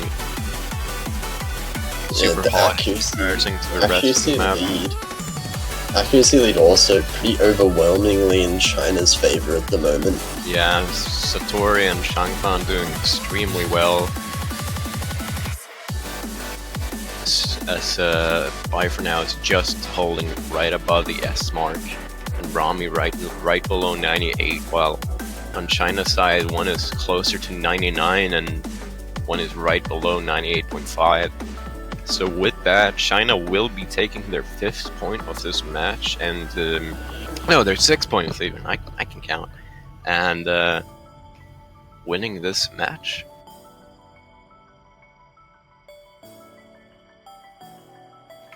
Yeah, it does look like China will end the match in a 6-0 sweep against Singapore,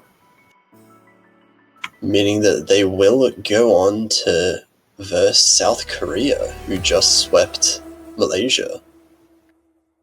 Well, there you go. It is the winners bracket, however, so Singapore is not out of the tournament yet. They'll just be sent to the losers bracket next week. Mm-hmm. Is it next week? Yeah, Okay, next cool. week. Yeah. All right. Well, congratulations to China for winning that match. Yeah, next up we'll be having... Wait, what are we going to be having? Italy versus the Philippines. Just about in 10-15 minutes. So stay tuned, and we'll be back in about 10 minutes very shortly. Don't ask for song names this time.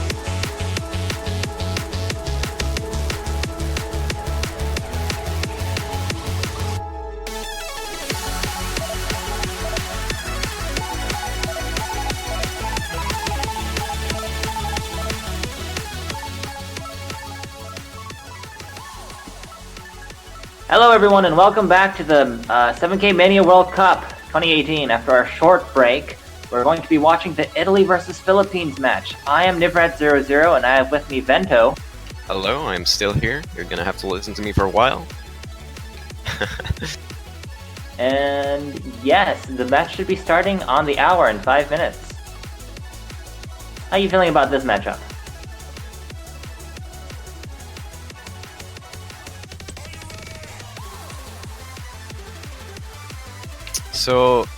So far we haven't really been seeing. I mean, first of all, it's interesting to note that neither of these two teams have a full team.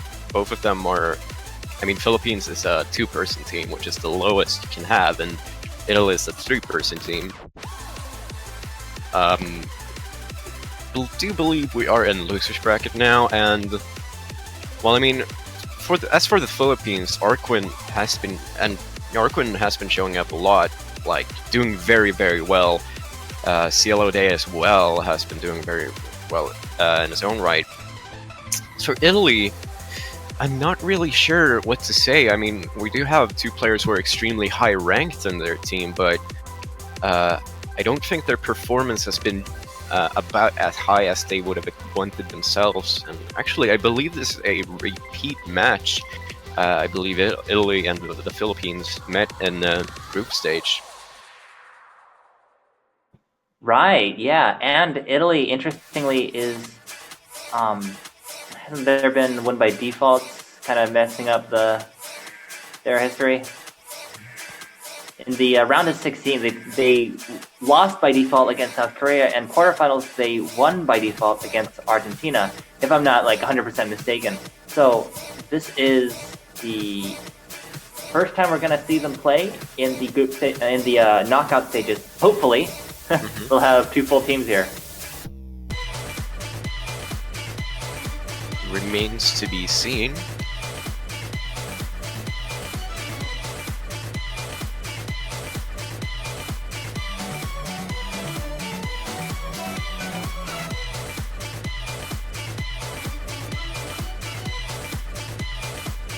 But well, I'm not really sure. I believe as for Italy, I believe they prefer BMS style maps in general, more rice over long notes. Although I'm not 100% sure. For the Philippines, well, Arquin is just a very good player in his own right, so it's not a lot to say there. I mean, he has both long notes and rice type maps. Cielo Day I'm not as familiar with, although he's been performing quite well. It's a good thing you mentioned about the rice picks, because I think Arquin is known as more of a long note person, long note mapper, long note player, while on Italy's side, it's got more single note map players or rice players. So it's going to be an interesting lineup when you have one team that's strong in one area and another team that's strong in another area. It's kind of got this back and forth dynamic where they're fighting to get a break point in order to win the match. Also worth noting that based on the statistics sheet, this is a rematch because Italy and Philippines fought in the group stages and Philippines won 4-2. And I believe Of course, top seed of that group as well. So Philippines did manage to wow, I completely lost the word. To upset, actually. Yes, an upset.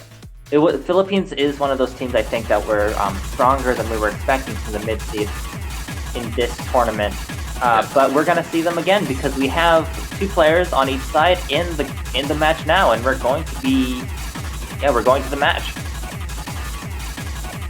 We do have Yomel and Happy Overjoy on Italy's side, and Arquin Olivares and Cielo Day 05 on Philippines side. So it's looking like all of the major players, so to speak, are in. The main players, definitely. Yeah. We're going to be starting with our 2 warm-ups, including this one, Messier 333. I'm not sure which pick it was, but we'll see soon enough.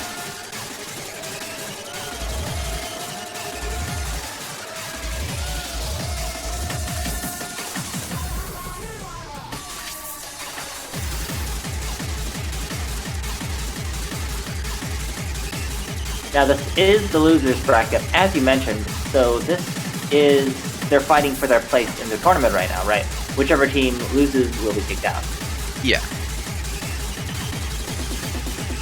And Italy is in a precarious position of being a top seed that is possibly about to be eliminated. Yeah. I'd have to look this up, but I can't imagine there's a lot of top seeds that are currently fighting for their lives.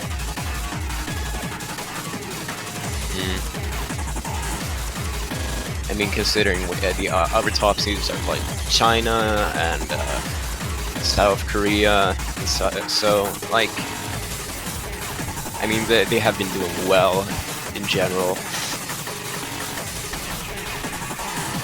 For sure.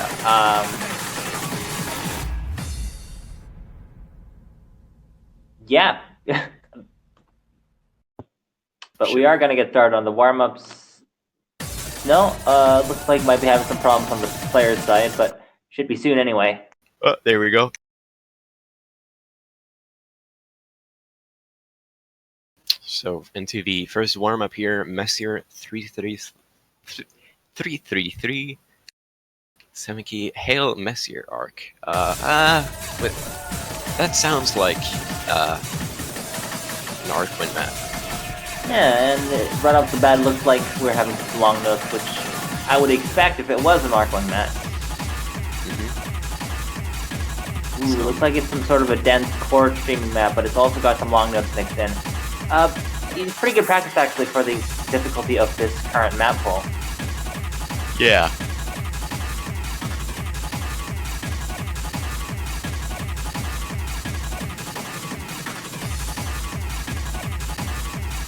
It's worth noting that Philippines is taking the early lead on this warm-up. Of course, we always like to speculate about how the teams are going to fare based on their warm-up performance. But of course, Italy has a history to fight against, because they have already lost against Philippines in the group stage.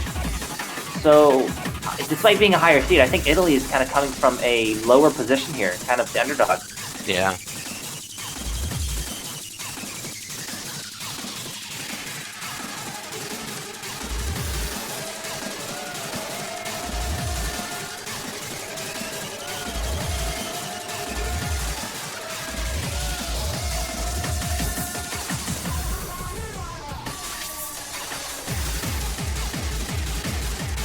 But yeah, despite what we were originally surmising, it's more of a single note pick. I'm still not sure which team chose it, but well, I guess it would have to be Philippines, right? If it's an arc win map. Yeah, I mean, I'm not sure if it's an arc win map, but very much by the naming of the difficulty, I guess it's an arc win map.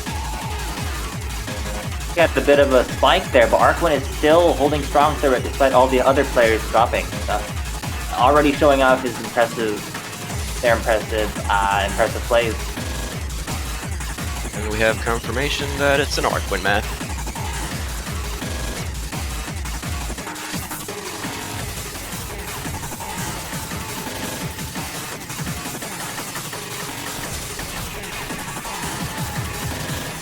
What a talented player, both a mapper and a World Cup participant.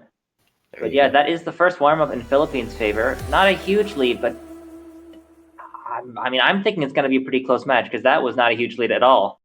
Yeah.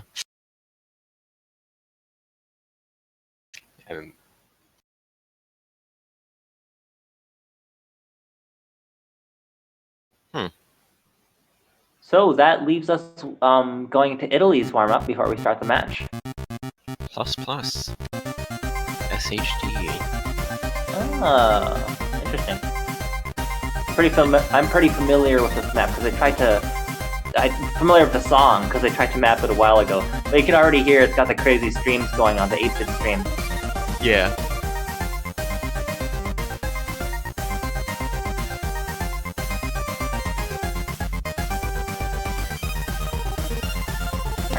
Yomil coming in the chat saying, don't ban the SD maps. So now we know it's gonna get banned. Yeah, I mean, tactically speaking, I'm not sure if saying that was the best move by Italy, but it's good to know that Italy is prepared to play it if we do happen to get take on the SV map. And of course, we're talking about Burnt Rice, probably, the Seal map, and the one with crazy speed changes. That is, unless they're going for the big double bamboozle. That could be the case.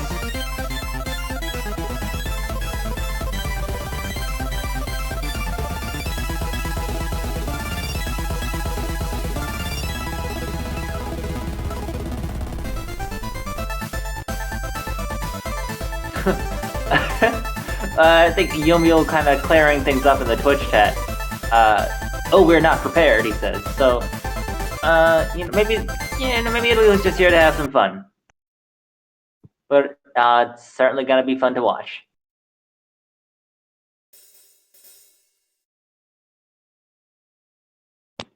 I gotta say, I'm a big fan of this background. It's got nice boxes in there, kind of fits the theme of cardboard box, yeah. But anyway, this is the second warm-up, Italy's choice. Ooh. Yeah, already starting. This is denser than the last warm-up. As far as, maybe not like literally denser, but definitely more taxing on the fingers, because you can see all these jacks from that, chord jacks.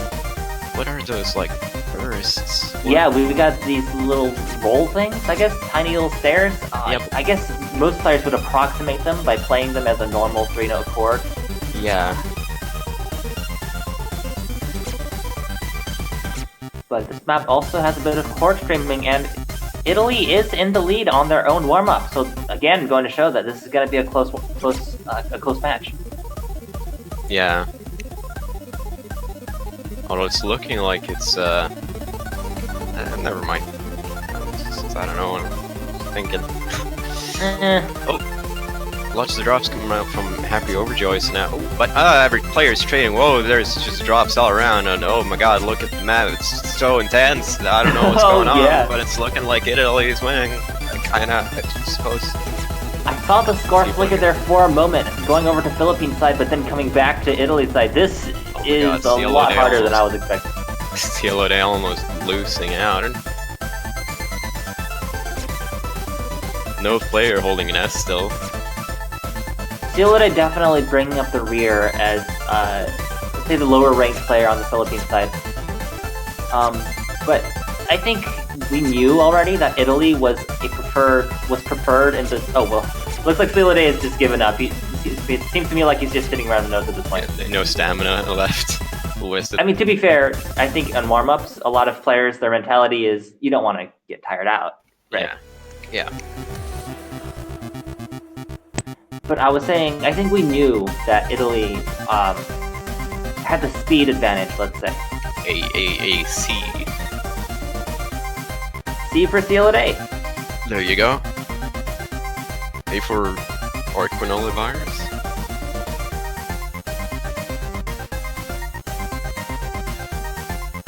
So Italy definitely been stronger on the speed picks on the high BPM, high density, but at this stage in the tournament, we're getting to a place where I think Italy is not quite so much at an advantage.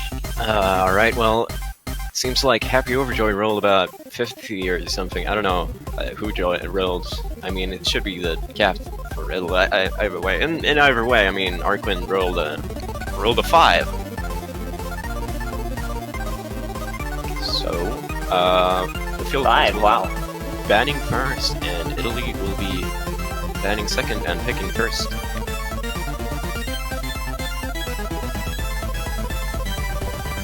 And Arquin, and thus the Philippines, bans Flower Flag, the LN map. Or one of them, I should say. That's an interesting choice, since we had pinned down Philippines as more of a long node map, but I guess not. And the other band coming out from Italy, Crystallized, leaving, by the way, open the FC map. There you go. Are they gonna pick it? Well, it's hard to say, but I can say that since this is best of 11 and there's only 12 maps left in the pool, that if this is a close match, they might be forced to play it. Yeah.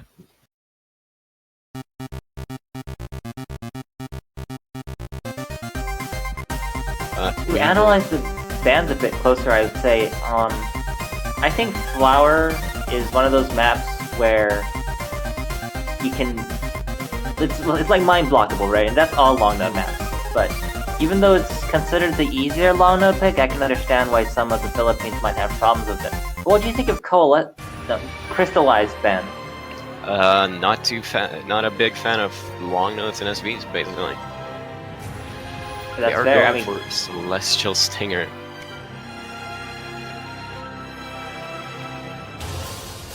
right. Italy coming with the first pick. And it's looking like the Philippines are not too comfortable on this one. That map stings, says Artquin.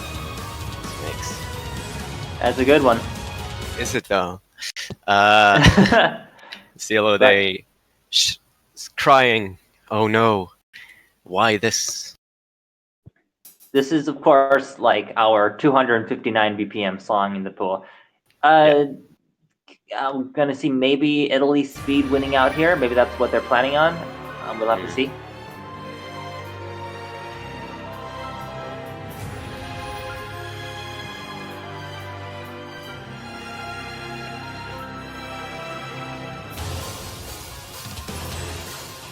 Philippines with a slightly better score at the beginning. Score is starting to flicker though. Looking like Italy is holding just the slightest of accuracy leads. Are going to be going into faster, although lighter court streams. Although if they weren't light, then it would be absolutely murder. On 259 BPM. That's right. And A drop from later Happy Overjoy is going to be giving the lead back over to the Philippines side as Happy Overjoy continues getting drops. All Italy is just dropping their lead here. Ooh, now everyone dropping a lot, and Italy getting their lead back. Although Happy Overjoy dropping again, although Arquin trading that out, so it's looking like Italy will be holding on to the lead for a bit longer. And as I say that, Happy Overjoy does get another drop, although it's only looking to change back very slowly. But now Yomiel also getting a drop is probably going to be giving the lead back to the Philippines just very slightly. Yomiel getting another drop. It's extremely close now, and we're going to be getting into the last section of the song now. Ooh, Happy Overjoy getting a drop, 2 drops, right as the scores were tied about. Now, Arquin getting a drop as well. He just drops everywhere, and it's back to Italy, back to Philippines, back to Italy. I don't know what to say. Oh my god, dropping right at the end. But Italy is going to be getting the first point of this match. Italy. Folks, that was an incredibly close match. I don't think we've ever seen the score flickering that much at the end of a song, but yeah, Italy with the 7,000 point lead, not much at all, at 6.5 thousand actually. Yeah. Neither team can afford to take it easy in this match, that's for sure. Yeah. It does seem like Italy was smart with their pick here. I noticed that Italy was taking the lead on the faster parts of the song, though Philippines had better accuracy in the easier parts. Would you say that's about right?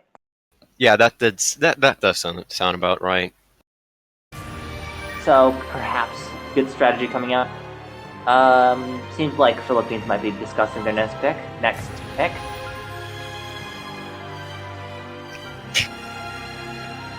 Oh, we're going right off with Burnt Rice. This is Rice. the SV change map of the pool, and we already heard from Yomiel that Italy has not perhaps prepared as much as they should have for this round. So, but Arquin saying we YOLO as well. I mean, I don't know, would you say that maybe both teams haven't practiced? Look, if neither team has practiced this, then it'll be very interesting to It's gonna watch. be very entertaining. Although I'd say, I mean, Philippines being the team picking this, you know, might speak a bit.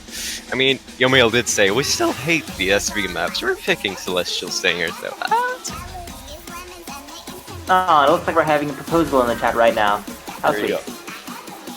go. Love you, smooch. Burnt rice is good for health. I highly doubt that. Actually, in Korea, there is kind of a snack that's basically like like at the bottom of the pan where the burnt rice is. You kind of eat it like a wafer. It's all right. It's pretty cool. You put some oil on it, burnt rice. That is odd.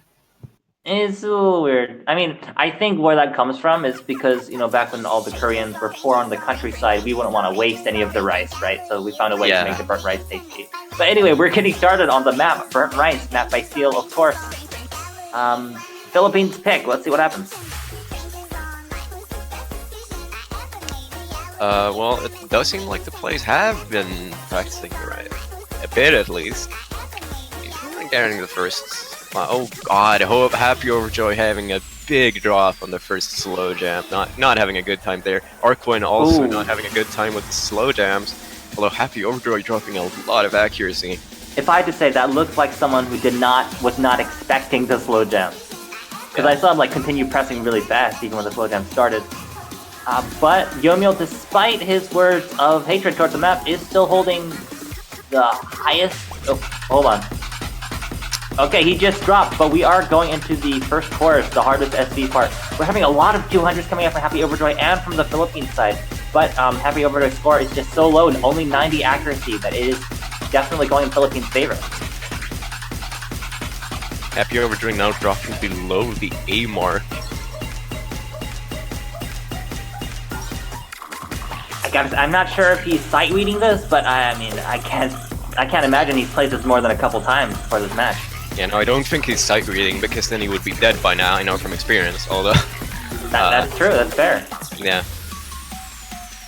Oh boy, going into the slow jam, kind of streams back and forth. Those are really uncomfortable to play. Happy Overjoy getting early judgments on almost that entire stream and continuing to drop the accuracy.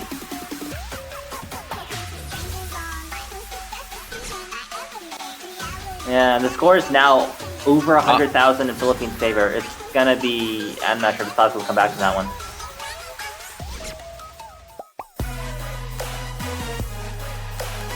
It's a bit of a weird section, I'd say. I mean, it's kind of like, whoa, what's going on here? It's not the hardest. Very trippy to look at.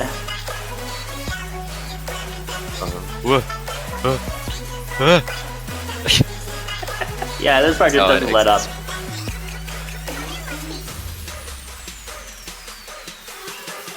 More slow jams. Yellow Day holding a very impressive combo here. Yeah, Sila Day actually the highest performing player in the match right now. Highest score, highest accuracy, despite being not the strongest player overall. Looks like he really put in his work on this map. Yeah. Respect to Sila Day right here. And he perfectly combos into the second quarter, holding 1500 combo now. That is a huge feat on this particular map. Yeah, absolutely. Going into the double jacks here. Oh boy, not. Oh my god! It's the other day. Stop! It's doing incredibly well. Oh, never mind. Oh, there you go. You got your wish. That was not. It's completely intentional, but I mean, anyways, the Philippines are guaranteed to get this point. So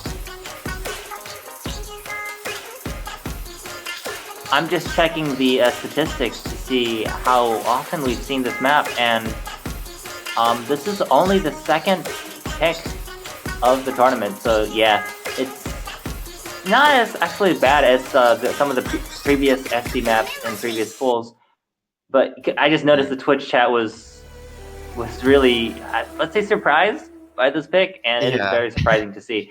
But yeah, to no surprise, we have a B coming out from Happy Overjoy and S coming out from the other three players, giving a huge lead to Philippines for their first point. yeah.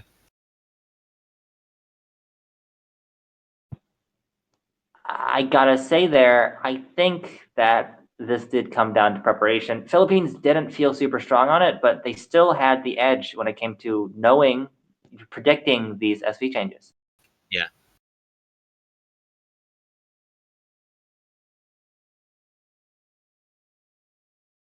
I mean, in Italy, they don't have burnt rice.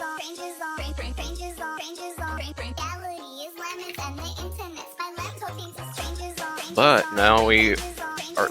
I assume we're gonna be getting back into rice picks here. And by rice picks, of course, we don't mean burnt rice. We mean No, normal rice. Normal rice. I mean, we did get a rice pick here, but not quite the type that I was talking about.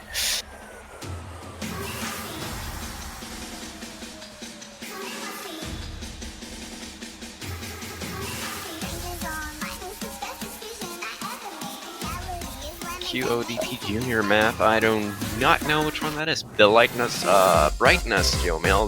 The lightness, brightness. Alright, so you were 100% correct about that rice pick. This is, I guess, the purest rice pick, I would say. The fewest long nodes out of this map pool. I'd agree. Well, I don't know if... Maybe not the fewest, but definitely one of the most single node based. Yeah. Yeah, it's just very dense. I think Italy is trying to flex their speed again, and Yomil's saying he would like to play long node, but it seems like they're not sticking. They're sticking to the single node picks for now.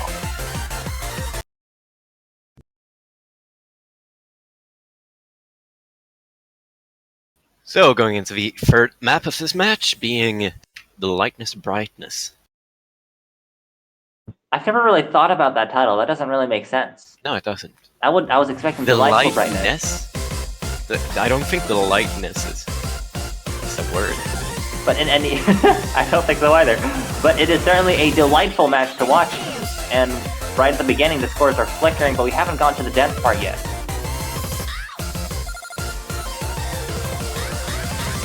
So we'll have to see if the Philippines players can keep up with the denser sections. Everyone holding 99 plus right now, and that's to be expected, but we're starting to get into the more uncomfortable bracket pattern. And Philippines actually taking the lead here with the drop from Happy Overjoy. 2 drops. 2 drops. I don't know, not what I was expecting, but yeah, Philippines... Yellow Day now getting its first drop there, I believe. Happy Overjoy gets... Ooh. Yes, the score is starting to equalize a little bit. Ooh, and now it's back and forth with the music, it seems almost. Ooh, a drop from Arquin is going to be giving a huge boost to Italy. And it's back in Italy's favor, wow. But we are about to get into... Hold on, am I remembering this song correctly? No, we got a little easy part here.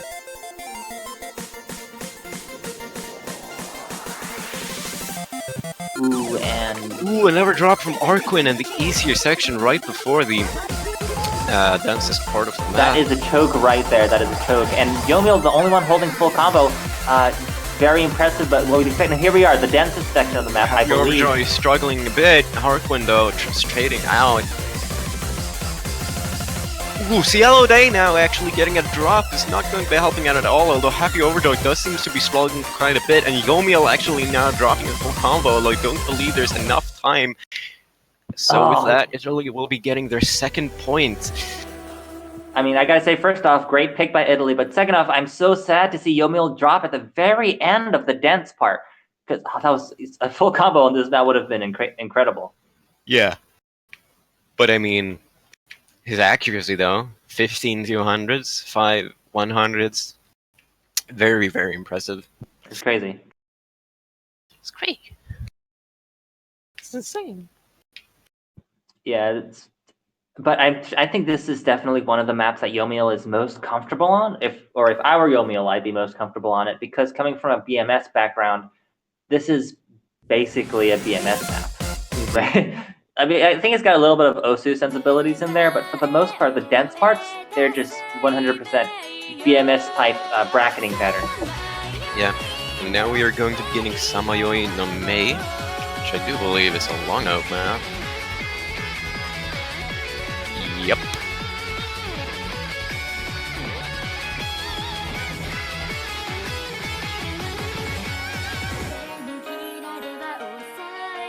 And it's a very short map as well, so unfortunately we're not going to be seeing such a drawn-out back and forth on this one. or maybe not at all, because it's our first full long note map that we're seeing in this matchup, and I'm curious to see if Philippines will take a strong lead on this type of map.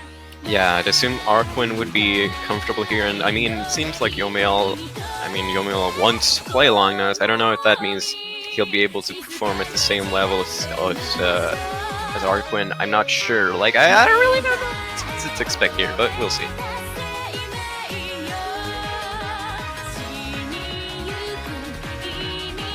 Looks like we're just waiting for players to ready up. No, there we are. We're getting started on Samayoy no Mei, the 4th pick of the match. And naturally, it is Toho. Because what is Oast without Toho and Camellia? And no, I think that's about it. Yeah. Ooh, both players on Italy's side struggling to hit even the patterns right at the start. Although both of the Philippines players full comboing through that very difficult inverse long note section. That's right. It looks like Italy is keeping up on the. Oh, I say that, but we got double drops there, or just a single drop. But despite keeping up on the less dense parts, that one inverse section at the beginning was a huge mistake for Italy. And you know, that's the main point of this map after all. It's why it was picked. It's got these insane inverse patterns. And there's more of those, of course. I'm just expecting to see the lead growing and growing for Philippines at this point. Yeah.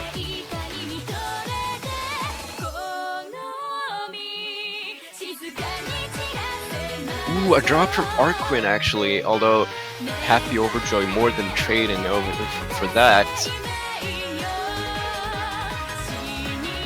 Looks like Steelade is still holding that full combo though. Yep. You know what? I was like, hand waving Steelade earlier, but I really should be giving him more credit than that. Yeah, no, he's been doing very, very well. Oh, actually does get the drop. Still holding the highest combo. I mean, the highest, highest accuracy of the match. 98.40 accuracy was pretty crazy on a long note map, but that is the end of the combo. Oh boy, you got 7 misses right towards the end, or what? I don't. Either way, I mean, very, very impressive score from Cielo. They're getting the best score out of all the players in this match here.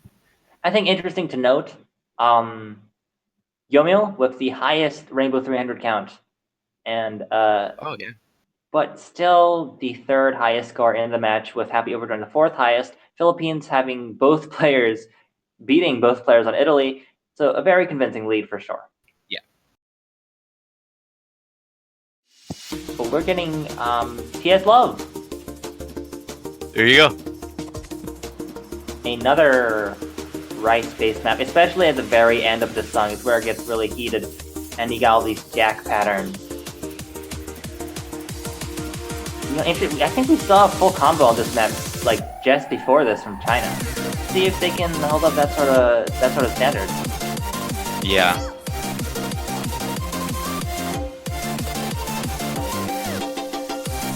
And it's being very short as well. So don't blink, especially not towards the ending, because there it gets very, very dense.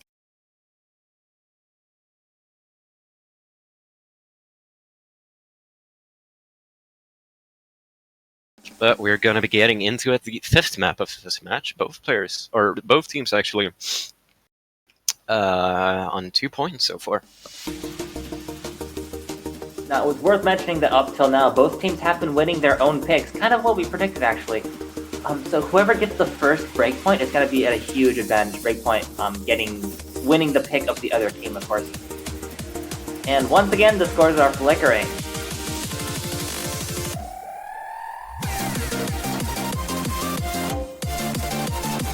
Getting into the first, Ki section, I'm not sure if it's Ki, but the first kind of chorus with the mini jacks. Italy is taking the lead here. A slight lead, a drop from Steelade, everyone else still holding full combo. Yomiel dropping.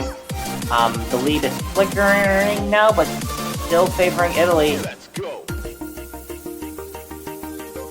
Ooh, and as we leave, it's And Philippines side, another super close match. Yeah. But we have yet to get into the densest part of this. Ooh, Patrick Overjoy getting a drop in the break section too, actually, it seems. If I'm not mistaken, I'm guessing the long notes are probably tripping him up. Yeah, Okay, back to the chorus. Yomiel now as well. Dropping a bit. It's looking like they're not having a good time with this, with the long notes in particular, making it a bit more tricky to generally hit these patterns. Right towards the end here, going back into some more classical rice patterning. Although it seems like the Philippines are doing very well there. Oh, Cielo Day just dropping right towards it. What the hell Did just you see happened? that? Did you see that? Oh, at the very end of the map, Philippines had a lead all the way to the end, 20,000 lead, but Italy taking it back with a 7,000 lead on the very last few seconds of the map. Oh, I completely missed what just happened there. I was sitting like, it's looking like Philippines gonna take this. And then what? Yeah, I hope so. There were just so many drops coming out at the very end from Philippines, and that is the nature of this map. It is a chokey map. At the very end is the choke. Yeah, there you go. So Italy taking that. Worth pointing out, Yomiel beat Cielo by 500 points. Incredibly close. Alright, well, I hope someone clips that. Yeah, I need to go back and watch that later. That was crazy though. I've never seen the score like totally flop so fast. Yeah. Wow. And now Philippines going towards the horizon. More of a long node based map here. And well, I gotta I'm not say, surprised. yeah, another long node pick. Of course, Philippines playing to their strong point. But I gotta say, I think Italy is, despite them like being even in score currently. Well, I guess Italy is in the lead, but that's because they had an extra pick. Yeah. I think Italy is definitely disadvantaged because Philippines has been contesting Italy for all of Italy's picks, but Italy has been unable to contest any of Philippines' points yet. It's definitely been like, whenever Philippines picks, Philippines is strongly in the lead, but whenever Italy picks, it's super close. So Italy is holding, I mean, they're still holding strong for now, but it's going to be really clutch if they can keep going until the tiebreaker. Yeah. This one, as for an LN map, is a bit more, it's not only LNs, it's a bit tricky, and I'd assume we're gonna be seeing this being a bit closer than some of the other LN maps have been. Although, you know, I can't guarantee anything. Yeah, the other pattern to watch out for, other than long notes as you mentioned, are the mini jack patterns. We also saw mini jacks in the last pick, so we're having some mini jacks back to back, which is, you know, fitting because mini jacks are notes that are back to back. Oh, what is going on? Where is Cielo Day right now? He's Uh-oh. That's not gonna be helpful. Well, this could either be a client glitch, or it could be that he disconnected at the very start of the map. Of course, if there's a disconnect in the first 30 seconds of a song, the song gets restarted and they will get another chance. So, not horrible for Philippines right now. Yeah. As a restart, seems. And there you go. Where is Cielo Day? That was the question. That was just a little preview for you all at the very start. Yeah. Looks like Cielo is still gone though. Well,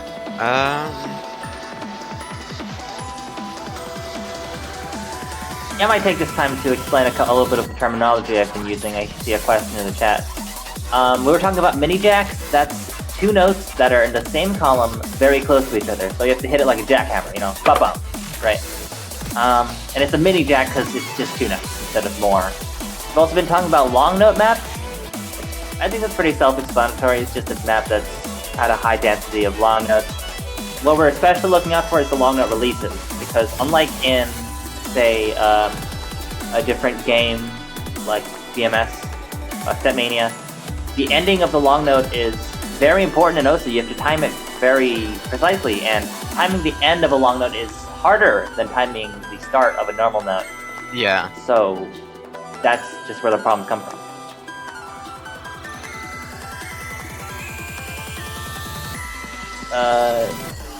There you Yeah, go. oh, yeah, he's back in the match. Cielo Day has returned.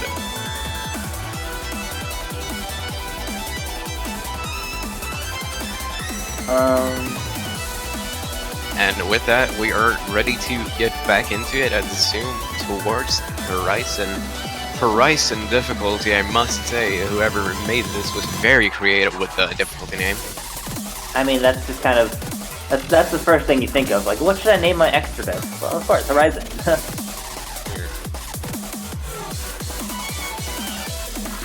I would love to tell you what is happening with Cielo Day, but they are not talking in a language I understand. Yeah, bad commentator doesn't understand every language. Mm-hmm.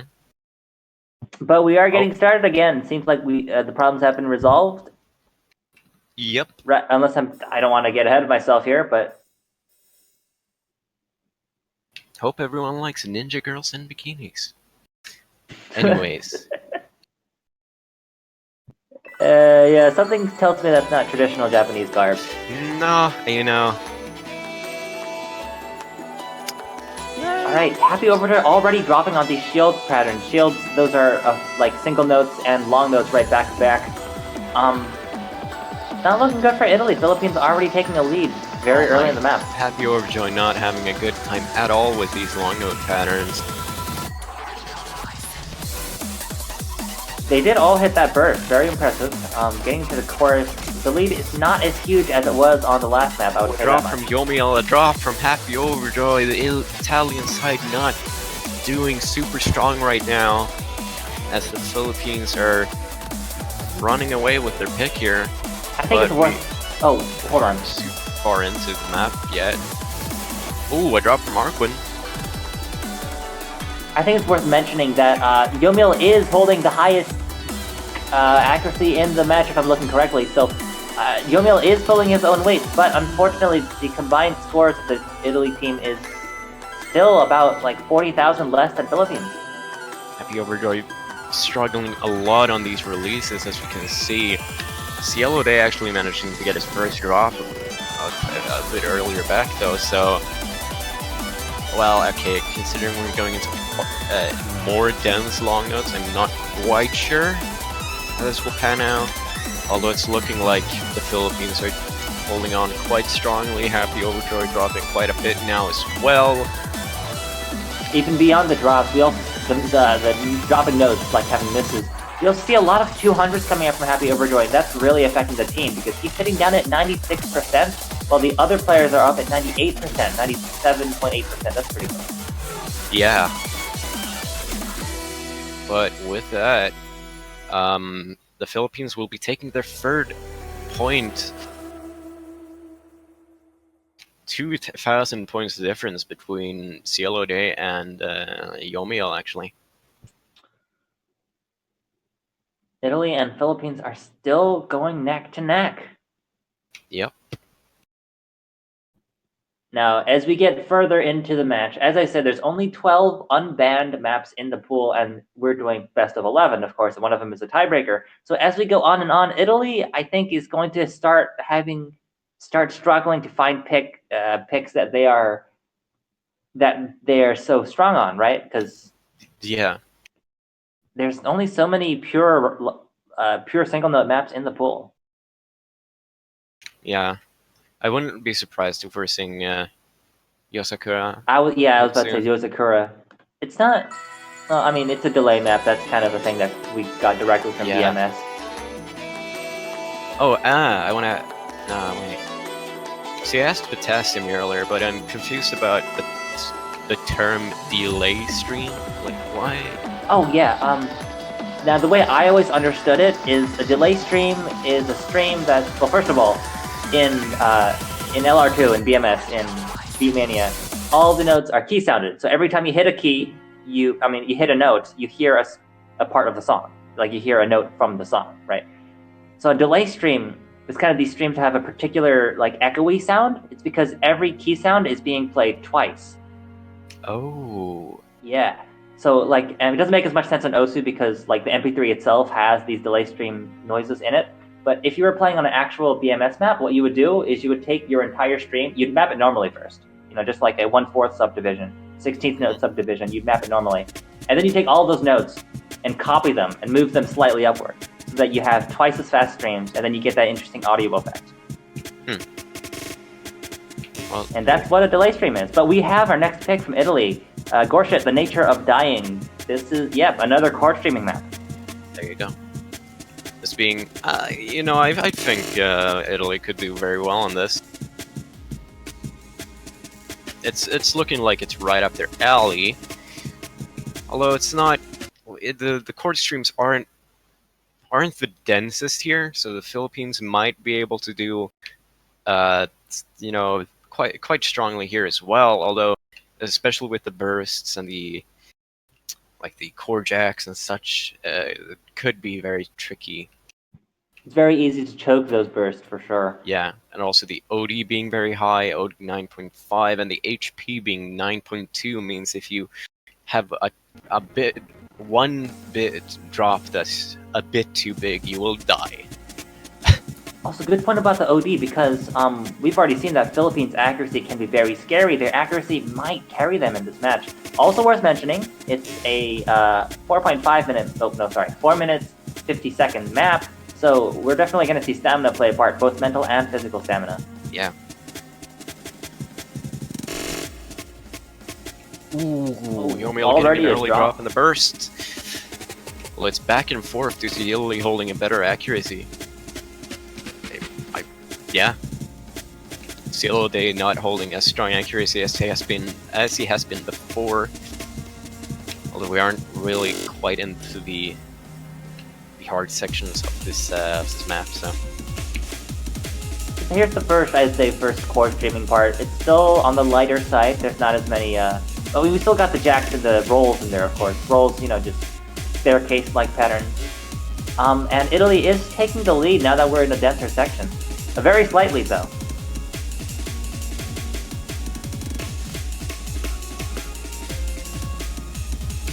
A couple of drops could swing the match right now. But no, actually, interestingly, the score is very consistently growing in Italy's favor. It's growing very slowly for sure, but now they're up to at least 10,000 lead, maybe 15,000 lead. Ooh, another drop from Yomiel. Kind of dropping the ball on this map. Okay, I say that, but he's also holding 99.12% combo. No, not combo, accuracy. Yeah. So, I mean, who am I to talk? If I was playing this map, I would have failed already. Same. Well, okay, I would like to think I would have gotten this far, but it's very high probability of fail by the end of the map for me. Yeah, Alright, I mean, and here- considering the HP especially. Yeah, very high HP. But we're getting into one of the densest sections now. Being drops coming out from Happy Overjoy, 2 drops, 1 from Arkwin. The score is not changing that much though. Yeah, it's just looking like the accuracy is helping keeping Italy afloat here. Although Happy Overjoy is missing him quite consistently.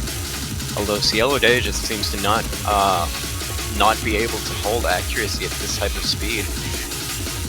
I mean, I get, we're looking at Yomiel's 99.2 accuracy on this crazy core streaming section, and we think that's crazy, but part of this, again, the BMS background, and correct me if I'm wrong, but BMS has a higher judgment on general, so it's more strict, the timing on the map, on the notes. Yeah.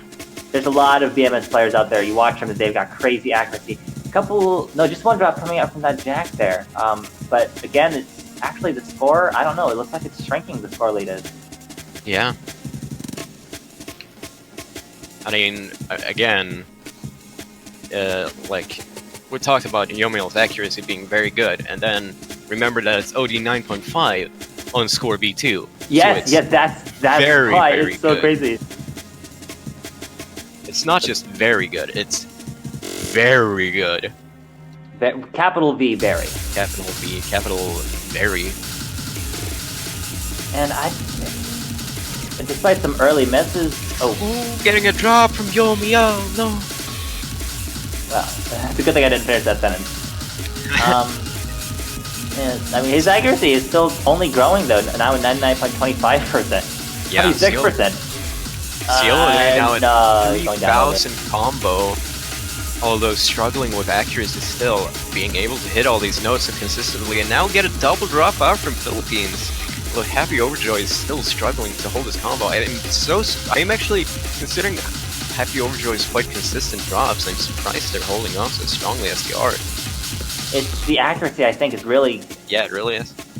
Well, now Happy Overjoy is below Arquin in terms of accuracy, but still above Cielo Day, and Yomiel's still carrying with that incredibly high score.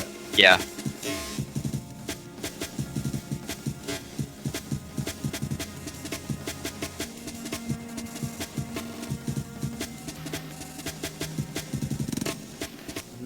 Yeah, and that is the end of the map. Italy quickly growing the lead at the beginning and holding on to that lead the whole map. Yep.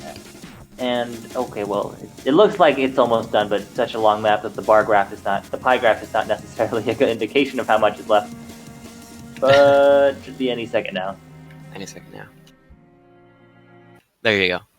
So Italy taking their 4th point of this match. You heard it here first. Extremely impressive accuracy coming out from Yomiel, only 38 200s, and by far the best rainbow to normal 300 ratio. You heard it here first, folks. Italy to Philippines 4-3 with Philippines to choose. It's looking more and more like we're looking more and more like a tiebreaker here. And now Arquin picking white forces. No surprise there.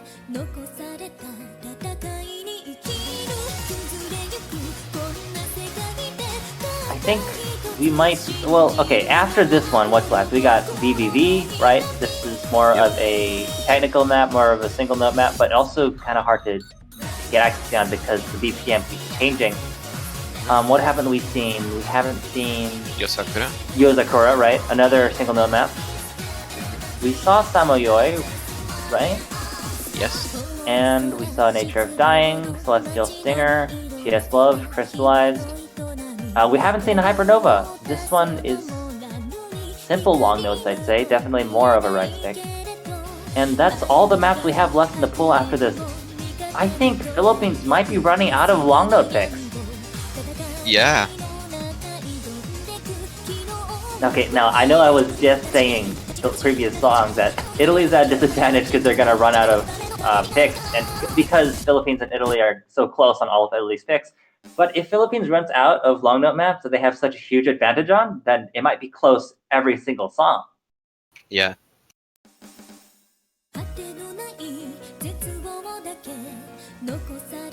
But yeah, we're going into, I guess, the last long note heavy map of the match. Philippines pick, of course.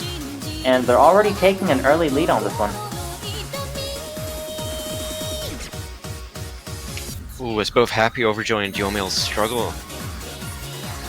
That staircase pattern is easy to choke for sure.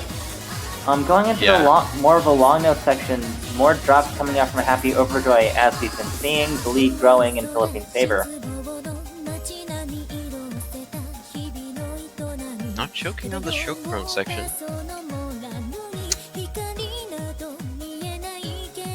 Once again, shout out to Cielo Day's accuracy. I am so sorry for dismissing you earlier. You are doing amazing this match.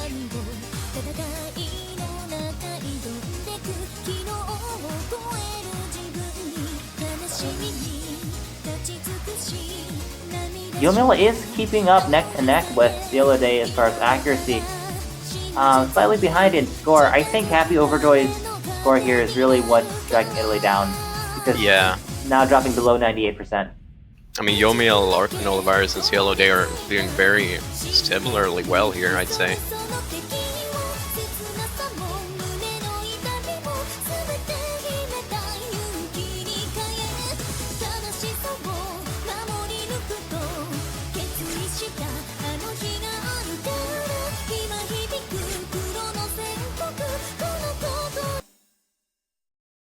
We are reaching the end of the... Okay.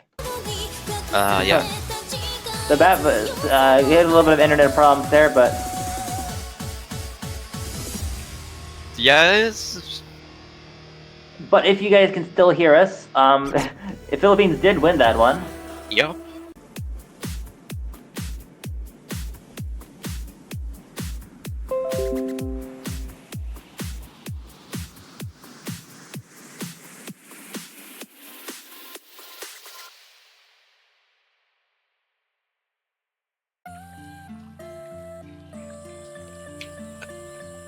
Are we back?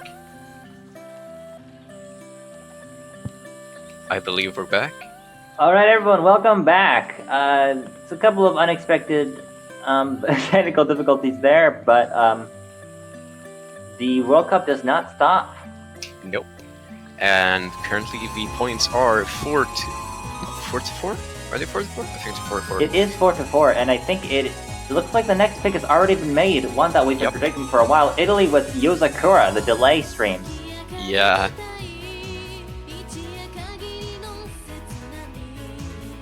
So let's see here. I assume Italy is gonna take this. I mean, you never know what's gonna happen. I mean, it's been pretty close, even on the ricier maps here. But my question is, what will the Philippines choose next? Man, there's not that many left. I'd say like there's only 3 more picks, right? Yeah, we have VVV. Hypernova Mm-hmm. and something else. In any case, we are getting started on Yozakura with the delay streams. If you guys weren't tuned in back when I described it, basically what it means is really, really fast streams. I mean, if you want to get specific with it, we're seeing, I think it is 135 BPM 1/8 streams or 30-second note streams. So that's pretty much equivalent to 270 BPM. Happy Overjoy getting an early drop, now getting a drop as I mentioned him again. Although it's looking like the Philly. Ooh, Cielo Day getting a big drop. It's very close here. I mean, Yomiel and Arquin Olivares holding the full combo still. It's just slightly over in the Philippines' advantage. Ooh, as Happy Overjoy continues missing in the easier sections. It's not gonna be helping them out at all. I still believe they can take this. We haven't. Of course, there's still the delay streams to be reckoned with. The Philippines is taking a convincing lead. Maybe a little bit of a lead. Oh, we're getting into the delay part now. Yeah. Ooh, drop from Yomiel, drop from Happy Overjoy. Both of the Philippines players still holding strong. Cielo Day dropping. And the lead continues to grow in Philippines' favor. What they're looking for is if Arquin Olivares were to drop combo, but he is holding on very, very strongly. As Happy Overjoy and Yomiel struggle on the more technical aspects of even the slower parts of the map, so to speak. Happy Overjoy clinging on to a 97% accuracy right now. Back to the streams, and Arquin does manage to get a drop. Yomiel and Happy Overjoy are still holding on. Ooh, as I mentioned, that Happy Overjoy does get a drop. Yomiel's still holding on, though. I don't believe that Italy are... It's just not looking like the lead is going back in Italy's favor. Ooh, big drops from Cielo Day now. Big drops from every player except for Arquin, and never mind, Arquin drops as well. Despite Yomiel's consistent high accuracy on that one, Happy Overjoy wasn't able to keep up, I think, with the lower accuracy, 95.5% by the end. And that gives Philippines the lead on that one. So this is the first break point, actually. Now, Philippines, if they win this point, they will be winning this match, although if Philippines manages to win this point, they will be going to tiebreaker. Italy, of course. Italy managed to win this point as well. Oh, yeah. But yeah, Italy, like I said, in a match where it's going back and forth like this, the first break point is super important because Philippines just put Italy in a position where Italy has to break the next point to stay in the tournament. Yeah. But as we were talking about, there's no more pure long note match left, so I think Italy does have a chance at getting this this double break point going on. It's either BVV or Hypernova.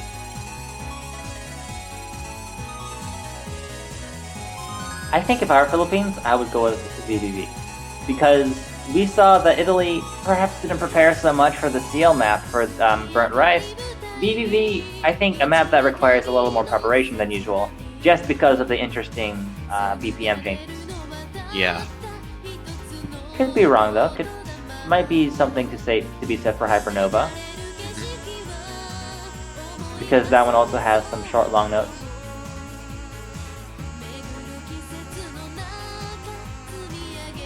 Let's see what they choose.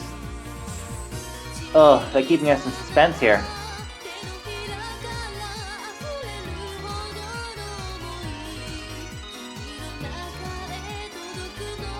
And we're still waiting for anyone who wasn't watching the rest of this match. We are watching Italy versus Philippines, and we are at 4-5 in Philippines' favor, with only one pick left for its match point, is what I'm trying to say. With Philippines picking, if they win their own pick, then we... hold on, is that a pick in the chat? I don't think so. But yeah, Philippines have only 1 point left to win the match. Running out of time. Yeah, there is a timer. I'm not sure exactly what it's set to, but each team only has a certain amount of time to choose their next pick. Of course, this is a very important pick, and it looks like it's going to be Hypernova. It's the first time I've seen this, actually. I didn't take a look at this one in particular. Reasoning being none in particular.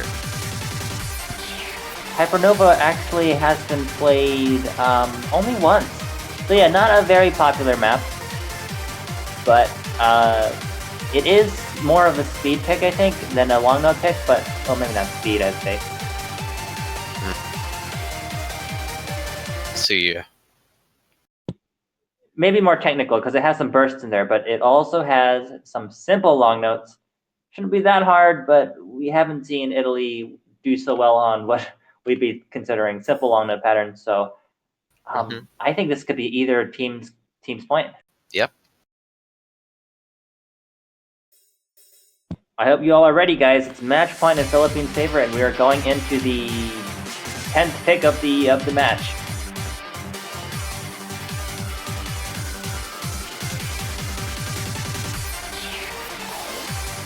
Alright, we're starting off with some good old score flickering. It's going back and forth super fast now. Yep. Incredibly close matchup for right now. I don't see either team taking the advantage right off the bat. Ooh, Happy Overjoy getting the first drop out of all players, especially as the LNs get more technical, dropping once more. Every player still holding full combo, never mind Arkwin also dropping, although Happy Overjoy has been the player to drop the most so far. It looks like the lead is, because of those drops, also one from Yomiel yet. Looks like Philippines is taking the lead on that first part of the map. It's not that long of a map. If Italy wants to come back, they've got to do it now. Yeah, but I wouldn't say the advantage is, or the lead is as big as it has been before. I mean, looking at all the players, they're all well over 400,000 points. That's true. A bit behind, although not too badly behind, so to speak. But we are going into the last third now. Alright, this is it. This is the deciding factor. Oh boy, right towards the end of that section. So streams and long notes get a bit more dense here. Yeah, and the lead is continuing to grow in Philippines' favor. There's not much time left in the map, and Philippines is leading with 300,000 points. I think this is it, Vento. Yeah, this could be it, unless we see another TS Love. This map is going to be... Oh, another drop from Arco right towards the end, although I believe this is... Oh my god. So many small drops. Couple more drops, yes. The lead is shrinking, but it's ultimately everyone not dropping enough. towards the end. And Philippines will be taking the final point of this match, winning 6-4. An extremely good, an extremely exciting match. Very good performance from every player here. Unfortunately, Italy will be having to say goodbye for this year, as they are no longer in the tournament. Moment of appreciation for Italy. This is the first year that Italy has been a strong contender in the 7K World Cup, and that's because Yomiola and Happy Overjoy are relatively new to the Mania scene, and they've made quite a splash, I think, for their first performance. Yeah. Taking Philippines almost all the way to tiebreaker. Unfortunately, we are not seeing another tiebreaker today. Yeah. But I think a good way to go out with a bang, 4-6 against Philippines. Absolutely. I mean, the Philippines is an extremely strong team, and as we've seen, like Arquin is Arquin, but Cielo Day 05 has been performing extremely well, especially in this match. Really pulling their weight Lots of for very sure. impressive plays. Looking forward a bit, Philippines, having beaten Italy, is going to be playing Chile, I believe later today, actually. Yeah, I assume. Yes, not Italy versus Chile. What am I talking about? Chile. Philippines versus Chile. We'll have to check the wiki to say for sure, but yeah, don't leave quite yet, because this is the semifinals. We're having 2 rounds of maps in the losers bracket. Yeah. Believe we're going to be seeing France versus Brazil right after this. Not right after, actually. We have a bit of a break till then. Then we're going to see the winner of France versus Brazil against USA, who beat Japan earlier today. Yeah. On the other side of the losers bracket, we just saw Italy versus Philippines, and we're going to see Philippines, who won this match, go up against Chile, who beat Australia earlier today, and now we're all caught up. There you go. But for now, I don't think we have any more matches until 19 UTC, which is in about 5 hours. So, well, I mean, it's been very fun to commentate over these matches.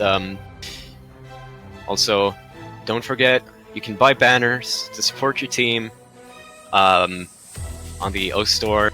Go to the they go to the prize pool. Do that. They're super cool. You get a banner, your profile. It's super sleek, super nice. Buy one. Get it while you can. But that's all we have for you for now. So that's signing off. I'm Nivrod00. I'm Vento, and remember, rhythm is just a click away. Ah.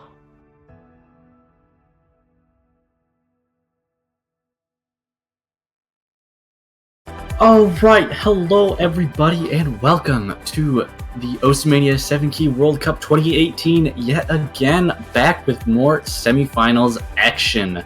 I am the first commentator, the Toaster, joined by Nivred00. How are you today?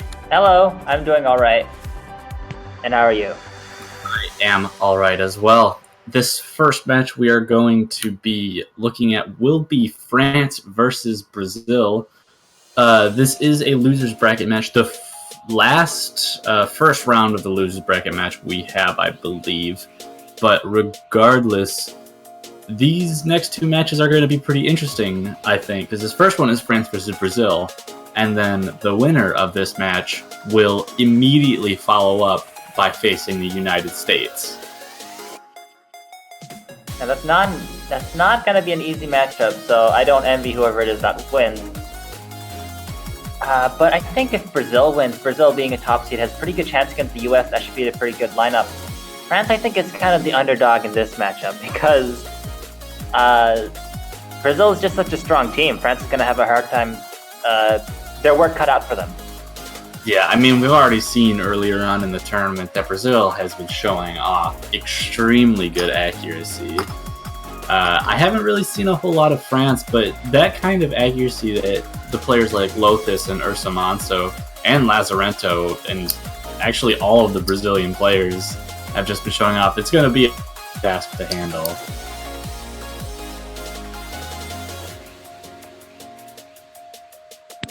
The match time is in 3 minutes, so sit right there and we'll see. We'll be getting started soon. Hopefully, as long as we have all the players in the match. seems we are missing a few French players, so hopefully they come online before the match starts so we don't have to get another win by default here. But we always keep our hopes up for these. Of course, in the case that one team does not show up, they will be given 15 minutes to supply 2 players to play, and if they do not show up in 15 minutes, they will be given a loss by default, and then they will be kicked out of the tournament in this case.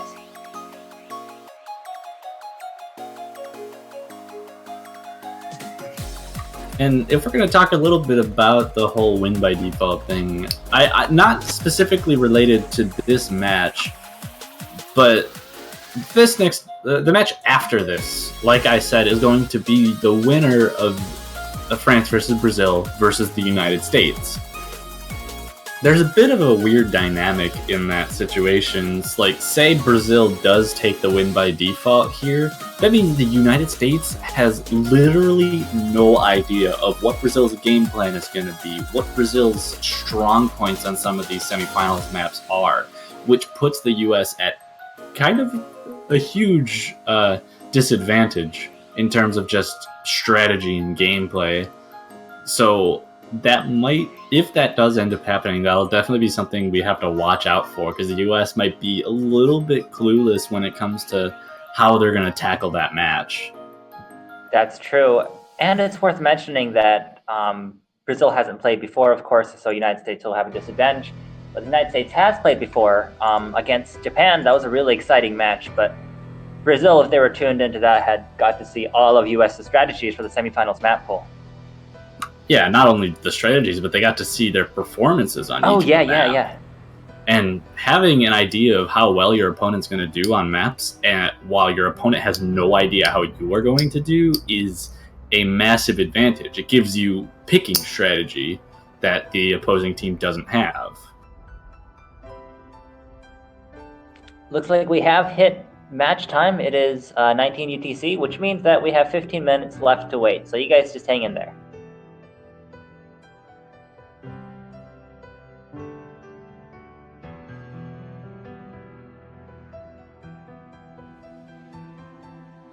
While we have some downtime, I'd like to remind everyone that you can buy profile banners from the Osu store to support your favorite team. And if your chosen team wins the World Cup, you will get to keep the profile banner for a little bit longer than usual. Yes, you can. And buying those profile banners will support the prize fund for this tournament. So you will be supporting the players that are playing in this tournament just by doing that. So that's another incentive, perhaps, to buy the profile banners.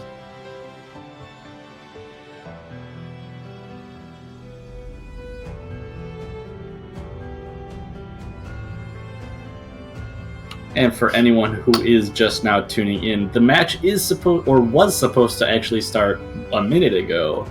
At 19 UTC. However, we do not have enough French players online to get the match underway. So if France is not able to supply 2 players within the next 15 minutes, it's going to be a win by default for Brazil.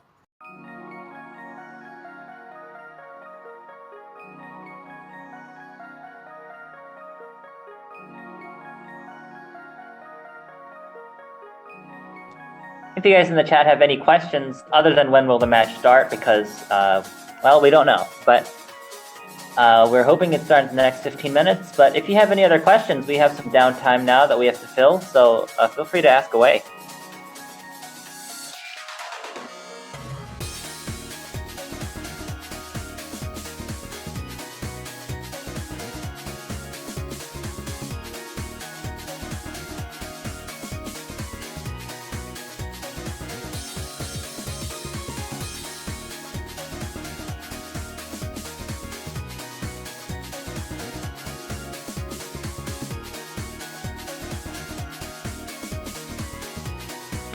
How many times can you restart a map because of internet problems on a single player? Well, the rules, as we know so far, is that if a player disconnects from the lobby within the first 30 seconds of the map, the song will be restarted and they'll get a fresh start. but if you disconnect after 30 seconds, your score will not be counted towards your team total, and the other team will almost certainly win. Not sure, I don't think I've ever seen someone disconnect more than once from a song, but scouring the wiki, I'm not sure if this is a situation that's really been covered yet.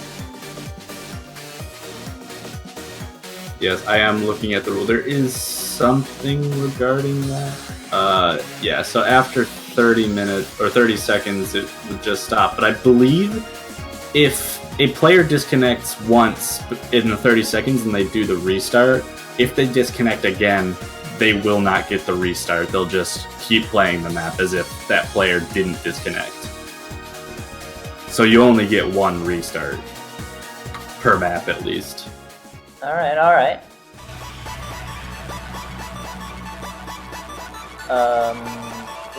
I missed some questions, I'm sorry. What time does the game start? Hopefully in the next 15 minutes. What are the keys of the match for each team? Not sure quite what you mean by keys, but this is the 7-key World Cup, which means that all the players will be playing on the 7-key mode. What other updates are you... Oh, yeah? Well, I think when he says what are the keys for each team in the match, is like what does each team have to do in order to get the edge on their opponents? And I think obviously each team would have to play to their strong suits in order to give themselves the best advantage. But when you're going through the motions of these kinds of tournaments and the map pools are continuing to get harder and harder, sometimes the transition between map pools can leave you clueless about what your best strategy is. So a lot of times for teams, a very important part of the match is determining what strategy you're going to take, what does work and what doesn't, and if you're not able to figure that out quickly enough, you might just lose the match without ever figuring it out. That is right. I would also say for these two in particular, if we do get to see Brazil versus France, Brazil has some very strong long note players, I think, which can tide them over on the more long note heavy picks, while France, I think, is historically better on the single note patterning. So I think it might be one of those matches where it goes back and forth, where Brazil can win all the long notes and France can win all the single notes. I mean, that's assuming that they're evenly matched in all of the respects, which might not be the case, but like you said, playing to their strengths. Let me just answer some quick questions real fast.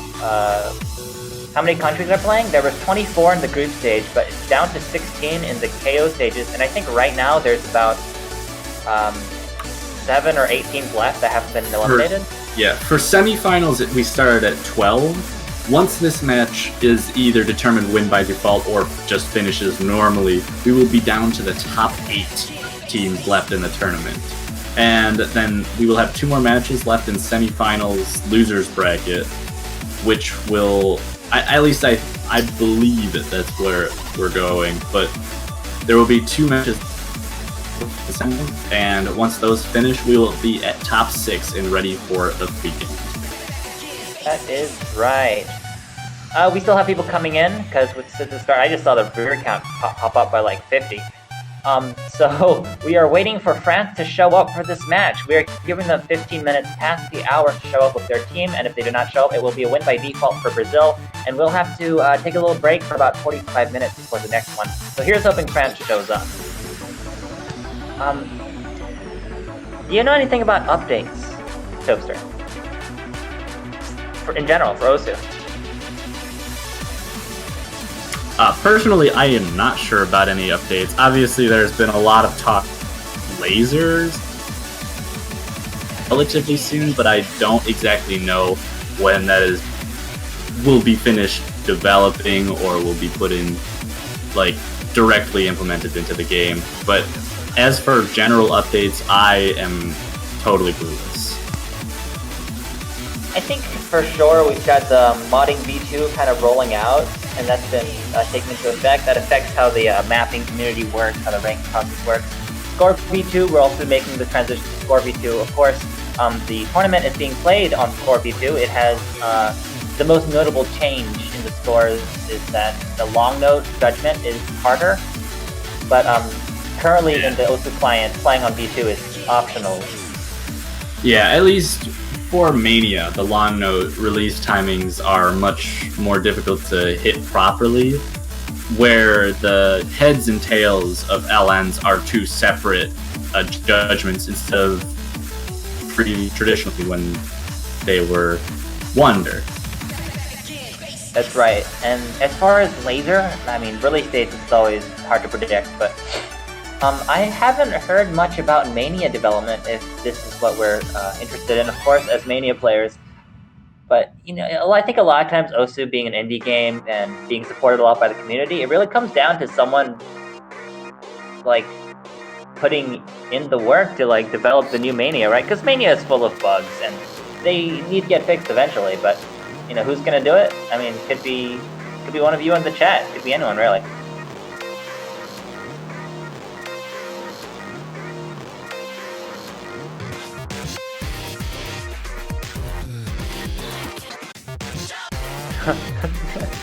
It looks like Lazaretto in the match chat is getting a little impatient.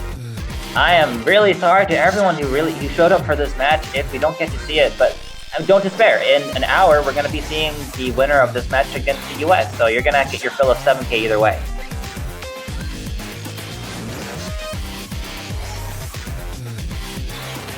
Yeah, we have questions. We can still answer questions if you got them.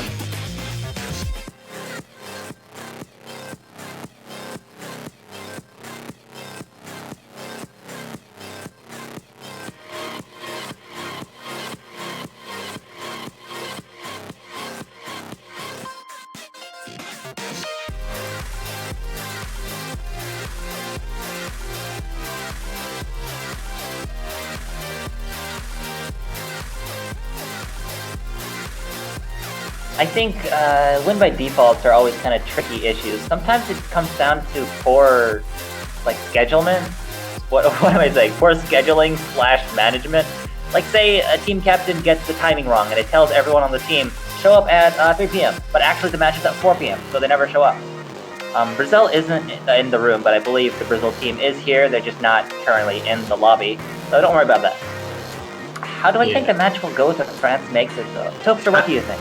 I think we talked about this a little bit earlier, where we sort of said that it might go back and forth. However, Brazil, I personally think Brazil has a pretty big advantage against the French players. Just their accuracy is on another level, which would really... And even though this is semifinals where accuracy isn't that important, if the Brazilian players are able to hold on to accuracy through some of these maps, that'll give them a major advantage in a lot of the maps in this pool, and I think that'll be like the real definition of how this match goes.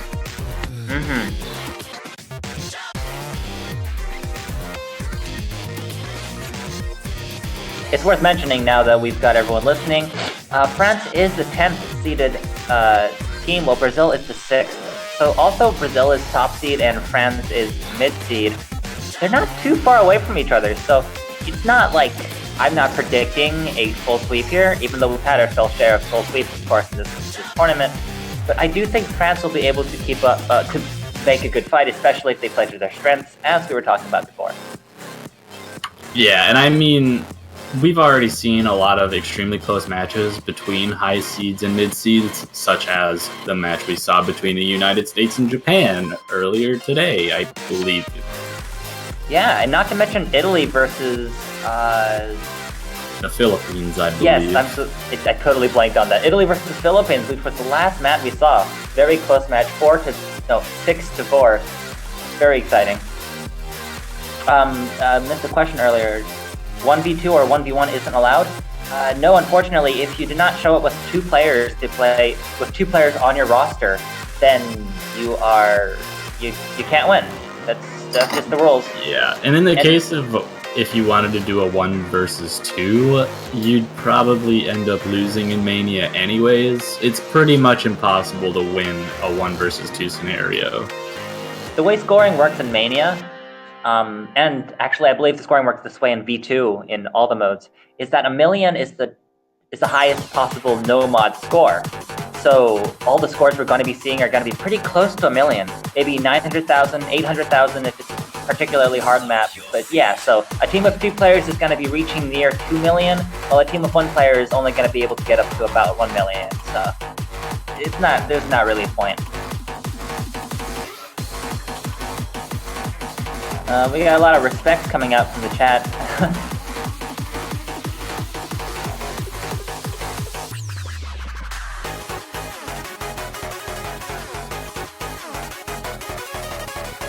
Well, for the person asking why Brazil's not in the room, Lazarento is the captain of the Brazilian team.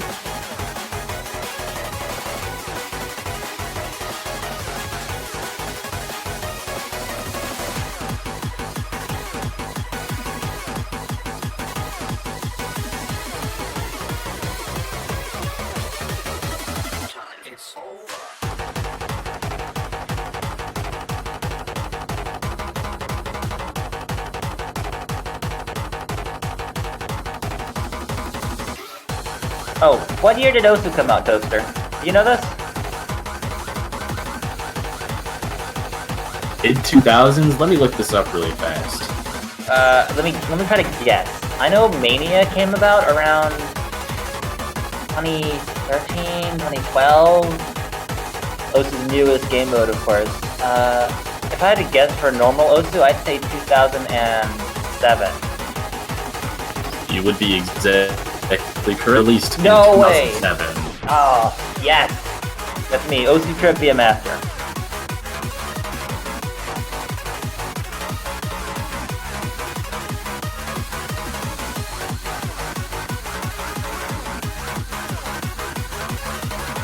So it is that's my time zone, but UTC is 1914, which means that France is running out of time because what am I saying? 15-minute timer for a team to show up if they are late to a match. France does not have enough people to play the match, so unless they show up right now, this is going to be a win for Brazil without even having to play a match.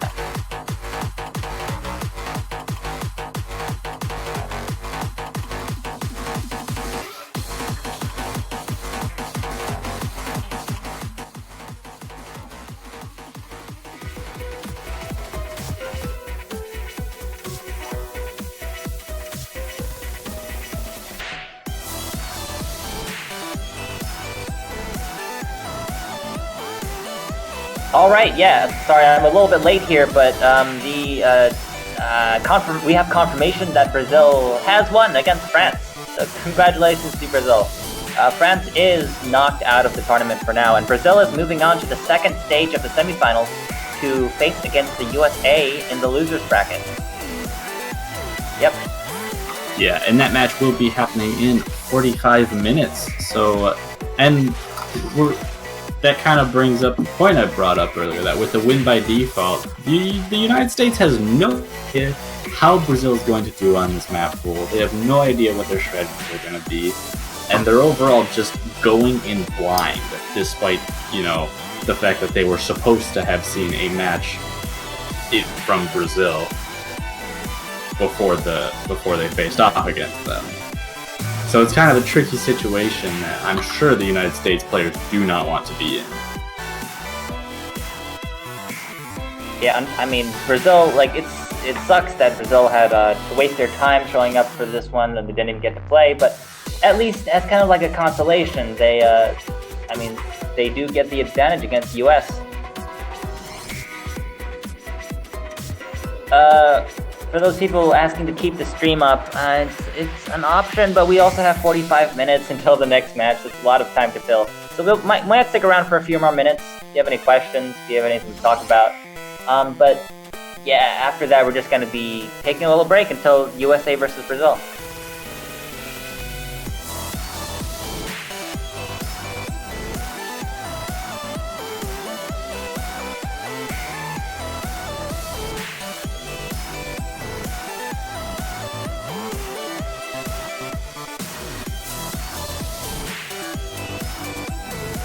I mean, if you have questions, go ahead and ask them. I'm just sitting here waiting, I guess, so I don't have anything better to do.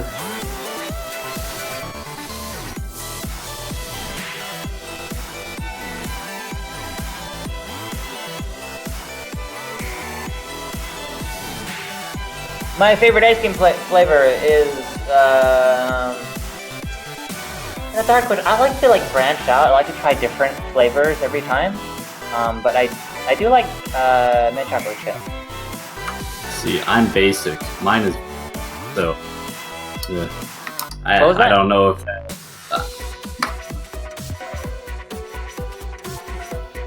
Well, I mean, we all have our own preferences. How do you think the match would have ended if it was played? I mean, now that it's never going to happen, let's say 6-3 in favor of Brazil. Can I pronounce your username correctly? No? Alright, let's give it a shot. Zatide Shu. Ooh. Alright. That was a very very challenging question for me. Thank you for putting up all these intellectually stimulating questions.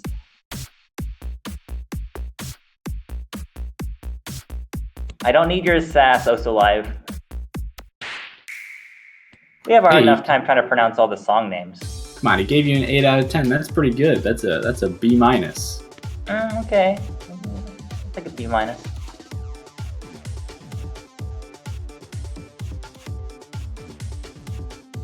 Are there World Cups for 2 players on the same PC playing Osu, one with the mouse and the other one with the keyboard? That's an interesting concept. I don't think that style of playing really exists, or if it does, I haven't heard of it, so it must not be that popular. Do you have anything on that? Oh, that's like duo play. That's an interesting idea. Like co-op play for standard. Right. Usually on standard, when we talk about co-op, it's like tag maps, right? Where one player plays for a while, then it steps down, next player plays the next second of the map. Yeah, I think those are considered like tag 2 or tag 4 or tag 8, whatever kinds of maps. But co-op play is a bit different, where one player will, control where the cursor is, and the other one will control clicking. Which So you're telling me this actually exists? People do that? People do it, yes. People do it sometimes. I don't think there's much of a competitive scene of it. That's cool. But I have seen people do it, and from the looks of it, it's actually not as easy as it might seem.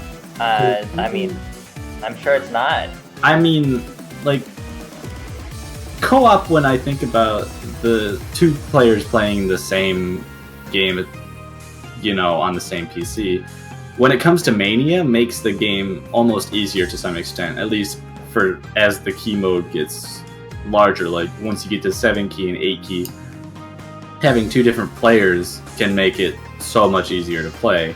But in terms of standard, that all gets thrown away because one person only having to focus on the clicking and one person having to control the mouse, you don't have any connection to the other person, so you can't really have the timings like completely accurate. And if the person controlling the mouse isn't on the circle at the same time as the other person is clicking, you're gonna get a lot of misses, and that happens a lot more than it might seem. So it brings a whole new dynamic to working with someone else and being on the same timing as your partner. So seeing a competitive circle for that would definitely be interesting. That's interesting, yeah. I didn't know about any of this. I'm a mania scrub here.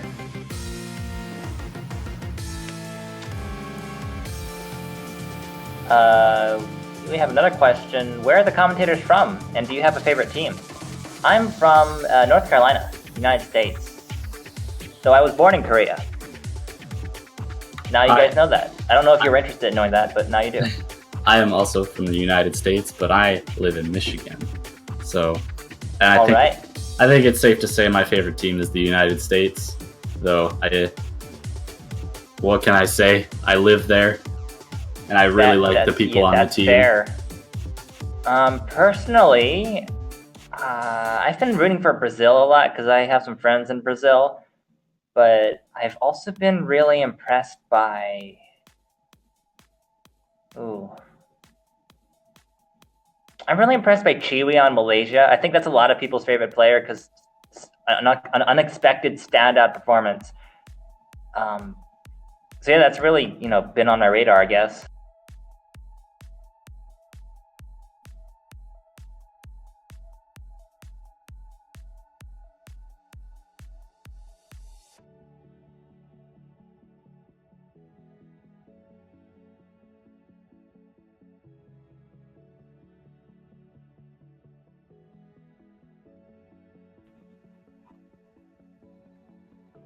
I've got an anagram here. It's interesting. Just taking a look at that, because obviously that's what we're here for, anagrams. If we can't have 7K, might as well have some anagrams. I love anagrams. What am I saying? I'm just rambling because I'm trying to stall while I look at this anagram and try to figure it out, but it's not popping out to me.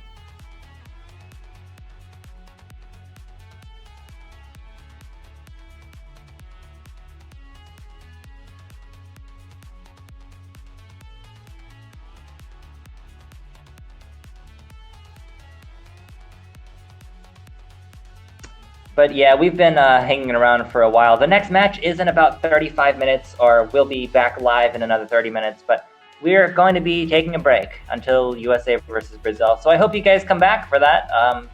It should be real soon, yeah. Hopefully it'll be a good match too. So definitely not something you're going to want to miss.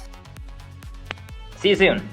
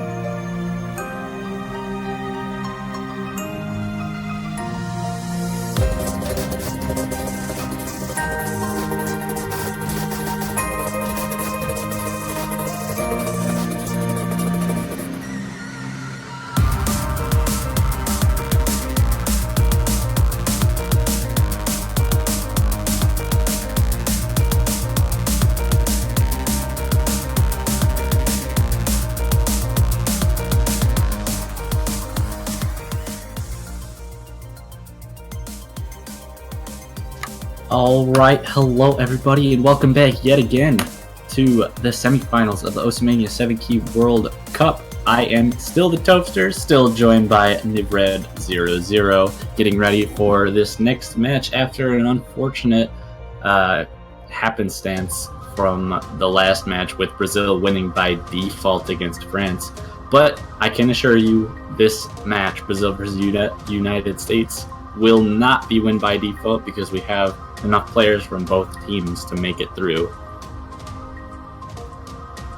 That is right. We are about to see Brazil versus USA. Okay, thoughts about this matchup. This is a top seed versus top seed matchup, except it's happening in the losers bracket, which is that's something you see every day. Although once you hit the later rounds, especially now that both of these teams are top 8, and there were only 8 top seeds to start, seeing top seeds versus top seeds is going to be much more common now that we've gotten this far. You are right, actually. I didn't think about that. But yeah, it's going to be mostly top seeds left. In fact, the only top seed that's been eliminated so far, I believe, was Italy in the last round that we watched. I am not too sure about that. I'm going to have to check on that. But yeah, we're going to see another top seed get kicked out of the tournament today. Whether it's the US or the Brazil depends all on the results of the match. Yeah, and I could definitely see this match going pretty close. The United States showing that they're pretty well-rounded as a team, but Brazil at the same time has the same advantages, being pretty well-rounded in general as a team. Though Brazil has shown insanely good accuracy on charts, as I've mentioned before. So we'll have to see if that ends up being the tipping point on the chord streaming or just straight rice picks in the pool. Accuracy, definitely something to look out for. I also think there might be some interplay with the long note and single note picks, because I think, from what I know of the United States, I think they might prefer the single note picks, even though they are pretty well rounded. And I think Brazil might have a bit of an edge on the long note picks. Yeah, historically, the United States has been either pretty weak at LNs or just very uncomfortable with them in general. I'm sure they didn't feel too comfortable picking them against Japan, even though they had a major advantage on them.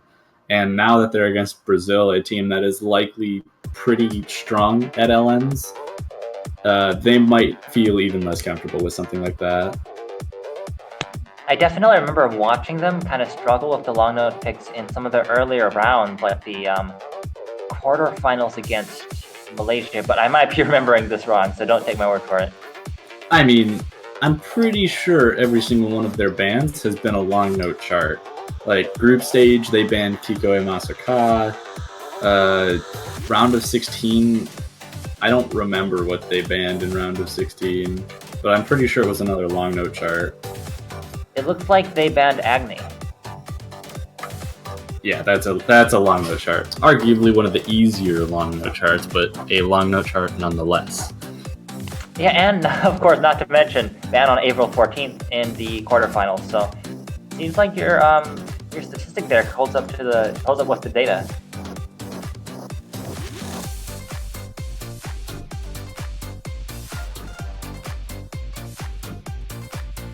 Now we saw another sort of long note single note centric match earlier with Italy versus the Philippines, where Italy was winning a lot of the single note picks with their pure accuracy and speed, but it was Philippines, right? I keep getting this wrong. Yes, I want to make sure it's right. The Philippines kept winning the long note picks, and that it all ended when the Philippines finally managed to get a break point on one of Italy's choices. So it might go a little bit like that. Yeah, that is a possible result, but we'll just have to see how the players handle the maps. especially since we haven't seen Brazil play any of the charts in this pool yet. So even we as commentators don't know exactly what's going to happen in terms of Brazil, whereas we do have a general idea of how well the US is going to perform on some of these picks.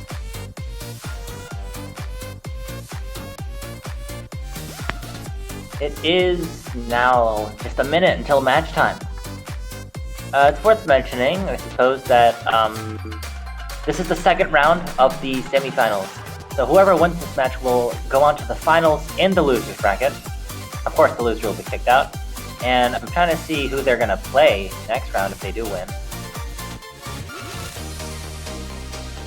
But I can't find the bracket. Alright, here it is. Whoever wins this round will be facing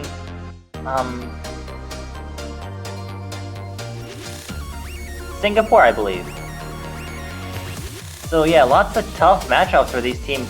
Like already, it's a tough matchup, Brazil versus United States, but going on to face another top seed that was only recently kicked out of the winter stages by China. Yeah, definitely going to be something interesting to see with how well Singapore has been performing.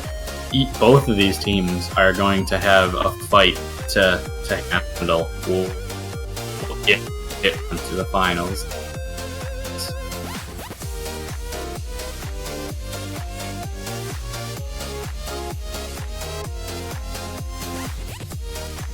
You know, interesting note about the semifinals in general. There hasn't been so much.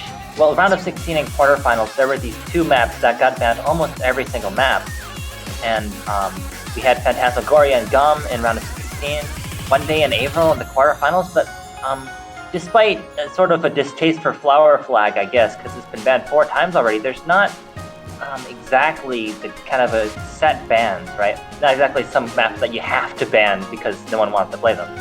Yeah, I mean, during the showcase, I think a lot of people expected Burnt Rice to be the other taker of that huge ban rate, but it seems most teams are pretty comfortable with that SV pick, possibly because it is a little bit easier just in terms of SVs overall, so you don't have to put too much time into learning it.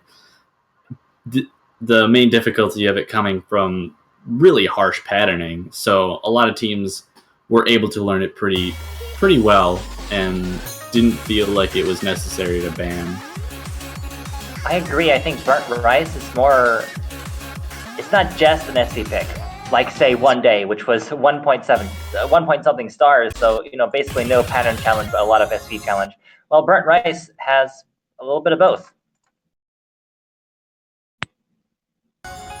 So we are going into the warm-ups. I'm not sure which team chose this warm-up, but it is Angelic Jelly by T Pazolite.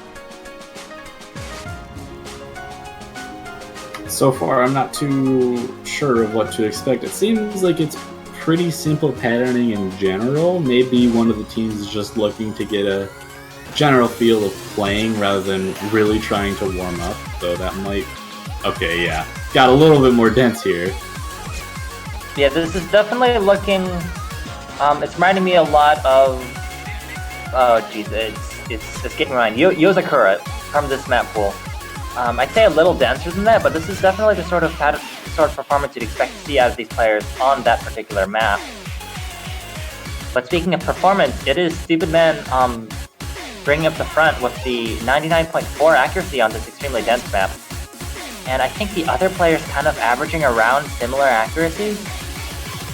Yeah, low to high 97 range for the other 3 players, but not too unexpected from Stupid Man doing so well, coming from a pretty extensive background of 2DX and BMS, being really comfortable with chord string patterns like this. I would like to clarify, in one of the previous matches I was talking about Yomil, I said that he was a BMS player. He's actually not, but Stupid Man for sure is a BMS player, and I am a lot more certain about it this time. Pulling out a very strong performance, almost 99%, and some of the Brazilian, actually no one else holding an S rank. I think that just goes to show how comfortable Stupid Man is on these kinds of chord stream charts in comparison to other players who are extremely good. Like, Lothus, Ursamanto, and Squishy are all very skilled players in their own right, but Stupid Man just outclasses them on those kinds of maps. That map at the end had a bit of a density spike, a bit of a difficulty spike, and it made all the players fall below 95, except for Stupid Man, who fell from 99% to 98%. So yeah, very strong, for sure. And the second warm-up, Imprinting, if this is the one I'm thinking it is, this was used in last year's finals pool, and it is very, very dense LMs. Oh wow. This is Brazil's pick, right? I don't know. I- Honestly, I wouldn't be too surprised if this was the United States' warm-up, just being used as a scouter to see how good the Brazilian team is on dense LNs like this.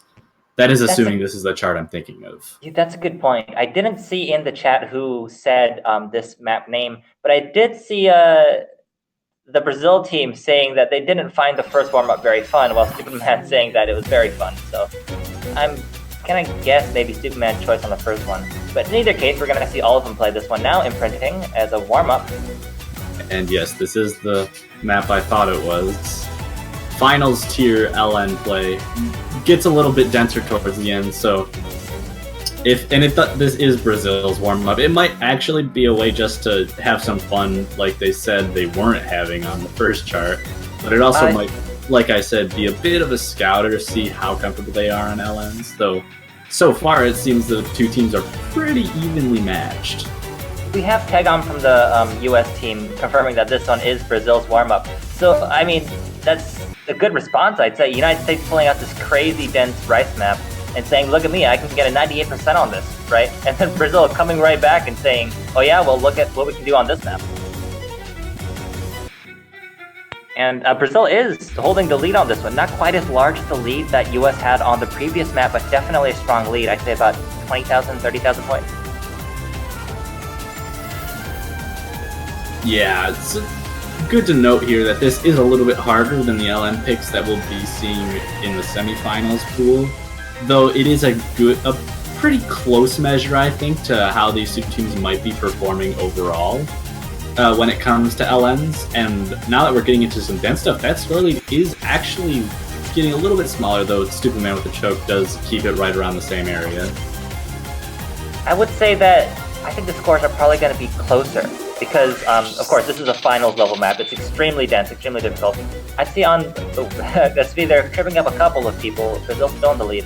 What I was saying is that since the semifinals map pool is a little easier, it should be a little more based on accuracy, and thus the score should be a little closer, a little easier to get breakpoints on. Yeah, for sure. But now that second warm-up is completed, we will be getting into the roles and the bans.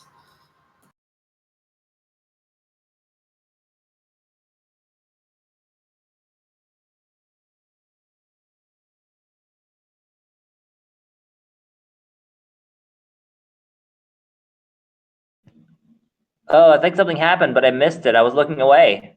Did someone roll? They may have rolled before the chat even came up, so I am not sure. But from the chat, it seems the US has lost the roll, which means they get first ban, Brazil gets second ban, first pick.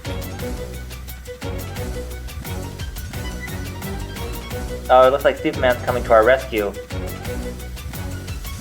Oh, no, he just says he's sorry. Well, not sure what you're apologizing for, but I'm a little afraid now what's gonna happen. Oh, Tegon rolled a 3 and Roko got a 53. So, as I expected, US did lose, and they get first ban, and they ban Burnt Rice. Kind of an interesting ban, though this is actually coming from a bit... I understand why they made this ban. Not only is it kind of like they don't know what Brazil's gonna do on it, but I'm pretty sure Duero is not available, and that is their second SV player for the US, which means they're not fully prepared for playing something like Burnt Rice. That's a good point. US has been kind of doing this kind of substitute strategy where they put in Duero for some of the maps, right? And it looks like Brazil's ban is going to be Delightness Brightness. very understandable ban from how that warm-up went. Straight chord streaming is not something that Brazil wants to keep open. Seems like a pretty solid pick on both sides. Not pick, bans on both sides. If I had to say. But yeah, this is our first pick. If I'm not mistaken, this map is pretty much... This is one of the shortest maps in the pool, I believe. Having just a few sections of really, really dense inverse patterns. And I think Brazil's just trying to go for the throat right away, hoping to just immediately shoot down the morale of the United States players. Yeah, I think we can say for certain that it's probably the densest long note sections, even though the sections themselves are very short. So definitely in Brazil's favor, I believe.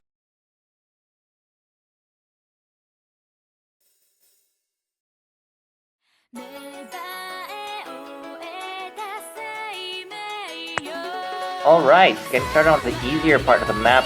We actually already saw the first kind of long note spike in Brazil. It's already taking the lead because of it. A pretty small lead, only 10,000. We'll see how it goes from here. Yeah, but even with that, accuracies aren't between the United States and Brazilian players. The real difference coming from Lazarento and Stupid Man, there's about a 0.3% difference between those two, and then also the combo break from Stupid Man, giving Brazil just the slightest lead, but mistakes from Brazil on some of the later inverse patterns might be able to give US an opportunity to take that lead back. Meanwhile, Squishy holding strong, almost matching Koef's accuracy. Perhaps not quite, but those two are definitely very skilled on the long notes. That lead does seem to be getting smaller and smaller with some of these patterns. Goes into the face of the United States. Squishy with a drop, but so does Stupidman and Koef. That lead stays with Brazil for the time being through that next inverse pattern. Yeah, it was 100% the long notes, right? Because during the easier parts with mostly single notes, the United States was slowly taking back the lead. But as soon as the long notes come back, the lead just switches immediately. Ooh, Squishy having major rushing issues on that one. I think that's going to put the nail in the coffin for the United States. Brazil seems very strong to take this first pick. Alright, so Brazil taking a good start with their first pick, their first point, and now it's the United States' turn to retaliate.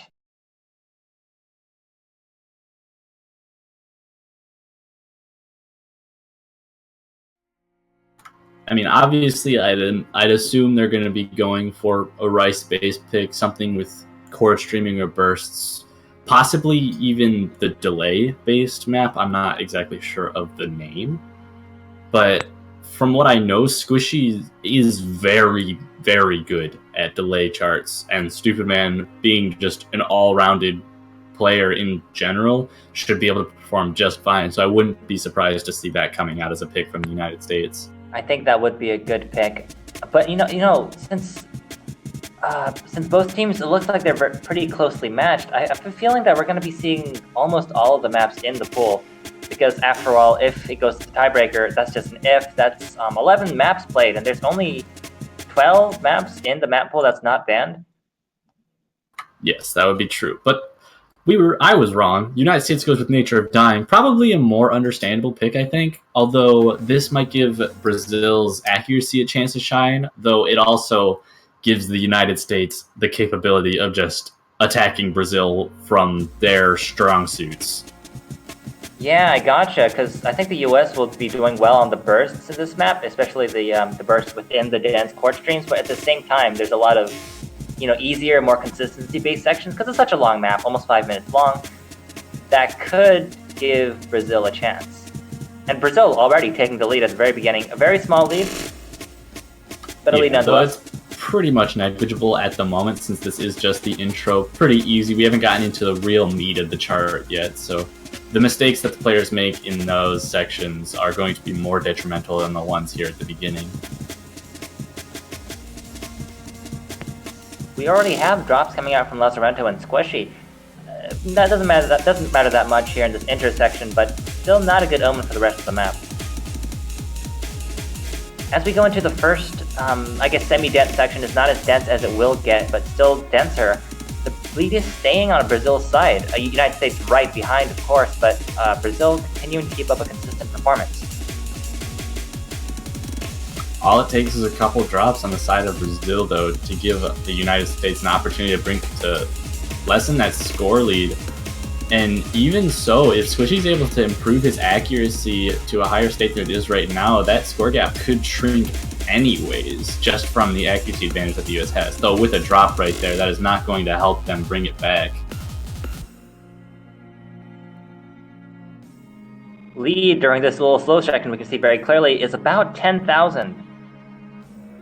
10,000 points not being too much in a long map like this. It is more than it seems, but it's still definitely not something that will define the victor of this map so early on.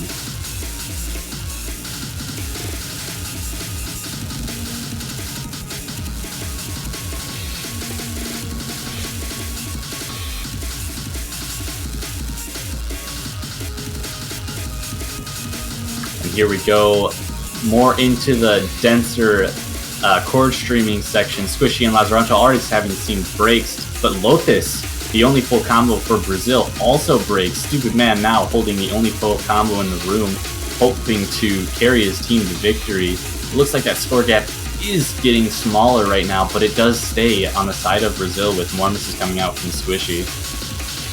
This is, I think, the densest that the map gets, and Brazil is still not showing signs of letting up. A couple of breaks from Lotus, not enough to switch the score lead as we exit out of the Ki. Yes, but there is one more section that matches the density of that. Drops, Lazaranto and Squishy trading drops right there. Not going to do much in terms of the score lead, but Stupid Man still holding on to that full combo. But a really unfortunate drop right there in the break section is not going to help the United States come back from a 15,000 point deficit this far into the map. Still a third of the map left remaining, though, so still multiple opportunities for the United States to come back. I think it's really Squishy's accuracy coming to play here, because we've seen drops on both sides, right? No one's really being super consistent with the combo. But Squishy's accuracy is below the 98 part, and both Lazaranto and Lotus are at least at 98.3.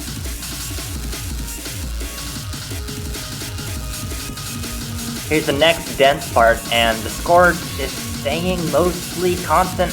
It's not flickering, it's moving back and forth slightly is what I mean. But not enough to make the difference. Drops are going to have to come out if that score gap wants to change at all. But Squishy is going to be the one to drop, giving Brazil even more leeway.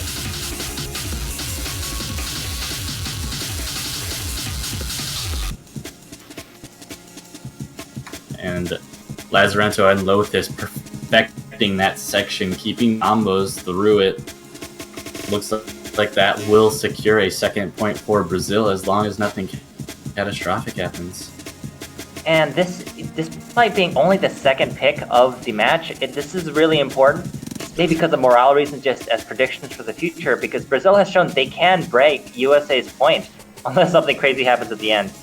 But Brazil can defeat the US in a single node battle, and that's very important.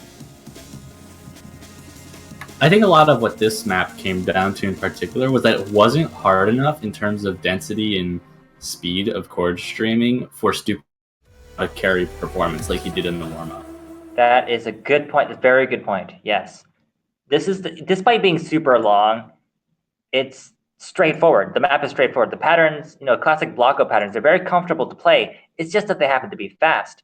Not so much in the other maps, which can be very uncomfortable. And now I'm fully expecting another long note map to come out from Brazil. Just as soon as Lazaranto comes up, of course. Oh, Stupid Man saying thanks for the curse. It's true. He did drop a pretty big combo right after you mentioned it. I'm sorry. It's just fate for stuff like this to happen. That's a nice combo you've got there. It would be a shame if something were to happen to it.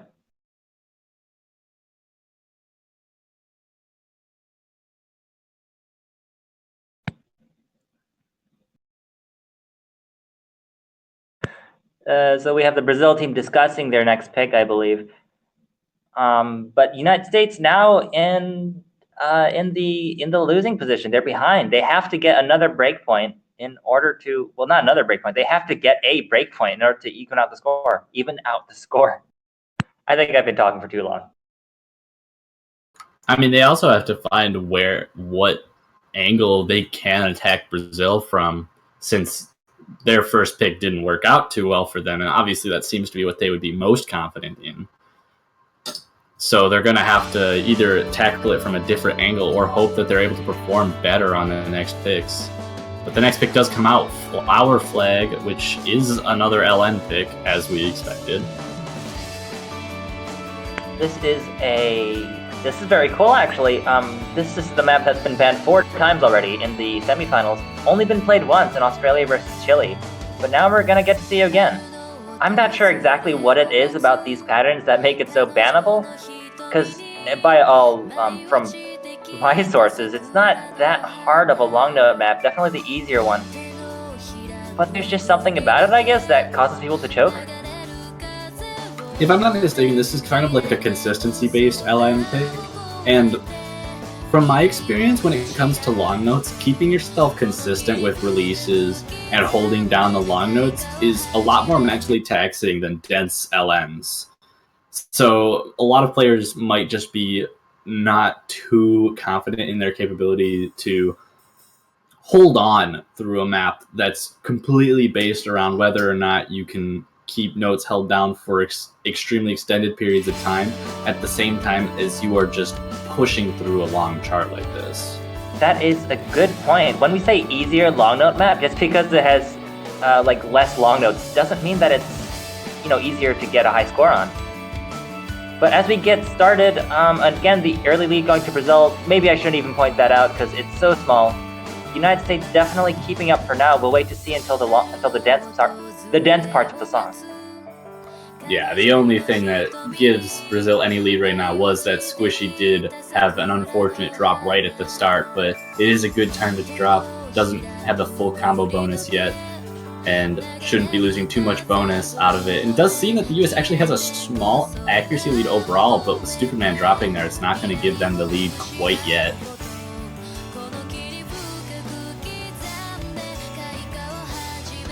We have a drop coming up from Stupid Man as well, and despite both of the Brazil players still holding on to their full combos. But good to note are the accuracies of the Brazilian players, both below 99. Now both of the US players are also below 99%, but still holding on to stronger accuracies than their Brazilian counterparts. That's right, and Squishy in the lead with 98.94 in this dense long note section. Very impressive score, and still not enough to swing the score back in their favor. Just a few too many combo breaks at the moment for the US to take any advantage out of it, but that combo break from Lazarento might be enough to give US a chance, but Stupid Man following up with a miss of his own. Just gonna trade off the score change.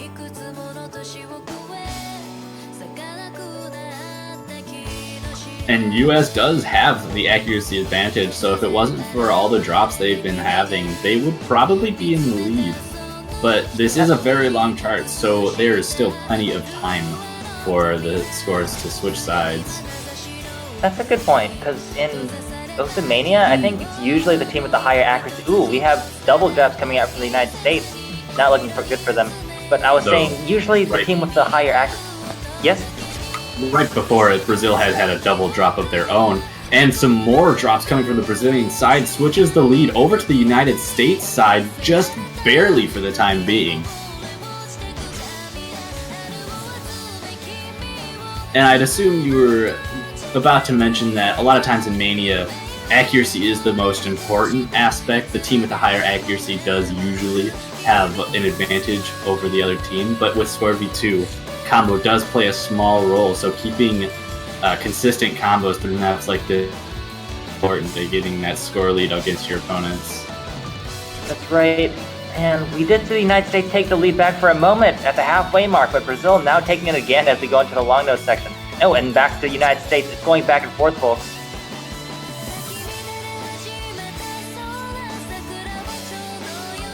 both of the United States players holding on very strong through this section right now, getting a pretty decent lead, probably the largest lead we've seen in favor of either team so far in this map. This might be looking good for the US to possibly take a break point, which is exactly what they were looking for after that crushing loss on Aang. I gotta say, I think Koek really dropped the ball because he was holding a really high accuracy on par with Squishy, or was that Lazarento? But in either case, both of the Brazil teams are now at a lower accuracy, 97.4, 97.2.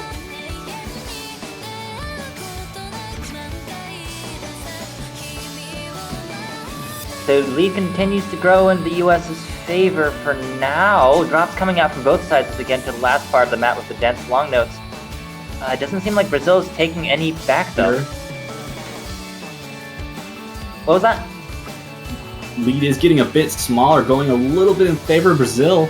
But we're so close to the end, I don't know if there's enough time at the moment with all the drops coming out. Lazarento coming in clutch with a huge combo of his own. That's 31 points right now. Hold on. The last note hasn't been registered yet. We gotta see. Oh my god. It switches over. That's less points. 145 points in favor of Brazil on the last note. In case any of you guys blinked and watched that, as they were holding on to the last long note chord, the United States was barely in the lead by less than 50 points. Then everyone released the last note, and the lead switched over to Brazil on the very last second. Well, Brazil was actually in the lead by 31 points, holding on to that last LN. Okay. Yeah, and then the judgments gave Brazil just a slightly larger lead. It's hard to tell. It's hard to tell at a glance which team is winning at any given point because that little bar at the bottom is a little funny to look at. But yes, that is another point for Brazil, despite United States giving up such a good fight. Yeah, but this is gonna show the United States has opportunities to take points on these long note charts. They are not too far. They are not behind at all in comparison to Brazil. If they can take this point on TS Love and Brazil picks another long note chart, they have another opportunity to take a break point and be right back in this match. For sure. TS Love, I'd say pretty good pick. I mean, that really comes down to the ending, so we're going to have to wait a while to see which team takes the lead. But, I mean, I don't know. I feel like they were having problems with the mini jacks in the Gorshit song. So let's see if the United States can put up a better performance on this one. The United States players still blaming the commentators. I apologize, but I can't stop talking. So you're just gonna have to deal with any curses that end up happening. I'm so sorry. They don't pay us to sit here and keep our mouths shut. That was a joke. We're not getting paid. So this is the losers bracket actually for a question in the chat. Brazil versus United States. Whoever loses this match gets kicked out of the tournament. And we are now starting on the United States' second pick, TS Love.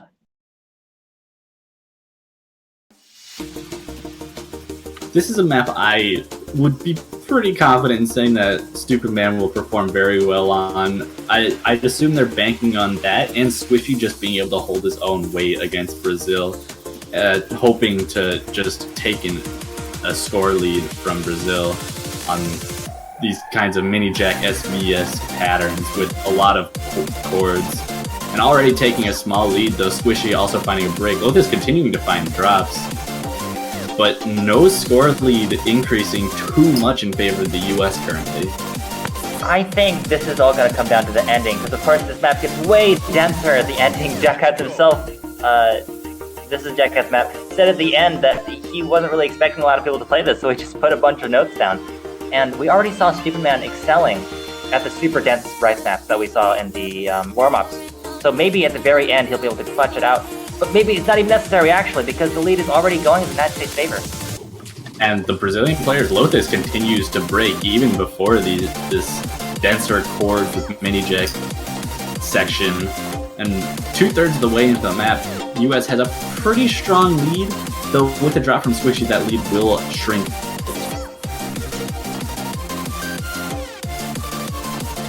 Lazarento and Stupid Man trading drops with Squishy also dropping a bunch right now. Coming up to the ending, US is going to have to hope to hold on to that lead, but Lotte is dropping a lot as well as Stupid Man.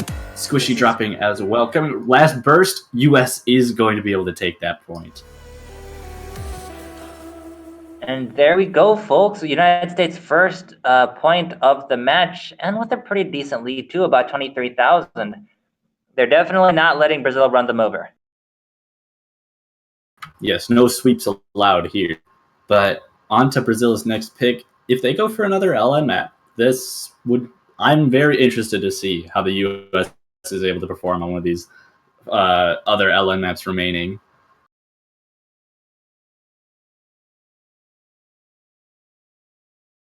Especially given how close the last pick from Brazil went. Oh, for sure, for sure.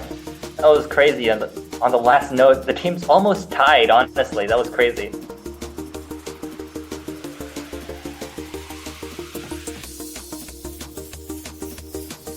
Just a little bit of discussion going on in the chat.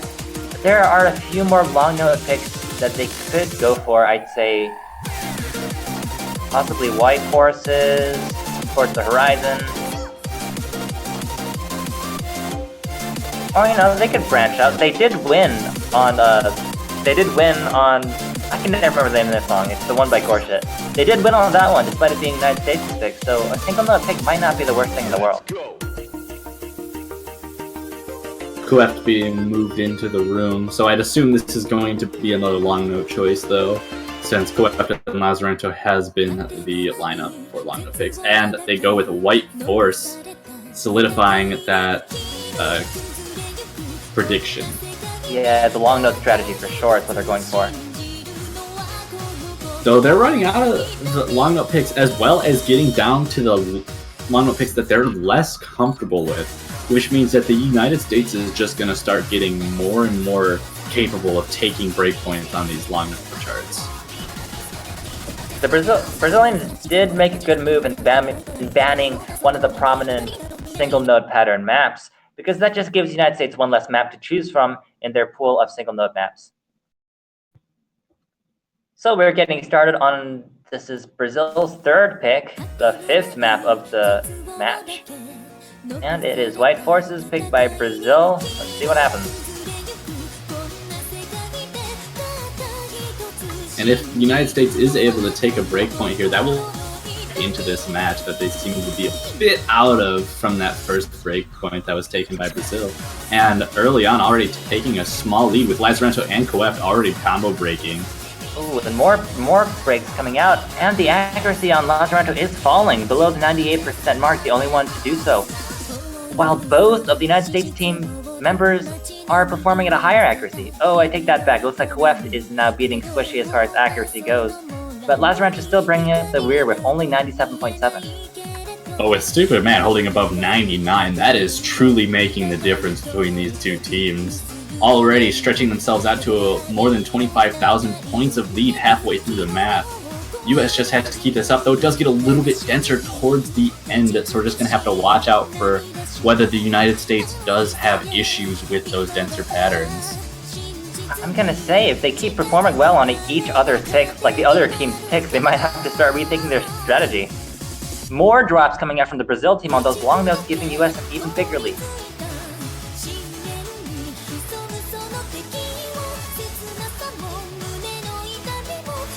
A lot of drops coming out from the United States team as well, though combos holding strong on the Brazilian side. That lead is shrinking a little bit, though everyone breaks right there. Accuracy advantage is going to be more important right now.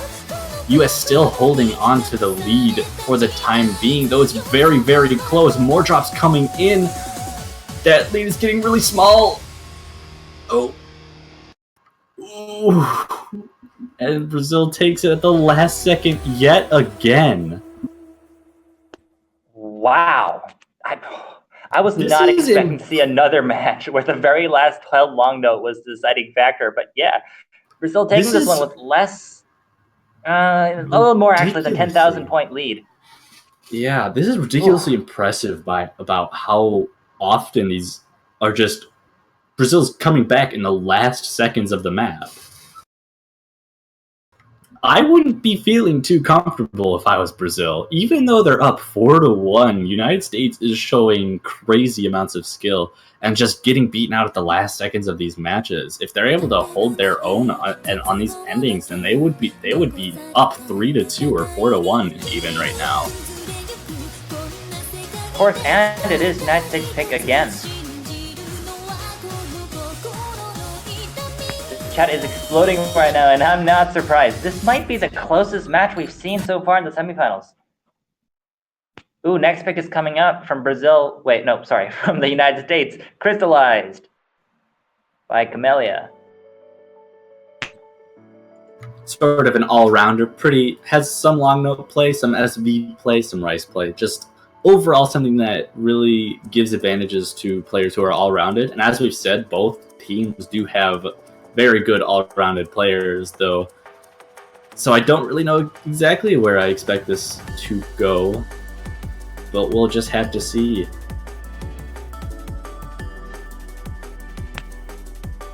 Oh, it's one thing when a match is like close the whole time, but the way that last match went, where the United States had the lead and the lead was growing until the very end when they just dropped it all of a sudden. I'm not even sure what happened on their side. I mean, I think if I'm United States right now, I would be worried about my nerve getting in the way, because when you're down 3 points, you've got a lot of pressure to come back, and you got to make sure that pressure doesn't affect your performance.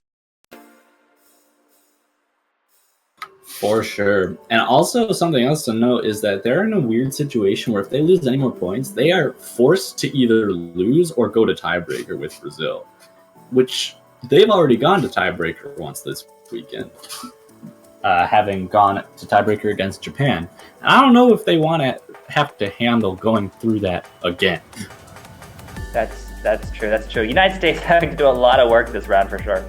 2 very close matchups in the same weekend. But anyway, we're getting into crystallized coalescence. And we're just getting through the slow intro section now.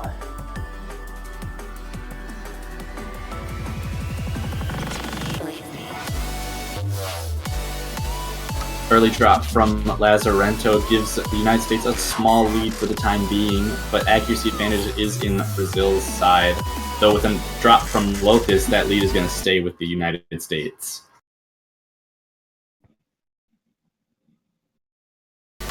Again, Stupid Man with the... Oh, I can't say the highest actually, because Lotus has the highest accuracy. With 99.4, it keeps changing as players drop. I'm not sure what's giving them so much trouble in that section. Maybe it's the SVs, maybe they didn't play it enough, or maybe it's just the long note ending. Score is still very close regardless. Going to be a matter of accuracy right now, though Squishy dropping yet again gives Brazil a little bit more leeway for the time being.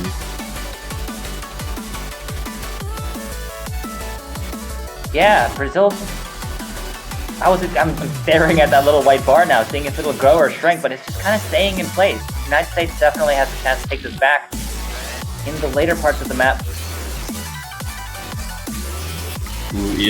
Stupid Man, the only full combo does drop. The United States having both their players drop combo there. Lead is slightly growing in favor of Brazil, but those 2 drops might just help even it out, give US an opportunity to come back. And as we exit out of that section, Lotus just dropped below 99%. Actually 98.99 right now. That high accuracy is definitely helping carry Brazil to the... well... to have the lead. I wouldn't say to the victory quite yet. Meanwhile, Squishy bringing up the rear of 97.06. Definitely seems to be an accuracy issue for the time being in the United States' case. Just not giving them enough room to, get a score lead. And they continue to drop as well, which is not helping their case at all. You did mention this back when we were first discussing how we thought this match would go. Brazil's accuracy is nothing to shake a stick at, and the United States is definitely finding that out now.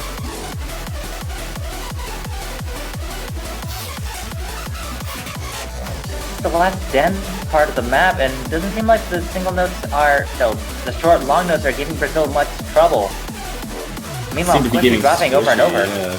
Seem to be giving Squishy more problems than Brazil is having with them, and that's just extending that lead in favor of Brazil. Now dropping below 97. Yeah, I mean, things keep going. Looks like they're getting ready to take it to match point. If I had to say, I think the nerfs are getting to Squishy, because by no account should his accuracy be this low on this particular map. I think it's just like when you're already behind, and you're behind in points, you're behind in score, and your accuracy is low, it's easy to feel like you've already lost the map, but that's not an attitude that United States can take right now. But yeah, And of course, Squishy, if you're listening to this again, I love you, and I'm sorry for speculating about your performance in this map, but yeah, it looks like this one is going to Brazil. Yeah, they're going to bring it 5-1. Brazil picking for the win going into this next one. Though, from the last picks that Brazil has been making throughout this entire match, they've just been very, very close. All three of Brazil's picks have just barely been won by Brazil. So, I wouldn't necessarily expect that to, I wouldn't expect this to be just a surefire victory for Brazil just yet. United States still has opportunities to come back for sure. I'd say if there's any chance of a so-called reverse sweep happening in the semifinals, it's this match. We keep saying, United States is so close. The score gap is so small, and still the United States haven't been able to convert those into wins. That's the problem.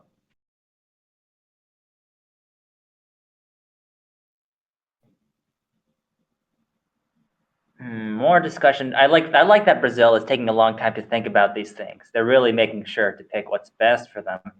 And given that the United States did win on the United States' 1 point in this match came out of a long note pick, so it might be worth reconsidering Brazil's strategy. But I mean, they're 4 points ahead. They've got plenty of space, and they've got plenty of time to figure it out. I mean, I wouldn't necessarily call TS Love an LN pick, but they did get that point on something that is a bit more all-rounded, though kind of focusing more on the Jax and SVs in general.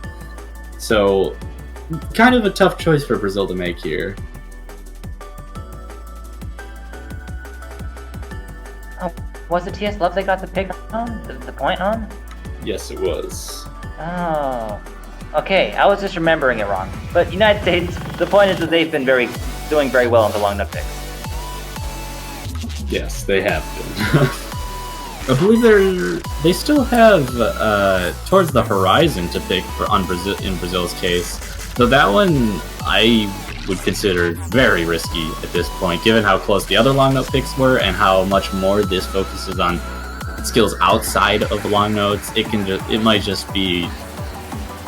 It would be very risky, is the point of that.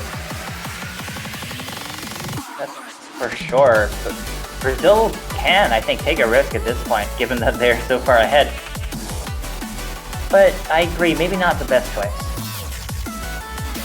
If there were any maps where Brazil could really flex their accuracy more, I think that would be perhaps the best choice right now. But I'm not sure what maps are left that are like that. They do go with Towards the Horizon, though.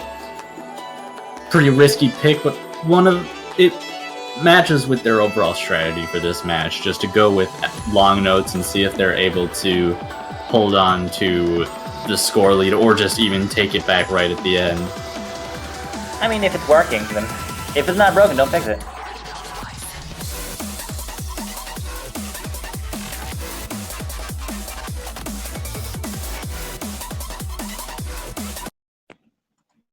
Alright, so this is the match point in the Brazil versus United States. Brazil in the lead for 5-1 for anyone who hasn't been tuned in. If Brazil wins this one, United States is kicked out of the tournament. Everything is resting on this now.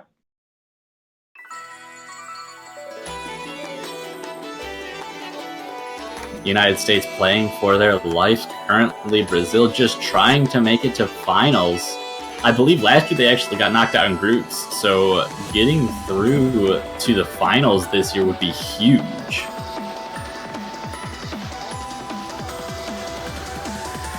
not the best of starts for Lazarento here for this map, giving US a small lead, though accuracy is still in favor of Brazil, giving them evening things out a little bit. Lotus with extremely good accuracy right now, mid 99s.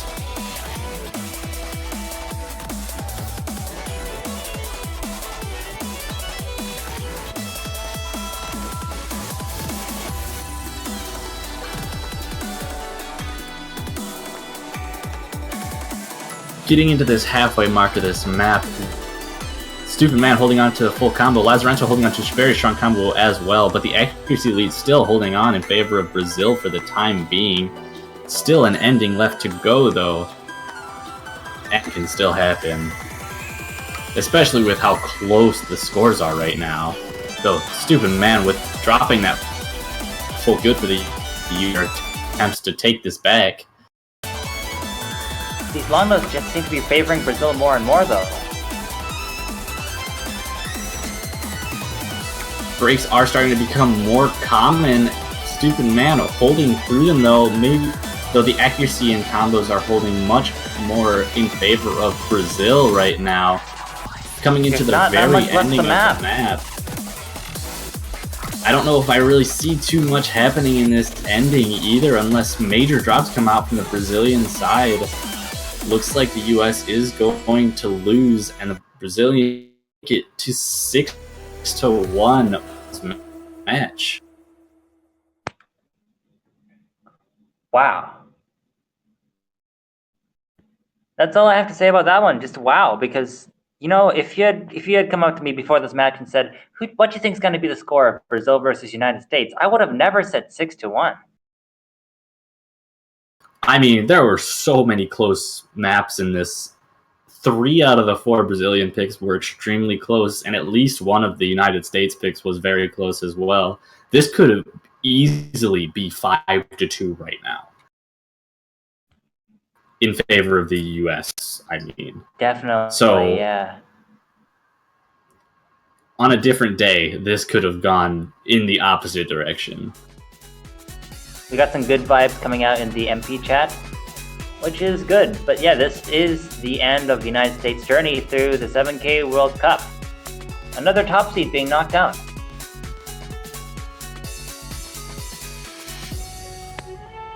That leaves Brazil to move on to the losers bracket finals next weekend, where they will be playing Singapore, if I remember correctly.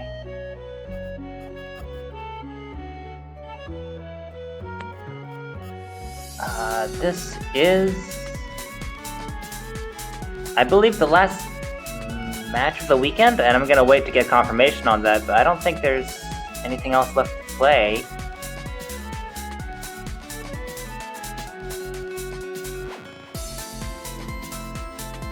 Oh, it's last match of today.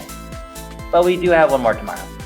Yeah, I believe there is one more match. It's going to be Chile versus the Philippines tomorrow at 3 o'clock UTC, which will likely be followed soon after, immediately after, or pretty soon after, with the finals map pool showcase.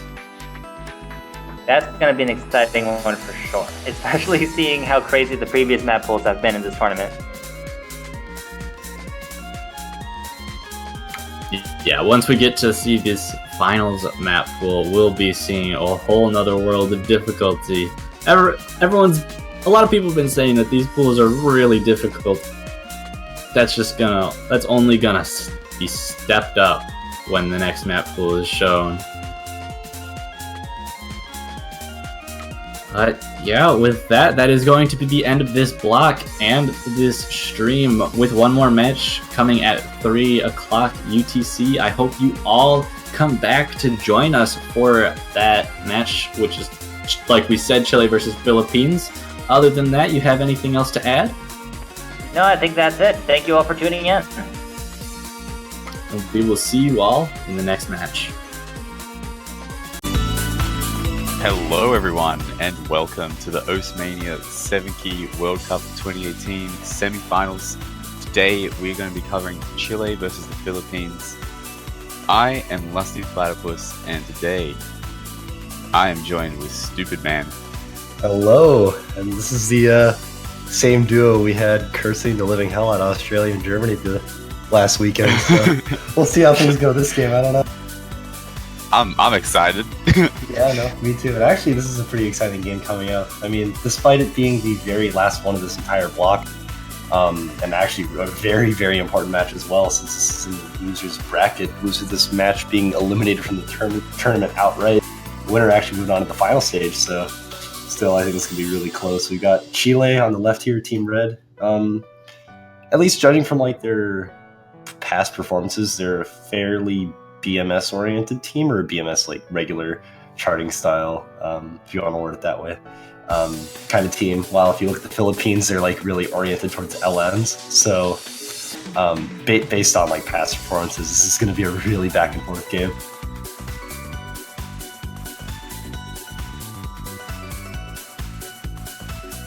But I mean, judging from like 4Q skill sets, I'm just wondering, since I'm guessing you're more of a 4Q player, right? Yeah. Yeah, so like judging from tournaments in the past, like if you were to expect, like if you had like two different teams like with completely different skill sets, like Team Red here, Chile, like their best skill set is Philippines' worst, but Philippines' best skill set is Chile's worst. Like based on your tournament experience, what would you say? Like what would you expect the outcome to be from there? It's really, I think it comes down kind of those like back pocket picks, like the SV style picks, and kind of the ones that people don't go for that kind of decide like the breakpoints, and worst case, more so like the tiebreaker, depending on the patterning there. But it's still going to be very close, especially if you have two conflicting skill sets kind of meeting, and especially in later rounds like this where it's a lot more bulkier of a map pool. Yeah, no, and actually this tiebreaker in particular is like way more dense compared to the rest of the pool, so I'm not really sure who's gonna get the advantage there. But moving into our first warm-up, judging by, well, the difficulty name, I would say this is the Philippines choice. This is definitely a Zenonia chart, and well, those are very heavily LN oriented. Yeah, I think we're going to see a lot of kind of LN pick, Rice pick, LN pick, Rice pick, kind of back and forth. I would assume that's where this game's going, but what I'm kind of concerned is like there's a lot more strictly LN, or not, I won't say strictly LN, but there's a lot more like charts with LNs in them in this pool than there are like strictly Rice. So I feel like this might favor the Philippines, but we'll see where this goes. These are actually two-man teams as well, so yeah, we could see, like, depending on how long this game goes for, these players could be totally burnt out by the end of it, not getting any rest whatsoever. Yeah, that's a factor that we've been talking about quite a bit. The fatigue actually quite relevant now, especially as we come into these harder charts here. Oh, okay, I'm getting some news here. This is actually Chile's warm-up. That's actually really interesting, then, because... Oh, you know what? Okay, so I know Zenonia charts like a lot of LNs, but either A, I'm thinking this is like the more BMS-oriented pick, and that's fine, no big deal. Or maybe this is an LN pick, and they're maybe trying to test the waters to see how Philippines is playing. Yeah, it could be a bit of strategy going on here. Yeah, earlier today, actually, as I was in the USA-Brazil match, because France actually no-showed against Brazil earlier today, our whole team was like really confused. We were like, "Oh no, you know, we don't have any maps to look at for Brazil, and we couldn't see the previous results, so we couldn't really pick like that." So we like really thought about what our warm up was going to be, so we could like figure out how Brazil was playing. So I feel like here Chile could be doing the same thing, but we'll see. Yeah, we're coming in the first warm up here for Chile. I feel like still though, in regards to like being good at LNs, I know Skolem in particular is still fairly good at LNs. I think Gonzalo struggles a bit. Okay, so this is definitely an LN pick here. Actually, Skolem missing first. That's very interesting. But okay, wow, Arco missing in a very easy part too. So this is actually pretty interesting so far. Yeah, it definitely seems like they're trying to get a bit of information. Unless this was just like the opening, could be, but yeah, it looks like it's just going to be more LN focused of the map. Yeah, these are actually I'm kind of surprised Gonzalu's doing like as good as he is right now, or maybe Scolin's just kind of having trouble keeping up, which isn't really too much of a problem.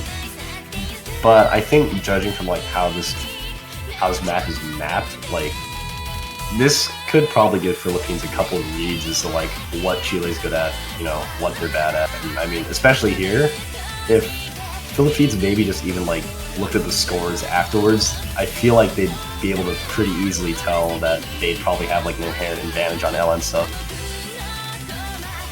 Yeah, it could be just Chile kind of testing the waters before they actually go out and pick those LN charts. But I suspect that Philippines might also pick an LN warm up. Yeah, I wouldn't be too surprised there. It seems pretty consistent with what they've picked so far throughout the tournament as their warm-ups. Actually, this kind of did throw me off because I think for the past couple times Chile's picked like strictly BMS converts. So yeah, I seem to remember Philippines also picking like maps that have Xenocore as a difficulty as well. So that's like a double throw off. We're still just about halfway into this chart here, and I mean, Cielade really having the run of his life here. I mean, every other player so far combo breaking, and I mean this is a pretty not as dense chart. And okay, I'm off to a great start here, saying that every single other player is CB'd, and then Cielade just kind of casually dropping combo there just for me. Besides it's that, already starting.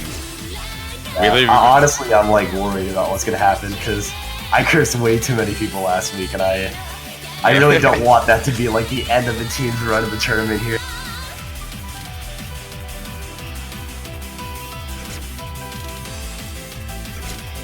This map's actually quite long. Looks like it's closer to like 4 minutes or so. Yeah, I would assume this is around 4.5 minutes. I mean, that seems to be like the average length of like a Zenonia chart. I think like one of the shortest ones I've seen from is maybe like 2 minutes, 2.5 minutes, and like those are kind of rare. So I mean, usually if like I guess you see Xenocore, the difficulty is going to be fairly long. But Philippines right now, like they've got such a huge lead. Yeah, it's Actually, just gonna keep growing. Yeah, Gonzalu's not even having an S here, and yeah, that one section there is definitely not helping him out at all.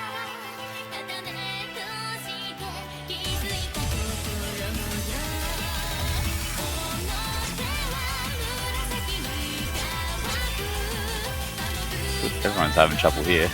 Yeah, this last section is really absolutely complex. brutal.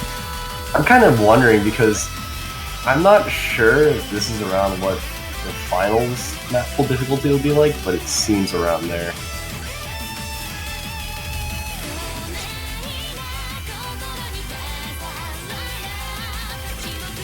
Seeing Cielade. I was about to say we're seeing Cielade hold a really high combo through that name as soon as I said it. Yeah, totally understandable. I mean, it's already happened at least like what 5-6 times now with the two of us. Yeah, it's already in effect. It's gonna be another one of those days. Yeah. I think despite Chile like having that kind of score difference against the Philippines, I don't think that really like says too much about how they're going to play this map pool, because like this chart in particular is so much more dense compared to like what we'd see in the semifinals map pool. So I wouldn't worry too much fire on the Chile side. And this is okay. So this is probably an arc win chart, judging by the difficulty name here. Usually has arc at the end of all of his difficulties. So I'm guessing probably finger independence Allen oriented, maybe some symmetrical patterns, but not too big a deal. So I'm guessing we'll see Philippines take this one too. This isn't. If they do, actually, I don't know. If Chile does take this, I think they could like definitely gain an advantage on this map pool. But we'll see. Yeah, obviously that LN chart was a tiny bit harder than what we're going to be seeing today in the map pool. I'm wondering if this is going to be the same though, because I have actually not seen this chart yet.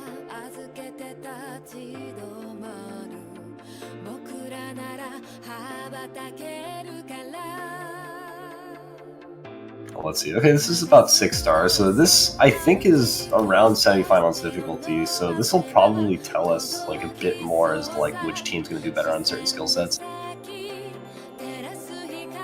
Alright, well, this will be a bit more interesting in terms of maybe strategy.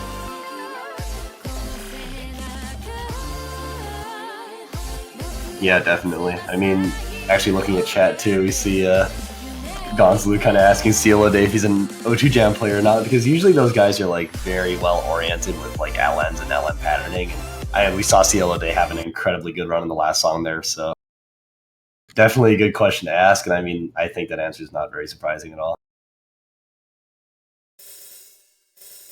Alright, here we go, the moment of truth. Is it LN?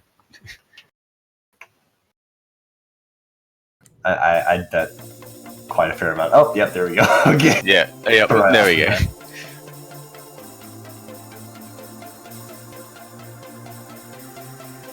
bat. Yeah, I think if this one's a little bit less dense, it'll be a lot more interesting and a bit more telling about how this match could go. We're seeing a few drops early. This actually looks a lot like I forgot the name of it. It ends with May. It's in the map pool. I'll grab the name real quick. Samiyoi no May. Samiyoi? There we go. Yeah. This actually looks like a lot like that chart because there's a couple inverse bursts here and there, and actually like Philippines definitely like having really good control over those. Chile not so much. So I don't know. I mean, like if I were Philippines and maybe I had someone able to watch the VOD and kind of tell us how Chile was playing, I would definitely like keep my eyes on these dense LN picks as, you know, my first picks.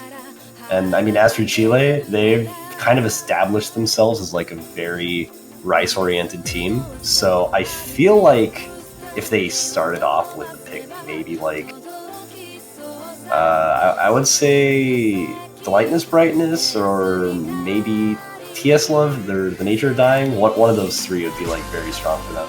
But still, like I feel like maybe those three strong. Oh wait, okay, these SPs are totally killing me out here. I was just watching them and I just saw people missing with like really easy like patterns, and I'm like, hang on, what? Exactly. Yeah, no, that's. Oh man.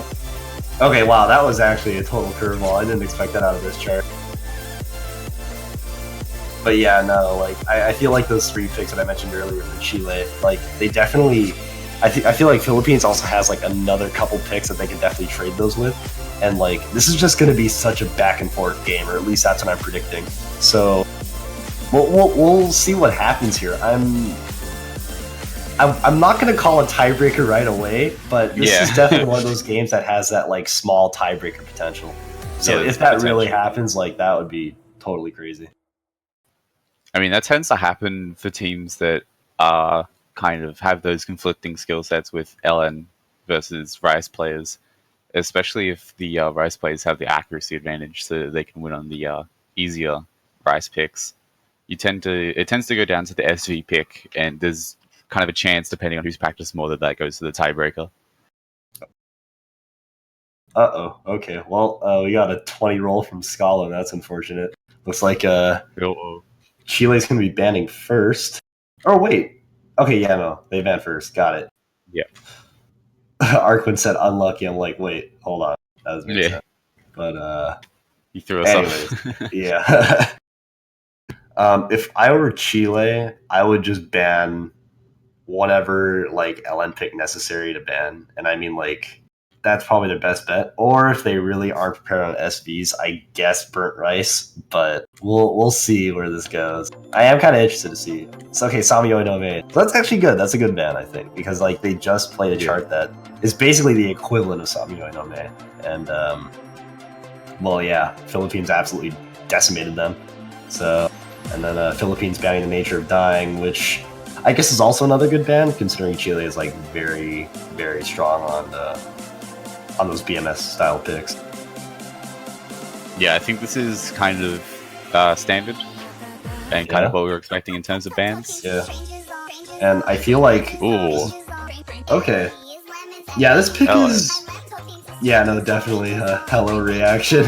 I mean, I guess I'm not, like, surprised, but at the same time, I feel like Philippines are going for something like LNs, which they're probably way more comfortable with.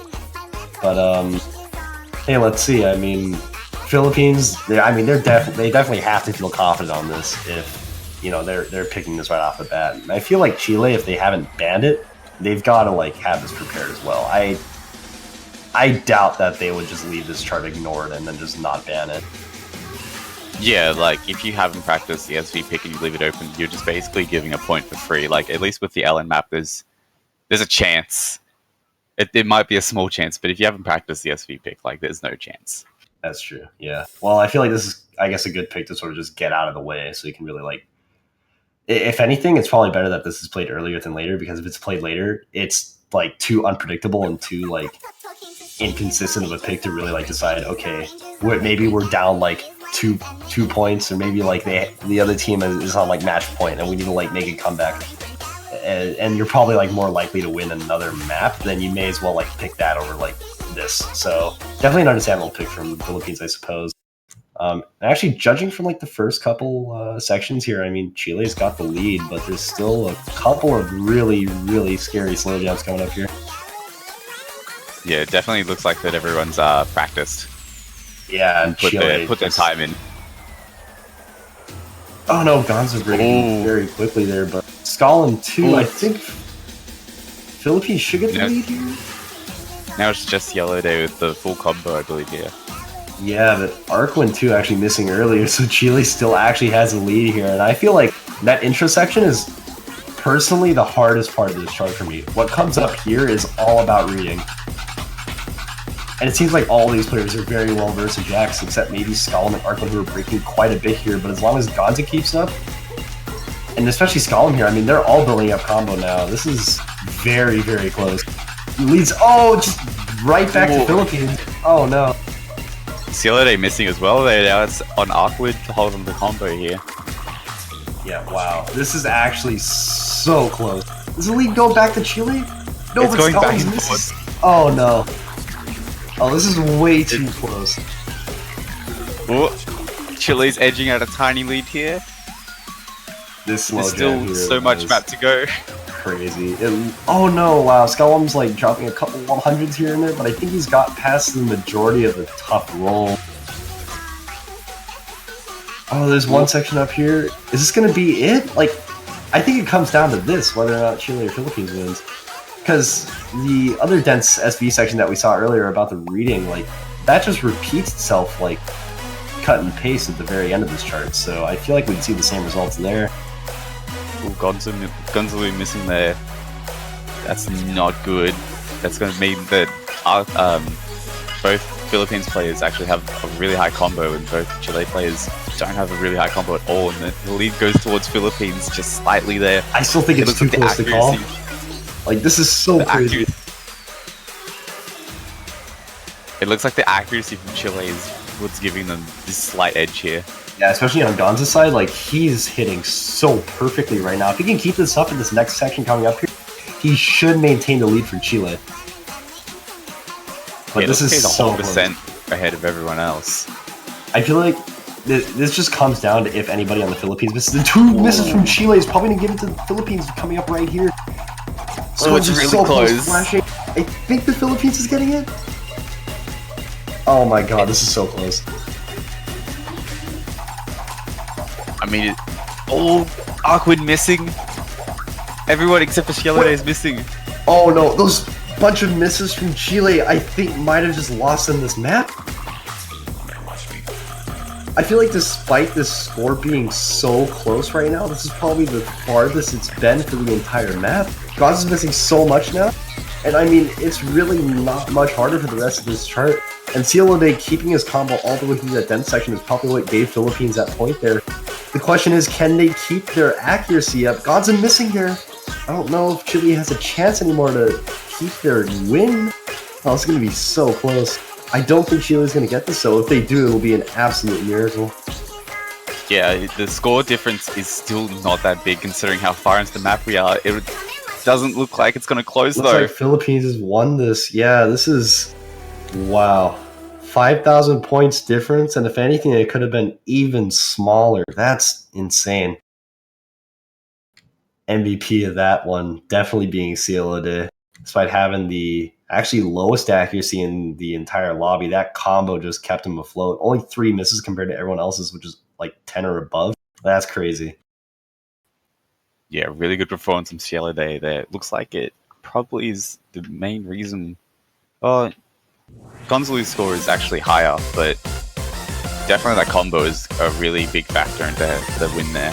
Yeah, definitely. I mean, like, despite Gaza having the higher score, like, CLOD definitely just, like, he kept the Philippines afloat there. So, I mean, I would say he's definitely, he's kind of that carry that they needed.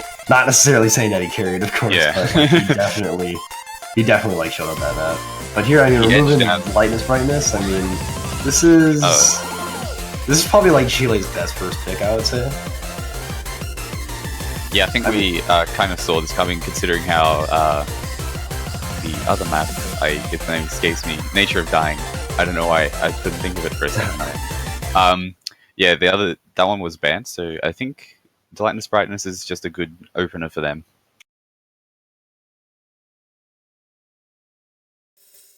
Yeah, no, I definitely agree. I mean, like, I feel like this is definitely going to be, like, more of a win for Chile, like, overall, than, like the score gap's going to be much bigger than it was last map. I wouldn't be too surprised if, like, it was maybe within the 10 to 20,000 tier. Yeah, we're seeing it quite even at the start here. Slightly in Philippines' favor, I think, but it's going towards Chile ever so slowly. Oh. It's hard to tell. Yeah, I mean, like, to be fair, this is, like, way too early into the map. Like, oh no! Oh, that is devastating. Oh, no. Oh, and another one, no. No. Oh, those are gonna hurt them so much. The question is, like, yeah, it's just. Oh, actually, okay, it's slowly edging out to the left now. Okay, here's the thing. It comes down to the very end of this map here.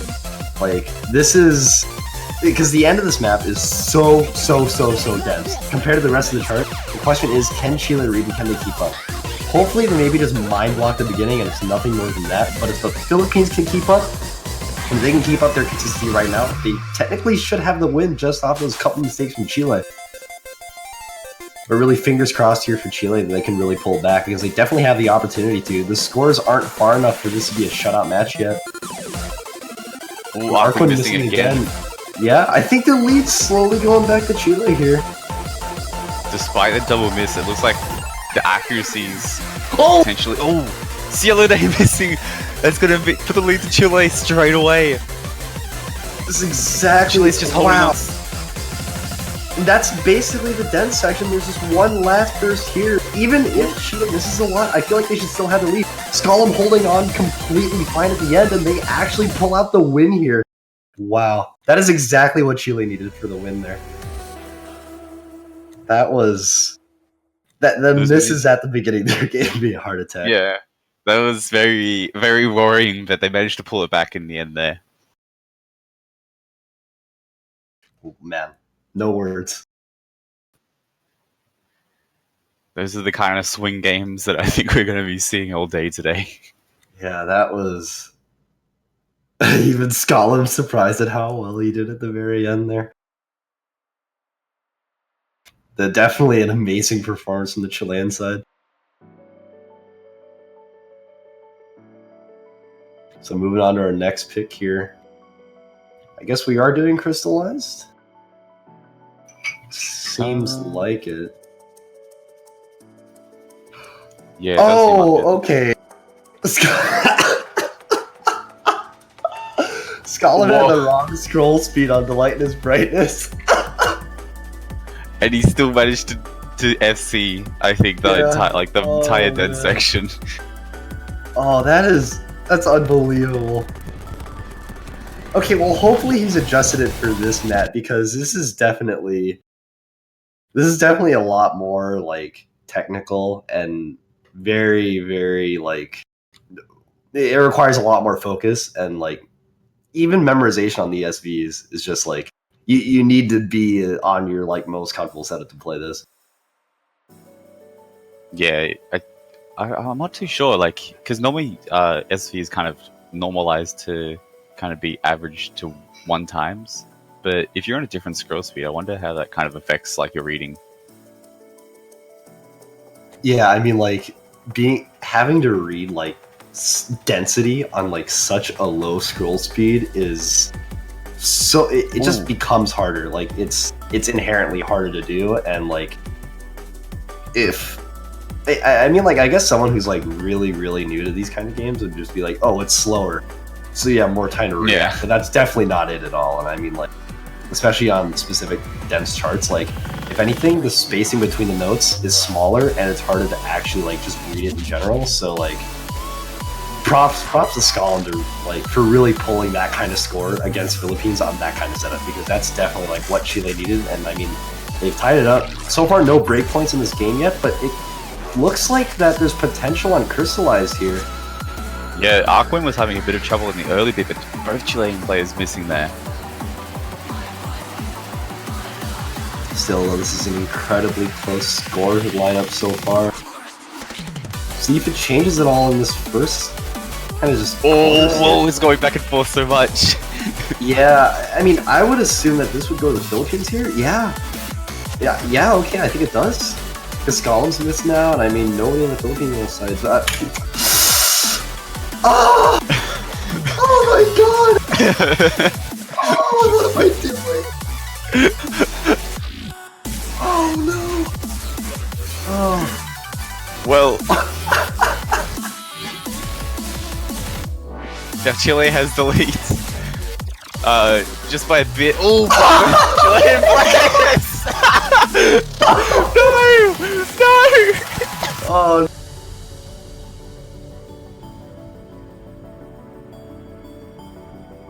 Man,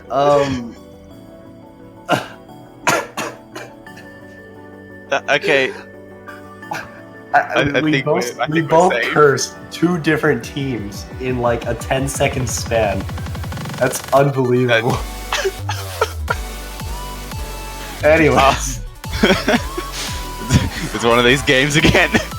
Yeah, oh man. This is definitely not the game to be cursing all these players. Like, this is unbelievable. Still though, scores are very close. I don't think us cursing anybody's like totally decided this. Well, the score is like just barely going to Chile there, but Gonza's miss like basically lost on that. This is so close. Oh my god. Those two misses from the Chilean side might be it. Arkwin missing though. The question is, Philippines has to follow up, so will they do it? Silo Day This is coming in. going nuts. This score is so close right now. Oh, Sila Day missing. Yeah, no one. Is that gonna be enough though? Oh. Skull's missing so much right now. So is Gonzalo. I feel like the Philippines actually has it here, because this chart's about to come to a close. The lead's getting ever so slightly. Oh, is it bigger or smaller? I can't tell. It's oh man, it's very small. It's not even 10K by the looks. It's unbelievable, like how close this entire song has been. It's just getting smaller. Just every like the accuracy for Chile might be edging it out. 4,000 it's like 4K. Oh my god. Oh, it's still about the same. I don't think it's gonna close here. Yeah. Yeah, it looks like this one's gonna go to the Philippines. Yeah, this is a Philippines win here by 4,248 points. Oh, that is crazy. Cielo Day with only 5 misses compared to everyone else who are at least over 15. Cielo Day again, just unbelievable play. Still though, Chile not afraid to move quickly into their next pick here. I'm guessing Crystallized didn't get to them at all, which is totally understandable. If anything, is what they need for their morale. So moving into VVVVV or I don't know. I'm not in the loop with the joke here. VVV. But, yeah, nevertheless, VVV. Nice. Not Vertex 3, or is it well, hold on. There's Vertex 3 and then there's what? Vertex V3 Hello World. I don't know. There's a lot of V's. There's a lot of V's. Anyways, this is one of them. This is 3 V's. Yeah. Anyways, I'm... Because the Philippines are good on SVs. The question is, are they good on slow jams? And if they are, they might be able to take this one, which would be the first break point of the game. And if anything, the Philippines could use that momentum to take the win here. Yeah, we're still waiting to see who takes the first break point, or whether or not it will actually even happen. And whether or not that'll come down to the tiebreaker deciding it. Coming in the start here, we're seeing Chile just take the early lead. Yeah, but God's taking early leads too. Like, don't think that'll worry them too much since the Philippines is having a bit of trouble on accuracy here. And Arqua missing too. Already training with Gonzlu and Chile having the accuracy advantage. I think they're off to a very good start here. Ooh, Scala missing though. That means that Cielo Day is the only full combo left. Oh my god! What?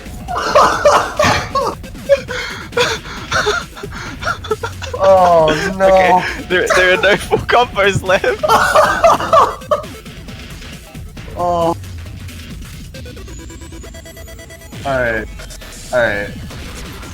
I'm sorry. I can't. Man, I need to contain myself. That's actually hilarious. Okay. Less hilarious is the fact that Chile's lead is like very, very slowly inching maybe away from them. I can't tell at this point. Gonza missing there. Oh my god, that was so close for Chile. They're with it. Oh! Scotland! What? What? Scotland! Why would you do that? Oh my god!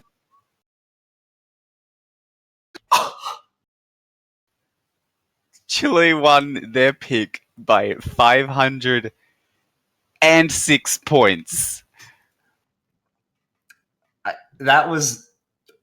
The thing is, that could have been like 5,000 points, but Skolem was mashing his keyboard at the end of the map, dropped an LN, and missed the last note.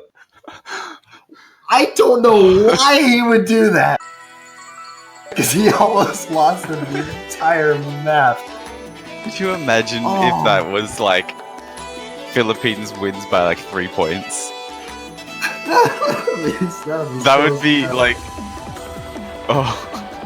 Oh man. If he like calculated, he's like, yeah, I can drop. Man. Well, Philippines back in their territory here with the LN pick. Except it's not strictly LN, so I feel like Chile has more of a chance here, but we'll see.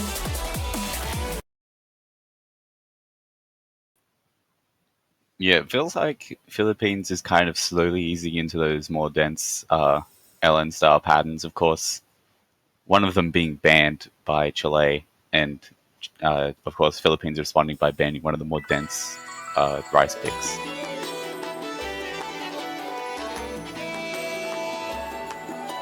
We will see how this goes. We did see Chile struggle a bit on the LN, and that's coming to fruition straight away with Gonzalo missing.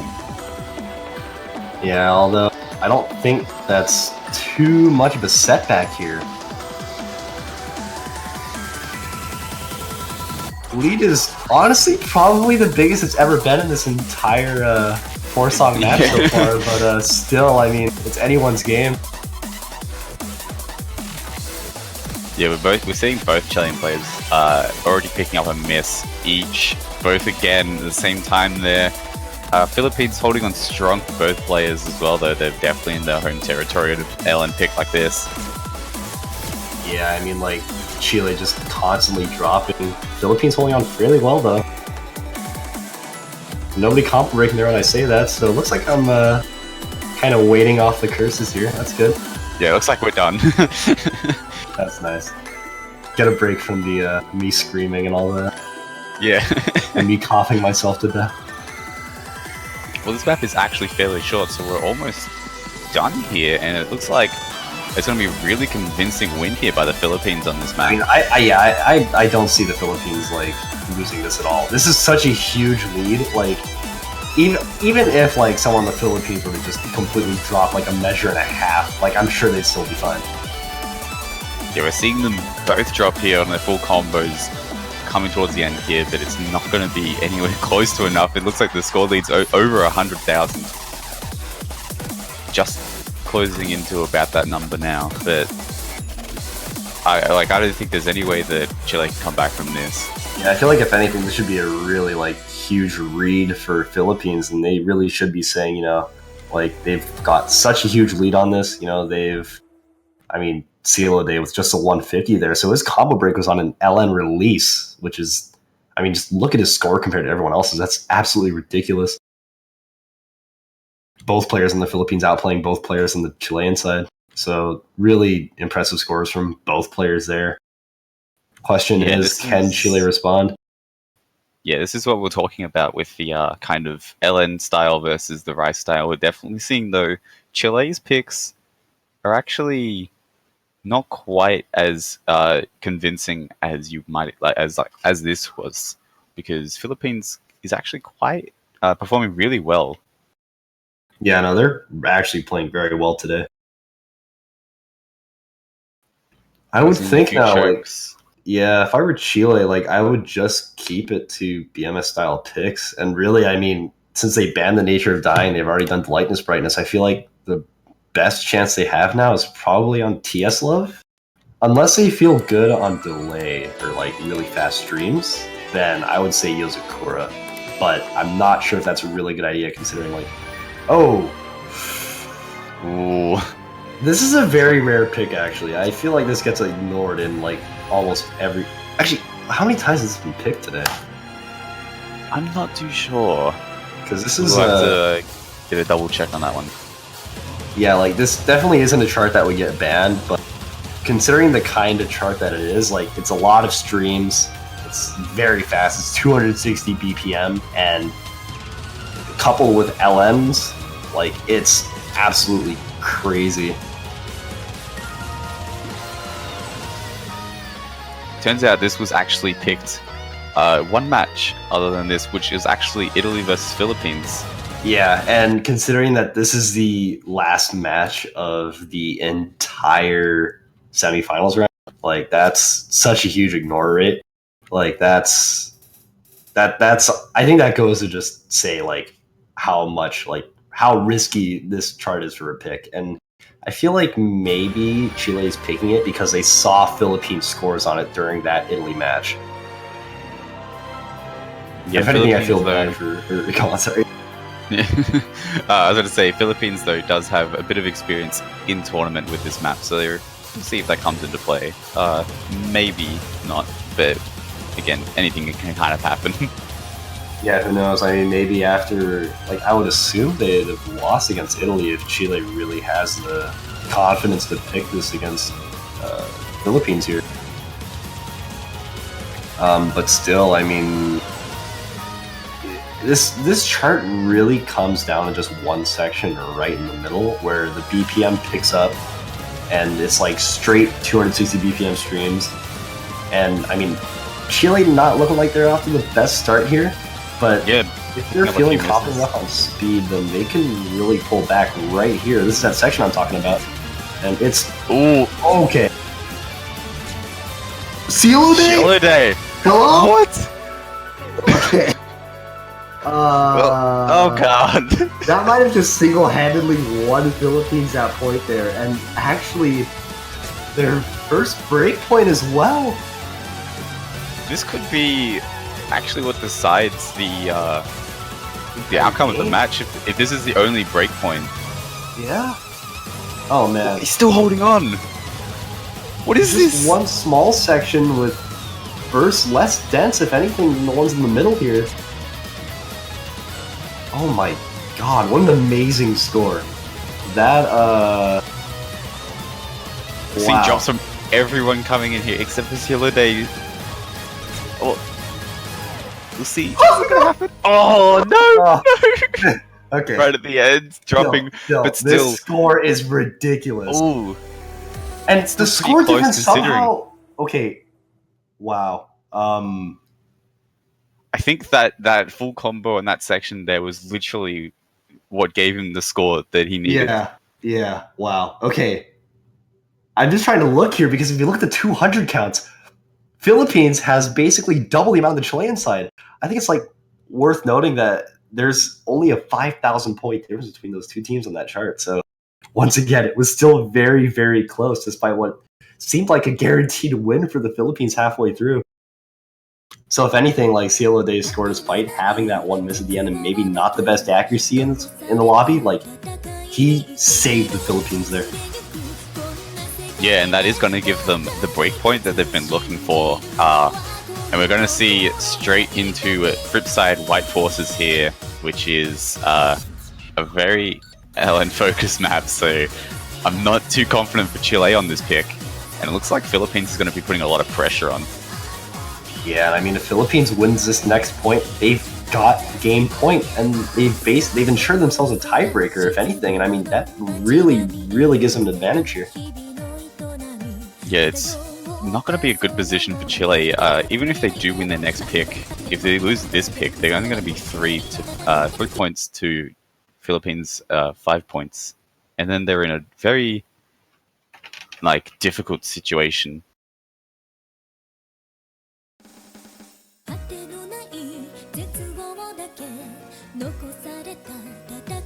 So I guess it is interesting because Cielo Day actually beat his score on the Italy match for Celestial Stinger by about 5,000 points.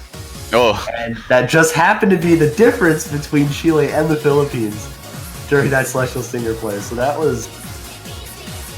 Because, I mean, I think Arquin actually beat his score too by about 2,000. So if anything, I mean, that's very, very small improvement from Arquin, and that improvement from Cielo Day kept them afloat. Because if they didn't have that kind of improvement, if they played worse during this game, Chile definitely had a good chance. Yeah, we're seeing a small lead go towards Philippines in this match here. It looks like it's a bit more shorter as well, so misses are definitely a bit more drastic than they would normally be.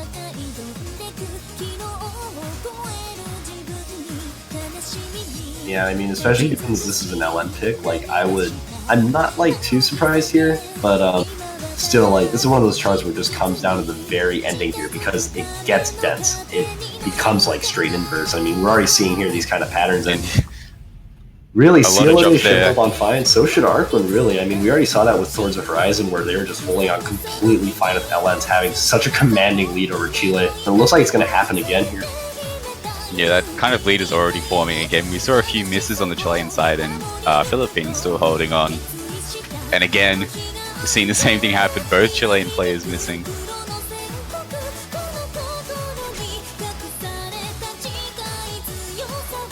We did see Cielo Day drop there, but I don't think it's going to matter at all. Yeah, Arquin here coming out with the FC. Very, very strong play. Having a bit of a worse accuracy than Cielo Day. Oh, actually, that's the thing. I think that happens with Score V2. And Score V2 in the multiplayer client, what happens is that it just cuts it off. If a map ends on an LN hold, it'll just cut off the hold entirely. So I would say that counts as an FC. Honestly, those 4 misses or whatever should just be discredit, or just ignore those.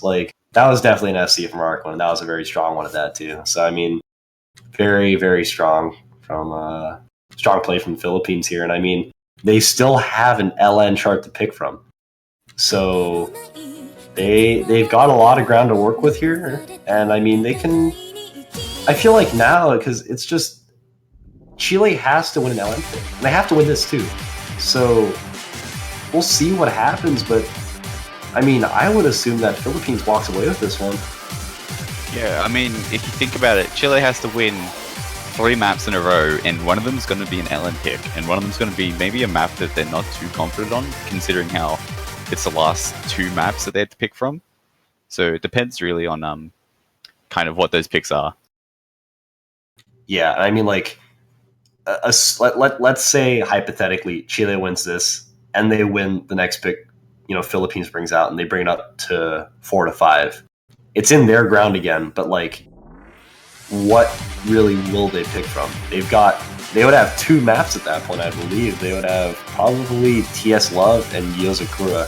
And I would say both of those might even favor them more than this, if anything. So we'll see. I mean, based on how these games have been so far during this match, this can be anyone's. I mean, like, really, this is going to be such a close song right here. But like, when it comes down to how the Philippines is going to pick for their next song, like, I feel like they should honestly just walk away with this. Yeah, it's definitely feeling like Philippines has a really solid position here, just from that one breakpoint that they got. We did see a few misses there trading. Gonzalo missing just a tiny bit more than Arkwin though. Accuracy is looking about even, so that's giving Philippines a lead of about 1,000 points really early.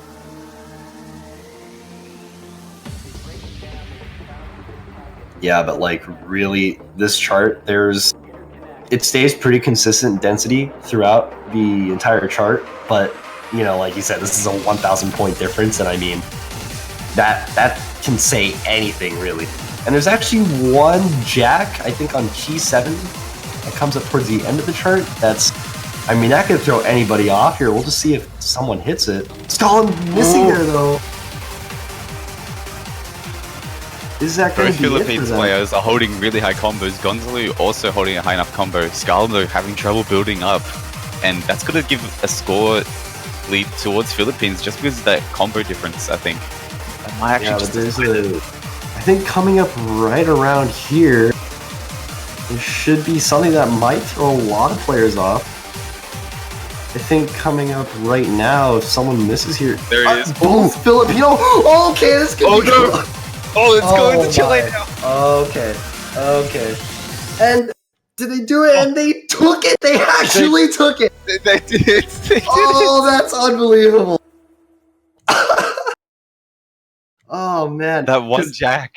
The jack that you were talking about the whole game. There was one jack on key 7, and I just knew because it screwed up so many of my teammates during this tournament. And a lot of people I played against just cannot hit that jack.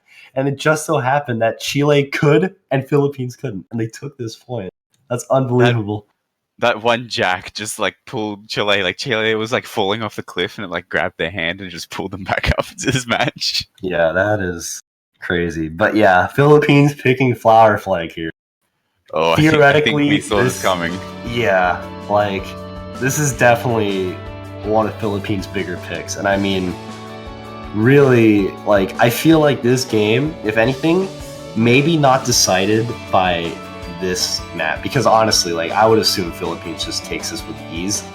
But yeah, I feel like this is more decided on that break point that Chile lost. Because that Celestial Stinger pick, I personally think, could have been better.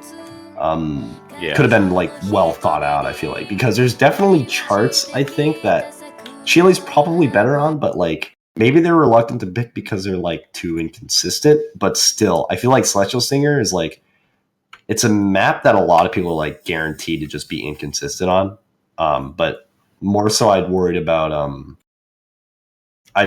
Chile. So, or if I were on the Chilean team, I'd be worried about ourselves. So like I really like would worry if I were picking Celestial Stinger. But I suppose it was a good attempt from them. But we'll see. And actually, I guess it's worth noting that Flower Flag was banned against Italy when Philippines played against them. So potential hope here. Not entirely sure, but Arkwin was saying in the lobby that this is his least preferred LN shot out of the whole map pool, which is I think why they avoided picking it in the first place. That's interesting. Okay, wait, hold on. Yeah, this could be very interesting. Oh man, alright. Now, I think really here, all eyes on Chile. They have to perform here, and they definitely can. But will they? Oh, Gonzalo picking up the first miss there, and Scarlem. And this is something typical that we've been seeing in these LN picks here.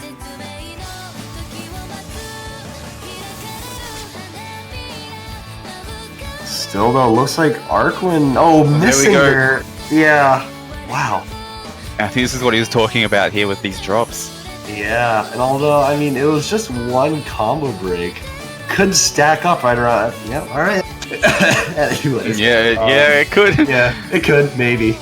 But nah, I mean, like, this is definitely something that stays consistent with patterning. So, like, if you're gonna do bad on this kind of patterning, you'll probably just end up consistently doing bad, and it only gets denser at the very end. So, if anything, I think now, like, Chile has to focus on just hitting the end well, getting their combo up. Maybe not so much worrying about accuracy, but just trying to keep that combo alive, because that score v2, like, punishment for missing is so much more worse than it is on score v1, and like keeping that combo high is definitely going to help out Chile. So like if they can just focus on that, and I mean Arquin's already missing a couple times here, so we'll see if that actually helps out Chile, because even that missing scalp I don't think traded too much with Arquin in particular. We are seeing the Chilean players actually build up combos here, and it seems like Arquin's just having a bit of trouble getting there, so that could actually come into play if both Chilean players could get the combos above 400 and stay there. I feel like it's worth noting that Gonzalo does actually have a higher accuracy than Arquin right now, and he's actually like not too far away from Cielade. So that's definitely going to be beneficial to Chile if they can actually build up a comeback here. The question is though, okay, I was actually going to say if Cielade keeps his full combo, and then he immediately breaks. Yeah, it looks like there is potential here for Chile to take it, but it almost needs a miracle at this point. Yeah, like this is a part where it just builds up in density, or at least in terms of technical patterning, coming up fairly soon here. And I mean, it's just right around here, these releases and just hitting these patterns correctly without combo breaking is going to be fairly hard for these teams. Gonzalo kind of really showcasing that. Yeah, we're seeing all the accuracies here drop below that 98% mark, but Cielade holding 98.5, which is a really commanding score here. And obviously, a lot of the part of the lead here is just on Cielade's back. Yeah, wow. I mean, he's hitting this slow jam totally fine as well. That's crazy. I mean, just look at these scores now. Gonzalo's already dropped below Arquin's accuracy. Skolom's above Gonzalo now, and actually, yeah, this is. I feel like Skolom, at least he's kept very consistent throughout this chart, and he's like managed to keep his accuracy around the same. And he's pretty much neck and neck with Arquin now. Problem is, Cielade just outplays everybody else in this lobby by a long shot. I mean, in a different world where maybe potentially everyone was kind of playing around the same, this could have been a very close match, but it seems like Cielade is just absolutely destroying this map. I think missing only once. Yeah, and that's going to be the end of this match, and actually the end of the semifinals round. Philippines able to move on to the finals in the losers bracket. 6-3 win over Chile. Chile, unfortunately, being eliminated from this tournament. Really, really, really well played though from Chile. Like, I mean, just look at their ratios, their Rainbow 300 and normal 300 ratios. Like, they've definitely had that accuracy going for them. But if you just look at Cielade, I mean, his combo only 150. I mean, that's unbelievable. That's insane. Yeah, yeah, really well played on both sides. And I don't think me really praising Cielade that much should undermine any of these other players, because they played better than I think the majority of the players, not only in this tournament, but in the semifinals round. So really well played from both teams. Yeah, I mean, this match could have gone actually any way. We saw so many maps decided by like a few thousand points. Like the first pick, Burnt Rice, could have gone either way. There was a few matches decided by less than 1,000 points as well. But yeah, unfortunately, the way that the dice rolled for Chile was not quite enough for them. Yeah, I mean, just really, I have no words for like how close some of those matches were, especially on VVV, where the game could have ended so much sooner if Skolom like actually dropped any more than he actually did at the very ending. But still, I mean, that was honestly a great game to commentate, great game to really watch. Yeah, there were some moments. Yeah. Yeah, I don't have much more to say than that. We do have the finals map pool actually coming up fairly soon here. I think within the next 5 minutes we should be all prepped with that. So I believe Juan Crystal will be joining me for that, and we'll see a swap Yep. out with Lusty. Yeah, but if you want to see lots of notes coming down real fast, stay tuned. Because I feel like we're going to be seeing a lot of that. Yep, so I think Lusty will be signing off pretty soon here. Should see Juan joining very shortly. I'll be heading off as soon as he joins.